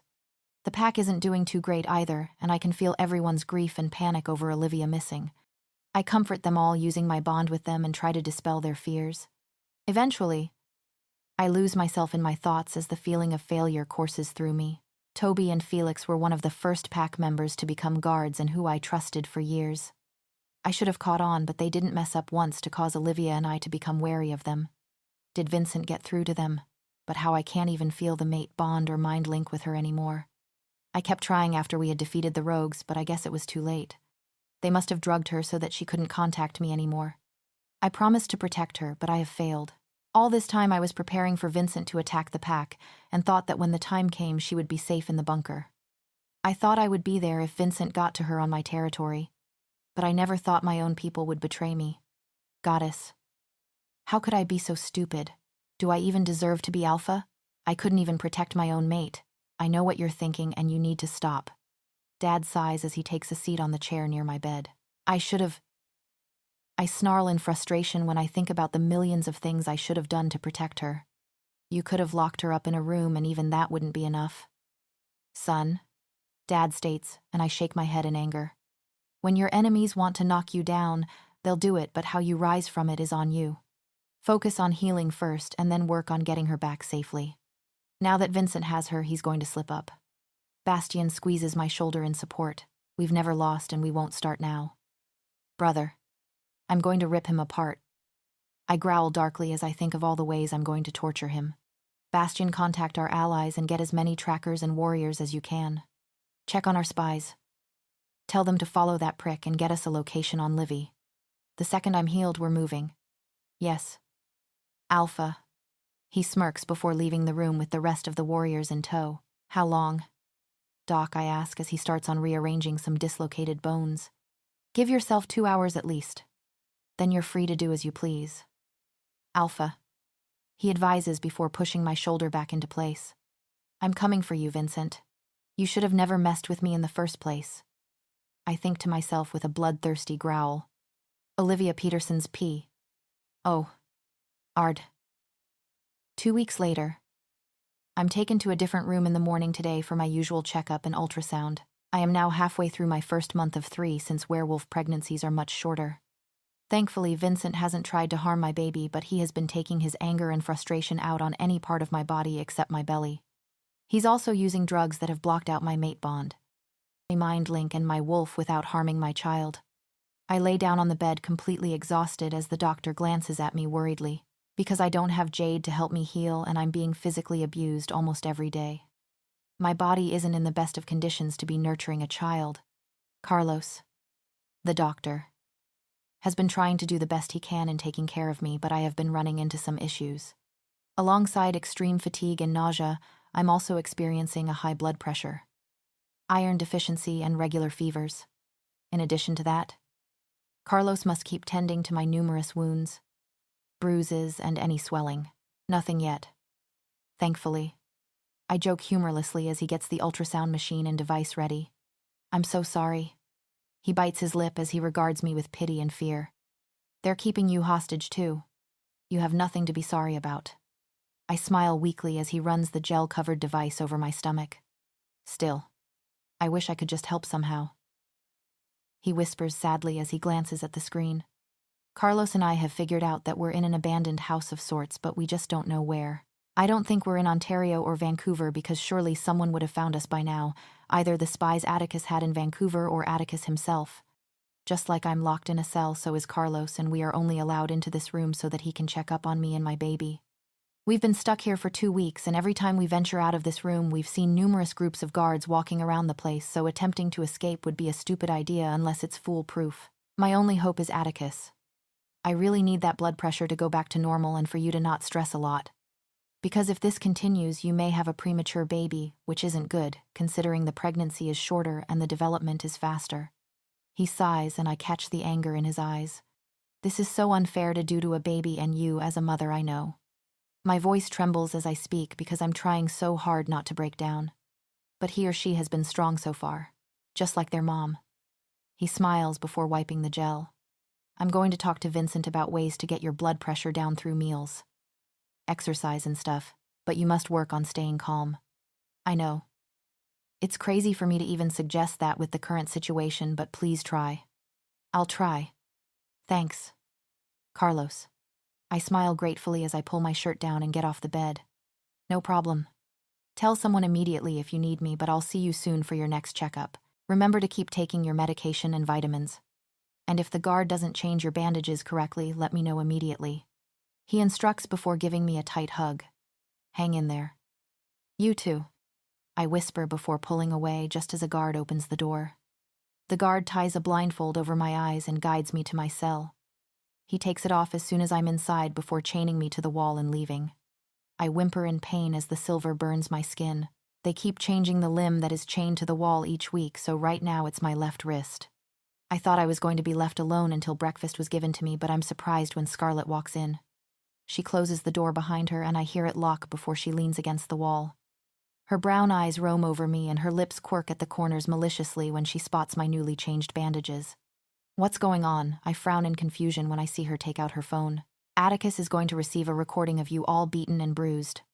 She smirks haughtily as her eyes roam my figure in disgust. And we're also going to reveal that you're pregnant. Why are you doing this? Why are you working for Vincent? I cry out as she wraps her hand tightly around my throat. Because I was supposed to be. Luna, Atticus was mine and you took him. You took everything away from me. She growls with a wild look in her eyes as she slams my head against the wall. And now you're pregnant with his child. I was to give him heirs. He would have been mine forever. You would have never been happy with him. You rejected your chance at happiness and true love for status. I reply in frustration over this. Girl being so deluded. Atticus was so happy for you when you found your mate. Do you honestly think that he would have ever picked you to become Luna? Yes. If you hadn't come along and ruined everything. Yes, he would have. She shrieks as she stumbles back. I grew up in the same pack as him. I adored him. Even when he dated you years ago, I still waited for him. Even when he broke his bond with his true mate, I waited for him to fall for me, and when I nearly had him, you snatched him from me. Scarlett. I trail off in disbelief. I realize that I'm never going to get through to her. She's conjured up a whole fairy tale of her and Atticus being together for years, that anything that doesn't fit with her perfect story will be rejected. You will pay for what you did to me. And if Vincent doesn't kill that pup inside you, I will, she states threateningly, and I kick her legs out from beneath her. She yells as she falls before my feet, and I kick her face repeatedly before she eventually shuffles away. I glare at her murderously as my protective instincts flare up over her threatening my child. She snarls hatefully with eyes narrowed on my hand resting protectively against my small baby bump. Threaten my child again and I'll rip your heart out. Insulting word. I growl warningly and notice a flicker of fear flash in her brown eyes. Right at that moment, Vincent walks in. He frowns in confusion at Scarlett, who gets up from the floor before glancing at me in suspicion. I stare at him blankly and he rolls his eyes in response before ordering Scarlett to start recording. He steps up to me with a wicked grin before revealing the wolfsbane laced whip, and I can't help but fear the extremes he's going to go to just to send a message. Just like I predicted, he shows no mercy, and the video starts off with a blood-curdling scream. Atticus Bowers P. O. V. Alpha. This CD was sent to us by mail. Brendan, one of my warriors, steps into the room Bastian and I are working in. I frown in confusion before realizing it's probably from Vincent. I take it and dismiss him before turning to my beta with a grave expression. He stares at the disc with a knowing look before sighing heavily and nodding at the laptop. I put it in before it loads and Bastian presses play with slight hesitation. Instantly, a terror-filled scream echoes in the room, and we growl when we see Vincent whipping Olivia's back. Pain and desperation fills me when I see how beaten and bruised she looks. She's chained to a wall and there's bandages everywhere alongside swelling. Blood pools on the floor and I can tell that it's wolfsbane, but what catches my eye is that she has her arms wrapped tightly around her stomach. She's put on some weight, which makes me frown in confusion. Show him. Olivia. Vincent chuckles darkly as he whips her relentlessly. Show him or else I'll... Oh, okay. She gasps and whimpers in pain as her arms fall to the side. Jay, just stop. Please stop. Her emerald eyes stare up at the camera, and my heart shatters when they look so broken and full of hurt. She looks exhausted and her back isn't healing as quick as it should be. But as my eyes roam the rest of her figure, I notice that her belly is slightly rounded and swollen. Bastian curses from beside me the moment I realize why Vincent demanded that she unwrap her arms. Olivia's pregnant. That's right. Bauer. Olivia's pregnant with your child, but it won't be long before she either loses it or I kill it. He laughs manically as he throws the whip to the ground before yanking her up by her hair. Her wolf can't heal her anymore, and with how weak she is, I wouldn't be surprised if she miscarries. No, I snarl as I stumble back in shock. Jerk. Xander howls furiously in my mind, and the need to have our mate in our arms overwhelms me. I'm going to be a father, but all I can feel is fear and pain. If I don't find Olivia in time, then I have no doubt that Vincent will kill both her and my pup. She looks exhausted and weak as it is without her healing abilities. I look back at the screen when I hear her crying softly in the background. My heart breaks all over again when she cradles her belly protectively as Vincent yanks her up. A thundering growl escapes me when he throws her on the bed and backhands her as he yells at her to be quiet. Bastian shoots up from the chair and pulls at his hair as he steps away. I can tell that seeing his Luna in such a state is hurting him. I've heard you're sniffing around my pack in Vancouver. Vincent drawls bemusedly as he cleans my mate's blood off his hands. You're wasting your time. Bauer. I've taken Olivia to a place where you won't be able to find her, but don't worry. When I'm done with her, I'll have her body delivered back to you. Olivia glares up at him with tears streaming down her cheeks as her own blood soaks her clothes. He smirks smugly as he caresses her cheek, which she smacks away in disgust.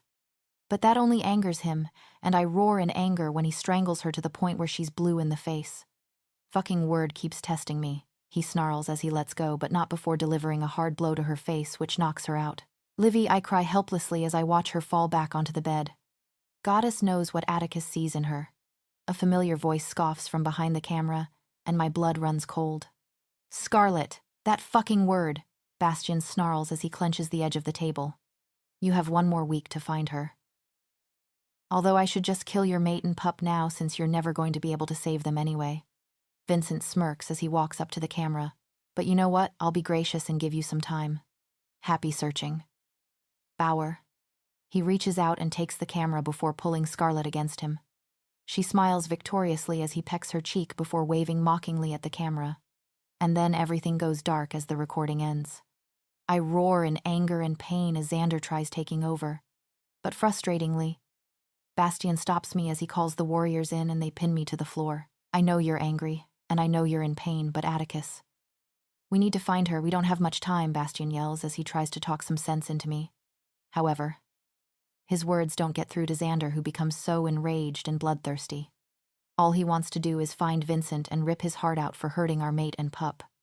I know Bastian's right, and that me going on a killing spree right now won't help anyone, but try telling that to my overprotective wolf. Alpha Beta, we may have found a location. A young tracker comes running in with a laptop. Immediately. Xander gives me back control and I spring up from the ground. We all crowd around Novak as he takes a seat at the table and begins to explain. The spies I had by the Red River Pack had managed to follow Vincent to a certain extent before they lost him, but as more and more trackers joined, they started to pick up on some clues. Novak walks us through the directions before opening images of an abandoned house in Masset on the northern coast of Graham Island. We used a drone to get near it and take pictures.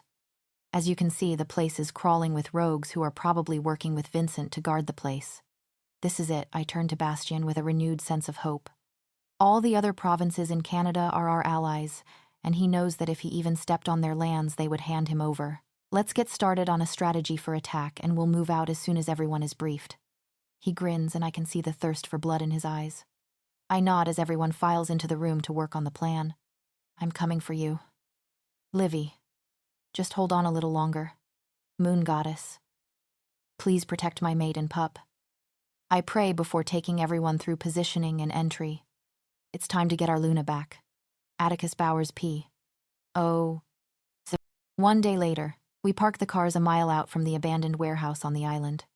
Several warriors flew in from the different state allies, and I couldn't be more grateful for the increased numbers. We're also carrying weapons laced with silver and wolfsbane so that there's no chance of anyone surviving. As we walk stealthily towards the house, Novak flies the drone and tells us that the guards are still stationed around the building. The area is completely abandoned and deserted, as it's set on the edge of the island. Good. I think to myself, nobody will hear us tearing into Vincent and his pathetic army. Redhead's mine. I've been wanting to cause her pain ever since she left. Bastian grunts with a devilish smirk as he loads his gun. Everyone chuckles, and for a moment the mood lightens before we become serious again. After going through the plan, everyone splits up to take their entry spots around the house. Xander growls inside my mind, and I can feel his bloodlust rise at the thought of finally getting our hands on Vincent. I grin before settling into my spot while watching the screen Novak holds for any sudden movements. All teams in position, Novak asks through our shared mind link before everyone confirms positively. Go. We all silently creep up on the rogue wolves before attacking. Bastian and I work together on taking the guards down at the door before breaking in. I can see and hear my warriors stream in from the windows and back door. Everyone inside the house is completely taken off guard. Just like we were when our pack was ambushed. I growl heatedly as numerous rogue wolves jump me before Bastian shoots them down in mere seconds. As the warriors take care of the guards, we're on the hunt for Scarlet and Vincent. From the video, it's clear that Olivia is locked in a cell, so we're on the lookout for that too. I punch a guard square in the nose before slamming his head against the tiled floor. He cries out in pain before I twist his neck and rip his heart out, chucking the organ away. I wipe my hand on my pants before turning the corner, only to reciprocate Bastian's smug smirk as he pins a thrashing redhead to the wall by her neck. I'm running out of patience. Scar. He coos as her wide eyes land on me. Tell me where Olivia is and I'll let you go. Atticus. She breathes as tears fill her eyes. You came. I came for my mate and pup. Instantly, her eyes flare with jealous anger as her features twist in disgust and hatred. Tell me where she is. I'd rather die. She scoffs haughtily before whimpering when Bastian presses the gun to her heart. That can be arranged. He murmurs with a wicked smile. Any last words? I turn and shoot the 3 guards that were about to attack us before looking back at Scarlet, who stares at me in shock. The seriousness of Bastian's words seems to hit her, and she hesitates. Her eyes flicker between us as beads of sweat appear on her forehead. We can smell that she's scared, and it's obvious that she won't sacrifice herself for Vincent's gain. If I tell you where she is, will you let me go? She stammers as Bastian drags the gun up to her temple. Yes. As much as I wouldn't want to.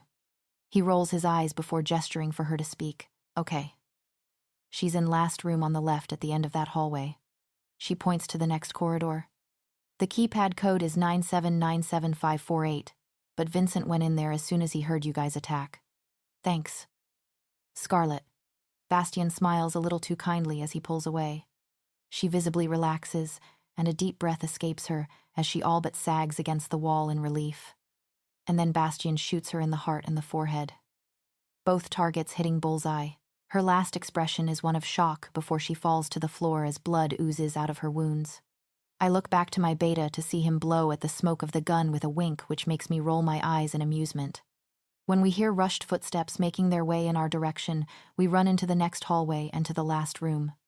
I punch in the code before kicking open the door, only to freeze at the sight before me. My blood runs cold, and my heart hammers away in my chest as I hear Bastian shoot down more guards behind us before stepping in. "Jerk," he mutters as he takes in the sight before us. Olivia is tied to a chair with a bomb strapped to her belly. The timer is on and we have less than 10 minutes to stop it. She's crying uncontrollably, and I try to convey to her with my eyes that everything will be okay. Vincent sits in a chair in one corner of the room with a syringe in his hands, and I immediately recognize the liquid as wolfsbane. "You handle that bomb while I kill this jerk." I mind link Bastian before we spring into action. Vincent grins devilishly as he drops the syringe on his chair before taking a swing at me. But his cheery expression drops the moment I growl furiously and snap his arm in two. He screams in agony before kneeing me in the stomach. I'm winded momentarily before I wrap my hands around his throat and pin him to the wall. He turns blue in the face just like he did to my mate before I let him go. A loud wheeze escapes him when I punch his ribs repeatedly and growl in satisfaction when I hear them crack. At first I planned to take him back to my pack and punish him thoroughly for what he did to my mate, but as soon as I saw him, my bloodlust took over. I'm going to finish him today and put a stop to Olivia and I having to look over our shoulders. He's going to die by my hands and remember my face as death takes him. By now I've tired him and he's losing the battle. He kicks and punches at me before taking a knife out of his waistband and swiping me with it. I pay no mind to the numerous wounds he makes to my leg and abdomen. Instead, I grab the knife from him before stabbing him over and over. He wails in agony, but I show no mercy. Just like he showed none to my mate. "Atticus," I hear Bastian call from behind me. I take Vincent's head and slam it repeatedly into the concrete until I hear his skull crack. He screams and thrashes in pain before I shoot him twice. Turning, I run towards Olivia and Bastian to see that he's stopped the clock on the bomb. I help take it off her before pulling her into my arms and kissing her fiercely. Her skin is wet with tears as she kisses me back with equal passion. Tingles explode on my skin at the contact, and her delicious scent of oranges and vanilla wraps around me like a comforting embrace. Bastian works on taking the chains off Olivia before walking to the door and calling for someone to get a car ready. "I love you so much," I whisper as I pull away to cup her face. "I love you too." She cries as she closes her eyes and rests her forehead against mine tiredly. "Watch out," Bastian yells, and Olivia cries out in pain just as he tackles Vincent to the ground. She points to her leg, and my eyes widen in horror when I see the empty syringe sticking out of it. Taking it out, I quickly pick her up as she begins to scream in agony. Bastian rips Vincent's heart out before running to me, and we leave the building.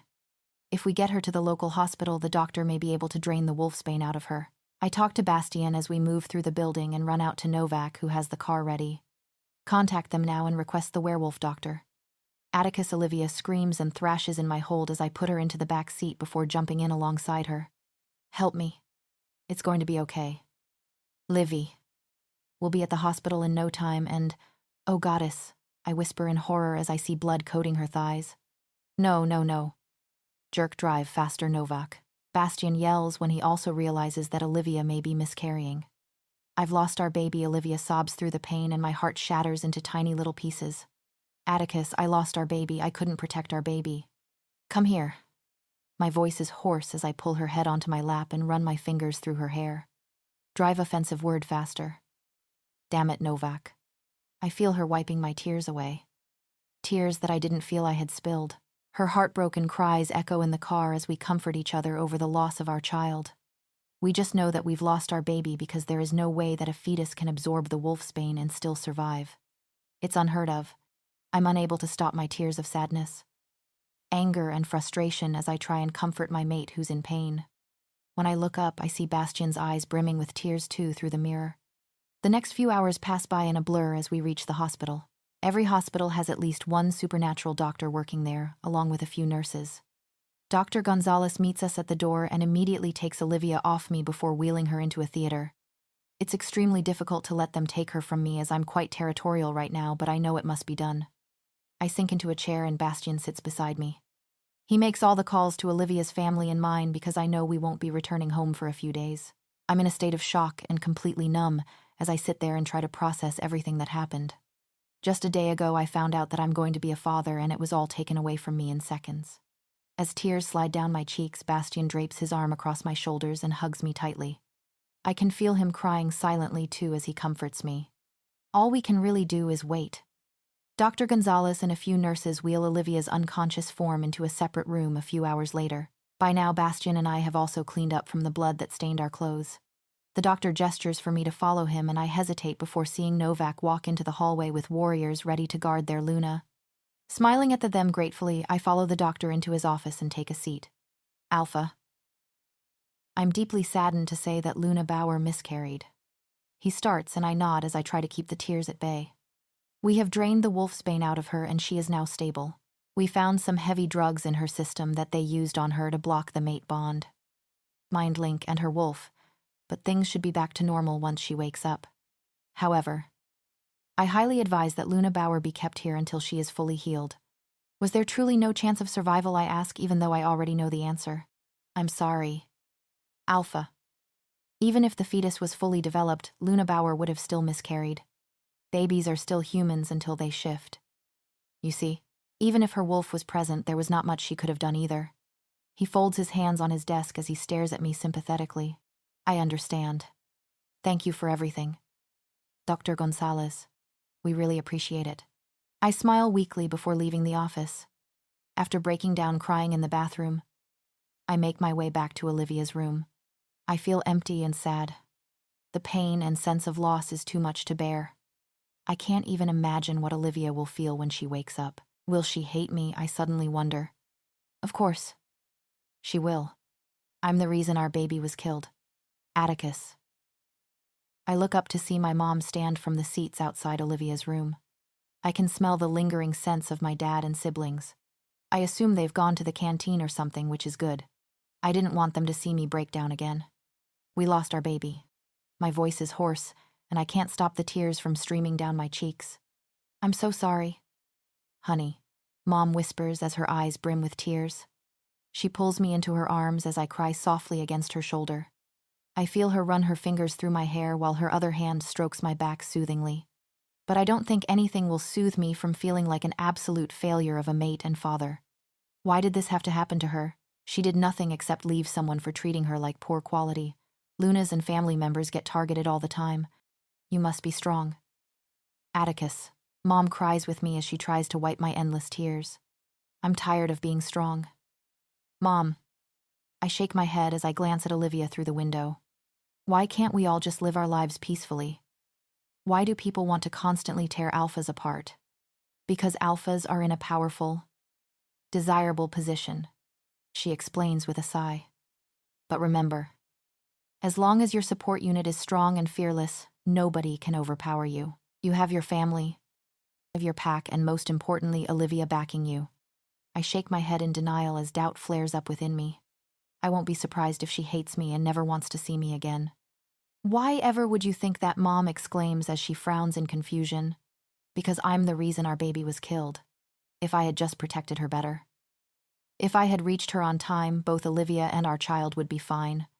I wipe away a traitorous tear hastily as the guilt eats away at me. You are not the reason your baby was killed, Mom glares at me fiercely. Vincent injected the wolfsbane into Olivia. Vincent knew it was going to kill them both. Vincent killed your baby like he had planned from the start. That's why he blocked Olivia's wolf and made her weak. So that her body wouldn't be able to save your baby. Don't you ever blame yourself for something that wasn't your fault. All right.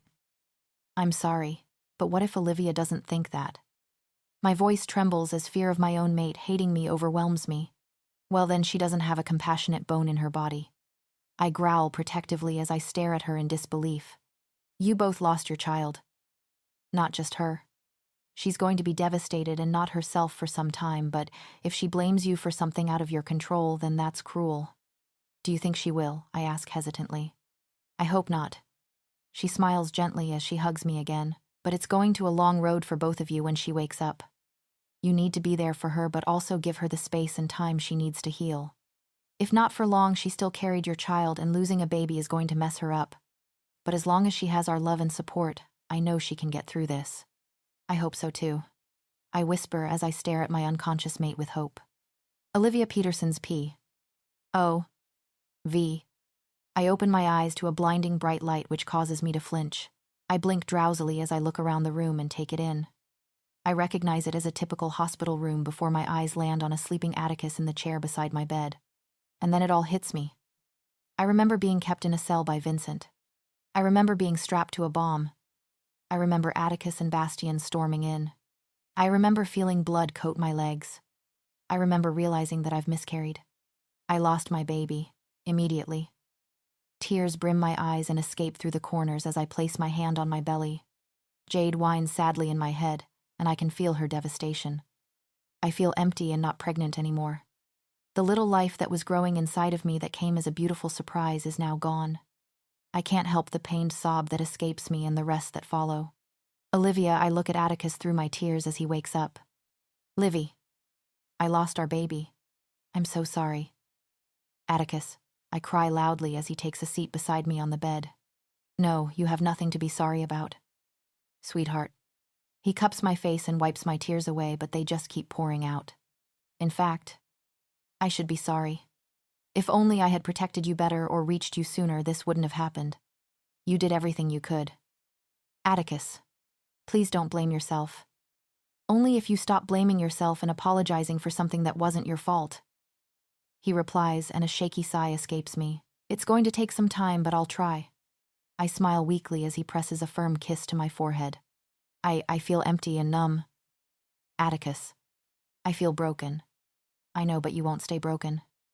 My love, however long this journey takes, I'm with you every step of the way. Livy, don't forget that. He states with determination, and I start crying all over again. I don't know what I've done wrong for the moon goddess to keep punishing me like this. I sob as I clutch his shirt tightly. First Vincent, and now our baby. Am I just not meant for happiness? You are. She just tests our strength and faith from time to time. He whispers as he lays beside me and holds me tight. Maybe she decided she wanted our little baby by her side. Maybe it wasn't our time. What if I miscarry the next time I ask, as fear consumes me over the thought alone? Let's just leave everything up to her. Okay. He caresses my cheek, and I feel him send me all his love through our bond. We'll take it all one step at a time, and first, we'll focus on you healing and coming back home. I kiss him while tears stream down my cheeks. I didn't even ask how you feel. I'm such a bad mate. He chuckles as he pulls away before wiping my tears. Again, I have a feeling it's going to take a long time for me to run out of tears. Only now I notice the myriad of emotions flickering through his eyes. Pain, sadness, frustration, anger, heartbreak. It's all there. He smiles sadly as he intertwines our hand. I think I'm all out of tears with how much I've cried ever since the doctor told me there was no chance. He starts, and I bite my lip when his voice trembles. I'm completely heartbroken, and just like you said, it's going to take time to heal from the loss, but knowing that I have you with me eases the pain a little bit. I know we're going to be okay. Livy, I love you. I whisper, feeling so overwhelmed by emotion over how much I love this man. I love you too. He smiles handsomely before leaning down to peck my lips. After a few minutes of laying in silence, the doctor walks in. Upon seeing that I'm awake, he smiles and greets us before calling a nurse. He checks the usual stuff before asking the nurse to check on how my healing is progressing. Because your wolf was blocked and then hurt by the wolf's bane, the healing process is going to be extremely slow. It's going to take her some time. Just like you. To bounce back, Dr. Gonzalez explains as he helps the nurse with my bandages. Other than that, we're going to work on stabilizing your blood pressure and iron. My eyes widen when I remember Carlos. With everything going on, I didn't think about him until now. I turn to Atticus, and he frowns in concern when he feels my panic. There was a doctor at the house. Carlos. He was innocent. Hey. Don't worry. We found him locked up and got him out. You can meet him soon. He reassures me as he rubs his thumb across my hand soothingly. Okay. I sigh in relief before letting the doctor and nurse work away. Let's have you eat something soon before we run some tests. If you need me. I'll be here until 10 o'clock, otherwise Sarah is here to take care of you. He smiles and I thank him before watching him leave. While Sarah is working, I find my eyelids drooping of their own accord. Atticus chuckles at my struggle to stay awake before whispering for me to get some rest and that he'll be right beside me. I hold his hand tightly regardless until I eventually drift off to dreamland. This time there's no more nightmares waiting for me. A few hours later, after I've woken up and eaten something, mine and Atticus's families enter the room. I smile at them all as Atticus helps me to sit up in the bed. Both Vasilia and Mom gaze at me tearfully as they hug me gently. Tobias and my dad take a seat in the chairs beside Atticus after asking me how I am and giving me a hug. Arcadia. Elias and Jason sit by my legs on the bed with small smiles. I'm so sorry this happened. Honey. Mom whispers as she strokes my hair. I nod with a weak smile, not wanting to talk about it anymore. Despite Atticus and I consoling each other over our loss, I still feel numb and like I'm not whole. While I was locked in that cell, all I thought about was my baby. If it would be a boy or a girl, if our child would look more like Atticus, or me or both, what outfits I would dress my baby in, what I would teach him or her, and to have that snatched from me within moments was truly the most heartbreaking thing I've ever experienced. Thankfully, everyone senses that I don't want to talk about my miscarriage and Arcadia diverts the topic. So, when are you coming back home? When Olivia's fully healed, we can leave. Atticus replies with a smile as he intertwines our hands. How's everyone back home, I ask, which makes her perk up. Nelson's being a jerk as usual. Ow, she huffs when Elias smacks the back of her head. She asked about home, not school. He rolls his eyes playfully, which makes me laugh. This is more important, she growls at him before turning to me. He gave me another detention for talking in class. Can you believe it? I was just asking one of my classmates about homework. Unbelievable, I reply sarcastically, which she doesn't pick up on. Exactly. Everyone bursts into laughter, and when she finally realizes, she huffs in mock anger. We chat some more and I catch up with my parents and Jason before the nurse comes in to take me for some tests and scans. I spend the rest of the evening doing that before I'm brought back to my room where Bastian and Carlos wait. I hug Carlos tightly and he expresses his sadness for my loss. We talk to Atticus and Bastian about our time locked up in that house and how we gave each other hope whenever we met. I was so scared for her because she had become quite weak. I genuinely thought that at one point her body wouldn't be able to handle a pregnancy. He murmurs as he glances at me sadly. And what was scarier is that whenever I talk to Vincent about giving you more healthy meals, getting you some exercise and stuff, he would always say that there's no point since the baby's not going to live long anyway. He had become so desensitized and cruel. I whisper with a shake of my head. Well, he certainly got what he deserved. Bastian states gruffly before meeting my gaze. I'm so sorry that I didn't notice him move sooner. It's not your fault. Bastian, one way or another he would have killed our baby anyway. I shrug half-heartedly as I glance at Atticus.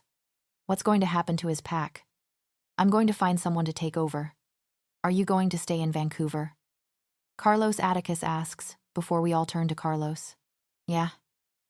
My family is there. There was a previous beta who ended up leaving because he didn't like Vincent's ways of ruling. He was a good man and always wanted the best for the pack. I can find his details, if you want to talk to him about taking over. He asks, and Atticus nods eagerly in agreement. That would be great. Thank you. We chat for a little longer before the nurse pops in and advises for me to get some rest. I don't feel tired, but I know my body needs it. Bastian and Carlos both hug me goodbye before leaving just Atticus and I in the room. He drapes the blanket over me when I lay down and is about to sit in the chair when I catch his wrist. Will you hold me? Please. He smiles in understanding before taking off his shoes and getting into bed beside me. It's a tight fight with how much space he takes up, but I curl into his side. I rest my head on his chest with a sigh as he holds me tight. The storm is finally over, and we can both return to our normal lives without having to constantly look over our shoulders in fear of Vincent trying to hurt us. What are you thinking about? He asks gently as he runs his fingers through my hair. Home. We'll be home soon. He presses a kiss to my temple. I can't wait. 2 years later, I walk into my bedroom before setting my books and bag down with a heavy sigh. Jumping slightly when I feel hands on my shoulders, I relax when the delicious tingles give away who it is. I turn and wind my arms around Atticus's neck as he hugs me. He peppers kisses to my mark and I find myself melting in his embrace. Tired, he murmurs softly as he rubs my back. Exhausted. More like, I grumble before I pull away. I threw up twice today and I felt sick the entire ride home. After I graduated high school, Atticus and I got married during the summer on our PAC territory. I then got accepted into the University of Toronto and am currently in my second year of studying accounting. But recently, I've been feeling quite tired and nauseous, which is weird since werewolves don't get sick. At first I thought it must be from juggling my duties as a Luna and attending college, but then again, I was fine in my first year. I groan when the feeling worsens and walk into the bathroom just in time to throw up my lunch. Atticus rubs my back and holds my hair away from my face until I'm done. He leans against the wall with a thoughtful expression as I clean my mouth. "Did you take a pregnancy test?" he asks hesitantly, which makes me stiffen. After the incident, it took me a few months to fully get back to normal. With the tissue of the miscarried fetus, Atticus and I had buried our first baby, but I was an emotional wreck and went through depression over losing my child. Atticus and I didn't try for another baby again until we talked last month about starting a family. But I had never really spent too much time thinking about becoming pregnant than I did over losing a child again.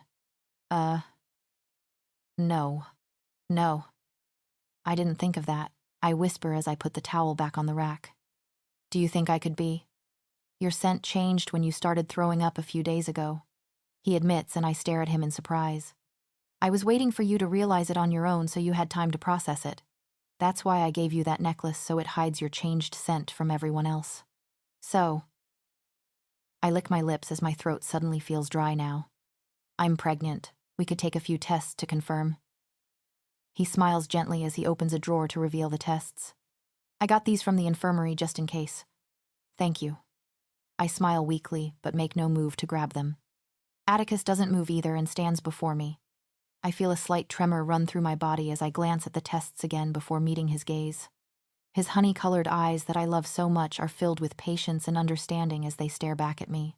I feel hot tears brim my eyes when I sense him pouring his love for me through our bond. "Whenever you're ready." "Love, we don't have to do this right now," he murmurs gently as he reaches out to wipe the first traitorous tear that escapes my eye. I'm scared. My bottom lip quivers and I bite down hard on it. "Jerk, I've had 2 years for Goddess' sake." "Hey." He hushes me as he cups my face in both hands with a frown. "It's not something that we can forget about. I'm sure we'll remember our first child every time you get pregnant. It's okay to be scared." "Livy." "I don't want to be, though." I whimper as the first sob escapes. But I can't stop thinking about miscarrying again. Nobody's out for our throats this time, and if you are pregnant, I'm not letting you out of my sight. I'll leave no room for mistakes this time. That I can assure you. He promises with determination shining bright in his eyes. "Unless your body isn't physically able to carry our pup, you won't miscarry. Believe that." "Livy." "Okay." I breathe shakily as he wipes the endless number of tears that have streamed down my cheeks by now. "Okay. I will. I'm with you every step of the way." "Remember," he grins boyishly, which makes me laugh. "I don't know what I did to deserve you." I mumble with a shake of my head. "We were destined from the start." "My love," he murmurs huskily before his lips come crashing down on mine. I smile into the kiss and pour all the love I feel for him into it. He coaxes my lips passionately before I open and let him in. Our tongues dance together enticingly before eventually. Oxygen becomes a matter of priority. I pull away and close my eyes when he rests his forehead against mine as we catch our breath. "Are you sure?" he asks gently as I take a few tests and start opening them up. "Yes." He nods before leaving the bathroom, and I take the tests with slight hesitation. Leaving them on the counter, I walk back into the room and take a seat beside him on the bed. He intertwines our hands as he presses a firm kiss to my forehead before we sit in silence. My leg bounces nervously as we lose ourselves in our thoughts, but eventually, the alarm I had set beeps and catches our attention. Atticus turns it off before turning to me expectantly. I take a deep breath and am just about to get up but end up shaking my head. "Can you please?" "Of course." He smiles handsomely as he walks into the bathroom. I wait on the bed with my heart hammering away in my chest. He's completely silent as he walks back into the room with a test. I stare at him with anticipation as my hands clench the bed sheets in my fists. "All the tests confirm that you're pregnant." He grins as happiness and excitement lights up his honey eyes. Immediately, I burst into tears again. He laughs before picking me up and twirling me around. I find myself laughing along with him as he yells joyously. "I'm going to be a mom," I think to myself. Happiness courses through me and I press my lips to his. He kisses me back with equal passion as we celebrate the beginning of a new chapter. We're going to be parents. I whisper as he sets me back down on the carpet but doesn't let go. I love you. He smiles as he rests his forehead against mine with tears brimming his eyes. You're going to be such a good mom. I can't wait to love our baby just as much as I love you. And I promise, I'll do everything in my power to keep you both safe. I love you too. Atticus. I peck his lips softly as I wind my arms around his neck. I know that our baby is so very lucky to have someone like you as their dad. We head over to the infirmary next because, although the tests I took all say that I'm pregnant, we still need to get it confirmed by an actual doctor and tests. After getting those done, Atticus and I return to our room and spend the rest of the evening just talking about the future and basking in the feeling. Eventually, we're mind-linked by the doctor to come back to the infirmary. We make our way into his office within minutes, and with a smile he congratulates us on the pregnancy. He states that I'm only 2 weeks, along with other things such as how the pregnancy is going to be 3 months. Atticus squeezes my hand in excitement as the doctor talks about medication and vitamins that he'll be prescribing me, and I struggle not to laugh at how adorable he's being. After scheduling me in for an ultrasound, we leave the infirmary before heading back home. By now, Atticus's parents and siblings have returned too, and dinner is ready. We decide to tell them first before calling my parents later. As we take our seats at the table and the food is served, Atticus takes a deep breath before calling for everyone's attention. Olivia is pregnant again. He grins before everyone screams and cheers in delight. As expected. Vasilia cries as she hugs us both tightly. Tobias. Arcadia and Elias fare much better and congratulate us with happy and excited smiles. It takes Vasilia a few minutes to gather her wits, but eventually she gets there before she spends the rest of the dinner talking about grandchildren. Oh. I can't wait. What do you guys think? Boy or girl, she asks excitedly, and everyone chuckles at her enthusiasm. Girl. Arcadia smirks confidently before Elias chimes in with a boy. Tobias. Vasilia and I think it's going to be a boy too before Atticus joins the girl team with Arcadia. They both high-five each other, which makes me laugh. Even though I'm only 2 weeks along, everyone starts chatting about a baby shower. A nursery. Baby clothes and all sorts. The more we talk about the baby, the more excited I get, but doubt still lingers. I hope I'm a good mom. I think to myself nervously. What if I mess up? You won't. We'll learn together. Atticus replies through our mind link as he intertwines our hands. I smile gratefully before tuning back into the conversation. I'm so glad I have someone like him by my side forever. He was patient and understanding when I was healing from miscarrying and gave me space and time when I needed. I just hope I'm as good of a mate to him as he is to me. After dinner, Atticus and I call my family when we're in the privacy of our room. They're equally as overjoyed as his family was. Mom immediately starts talking about visiting and sharing some advice, which I eagerly take. I spend more time catching up on the phone with them and Jason. He's now in his senior year of high school and is hoping to get into a university on a sports scholarship, which I have no doubt that he will. Eventually, I get off the phone after agreeing to Mom coming over within the next 2 weeks. Sighing blissfully, I look up at Atticus as he makes his way over to the bed. He smiles knowingly and I raise my arms so that he can take off my shirt easily. One by one, every article of clothing is taken off until I'm left bare. I hold out my hand expectantly for my pajamas, but am surprised when he throws them behind him. Atticus, I squeal when he pounces before we embrace. He slips his own clothes off and we share a moment of deep connection. I tangle my fingers into his hair as his body hovers over mine. He captures my hands with a passionate growl before leaning down and kissing me hungrily. Let me show you just how much I love you, he whispers as he pulls away. I think I already know. I hum pleasingly as his hands roam my bare body. But I guess a reminder wouldn't hurt. No. It definitely wouldn't. He smirks as he gives me a series of soft kisses. I love you. Sweetheart, I love you too. I smile and we spend the rest of the night making sweet, heavenly love. Olivia Bowers P. Oh. I want seek. 4 years later. Dad. I want the bear, please get me the bear, Alicia. Our 4-year-old daughter begs with excitement. She's like the female version of her father with brown hair and hazel eyes. But look at the wolf. Angel. Don't you want that? No, Dad. She pouts as she crosses her arms. I want the bear. I snicker when Atticus huffs in disappointment. Then he turns to our 3-year-old. Phoenix. With hope. What about you? Nix, you want the wolf, right? Lion. He grins as he points to the stuffed toy hanging near us. I burst into laughter as Atticus shakes his head before paying the man at the booth. Phoenix squeals and wiggles in my arms every time Atticus hits a tin can. He's a mix of Atticus and I with brown hair but my green eyes too. Alicia is all but bouncing on the spot in excitement and cheers loudly when he wins her the bear she wanted. After another round, Atticus hands Phoenix the lion, which he takes happily before turning to show me. Arcadia and Elias find us then before taking Alicia and Phoenix off us. Atticus and I chose Jason to be Alicia's godparent and Arcadia to be Phoenix's. However, with how much Arcadia is spoiling the little guy, we may have started to regret our decision slightly. Absolutely ridiculous, Atticus mutters as I loop my arm through his. They never have stuffed wolves, and the one time they do, my pups don't want them. I chuckle at his disappointed expression before we follow the kids to the next ride. Emilia and her mate, Zane, and fall into step with us while their son Jaden runs over to Alicia with his stuffed animal. Savannah and Leon wait for us by the candy floss stall with their daughter, Avery. While I was pregnant with Alicia, Emilia finally found her mate. Her and Savannah had Jaden and Avery 4 months after me, so all our kids are around the same age. Bastian, too, had found his mate, Lucia, 2 years ago, and they now have a 2-year-old daughter called Maisie.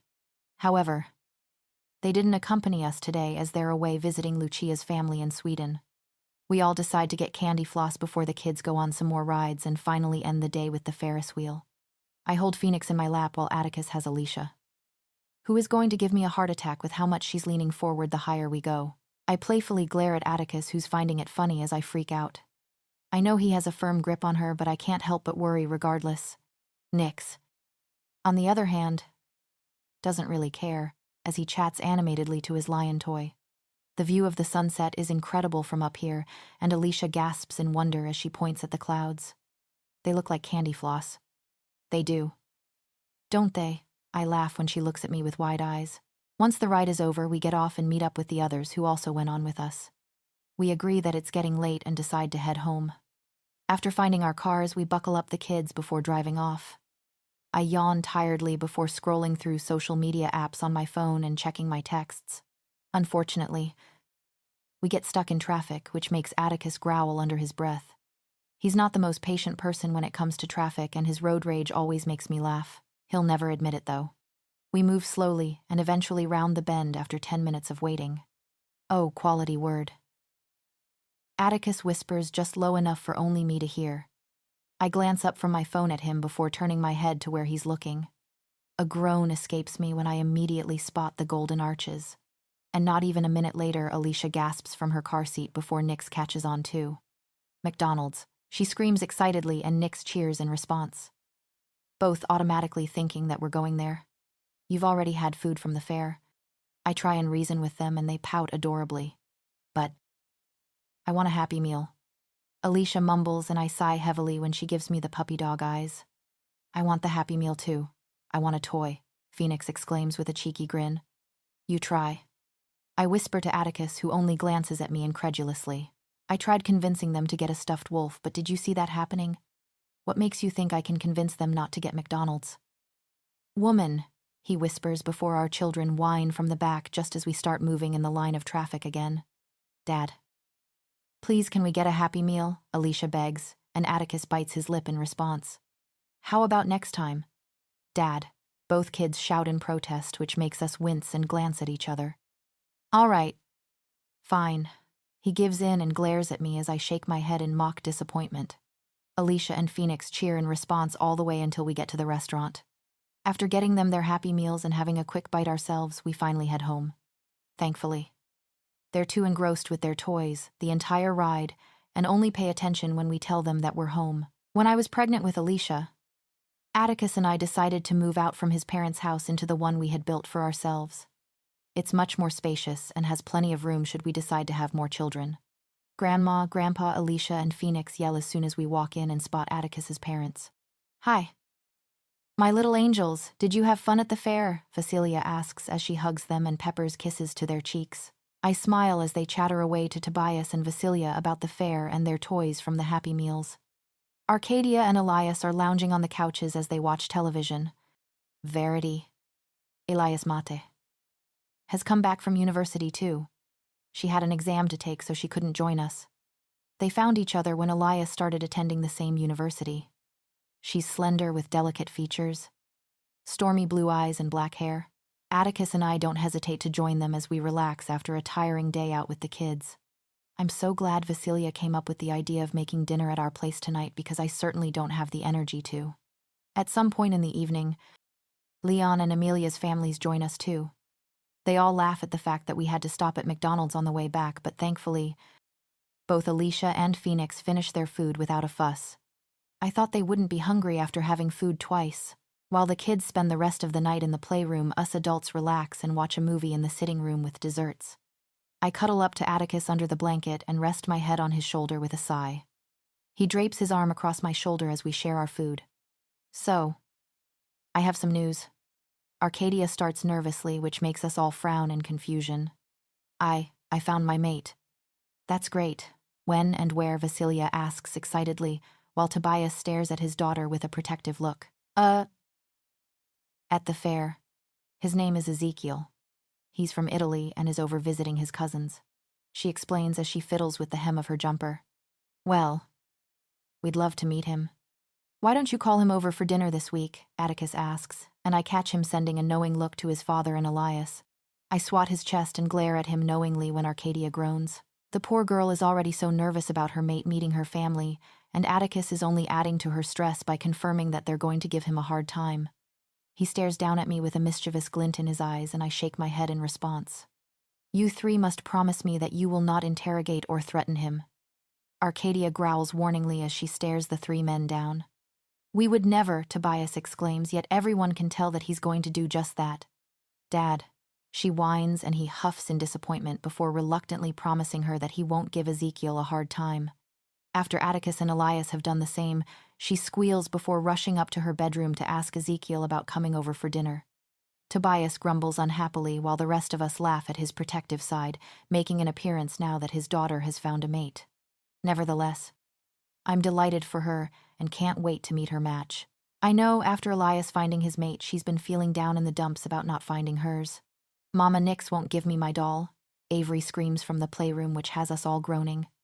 Well, our time to relax was great while it lasted, I mutter as I get up to talk some sense into my child. After getting Avery's doll back, everyone starts heading out to rest for the night, since we can tell that the children are getting tired and grumpy. I thank Vasilia for handling dinner before shutting the door and cleaning up the sitting room, playroom, and kitchen. I'm exhausted by the time I lock the doors and turn off the lights before heading upstairs. Thankfully, Atticus has bathed Alicia and Phoenix, who are now in their beds and drifting off to sleep as he finishes up a bedtime story. He smiles when I step in before closing the book, kissing their foreheads and leaving the room with me. We make our way to our bedroom and change into our pajamas before settling under the covers. Tired, he asks with a chuckle as I cuddle up to him. Very. I mumble sleepily before feeling him wrap an arm around my waist. He doesn't speak again for a long time, and I almost think he's asleep when I move and look up to see that he's in fact wide awake. I frown in confusion when I see him staring at the ceiling. He snaps out of it and smiles at me when I poke his cheek. What were you thinking about? Just how far we've come. He grins, which makes me smile. I find myself thinking about it from time to time and how crazy it is. Me too. We sure did have some obstacles to face, but now we're here. 2 beautiful kids. Our pack with loving family and friends. I sigh happily as I count my blessings. And you. And you. I agree as his lips come crashing down on mine. We really were meant to be. Atticus Bauer. The end.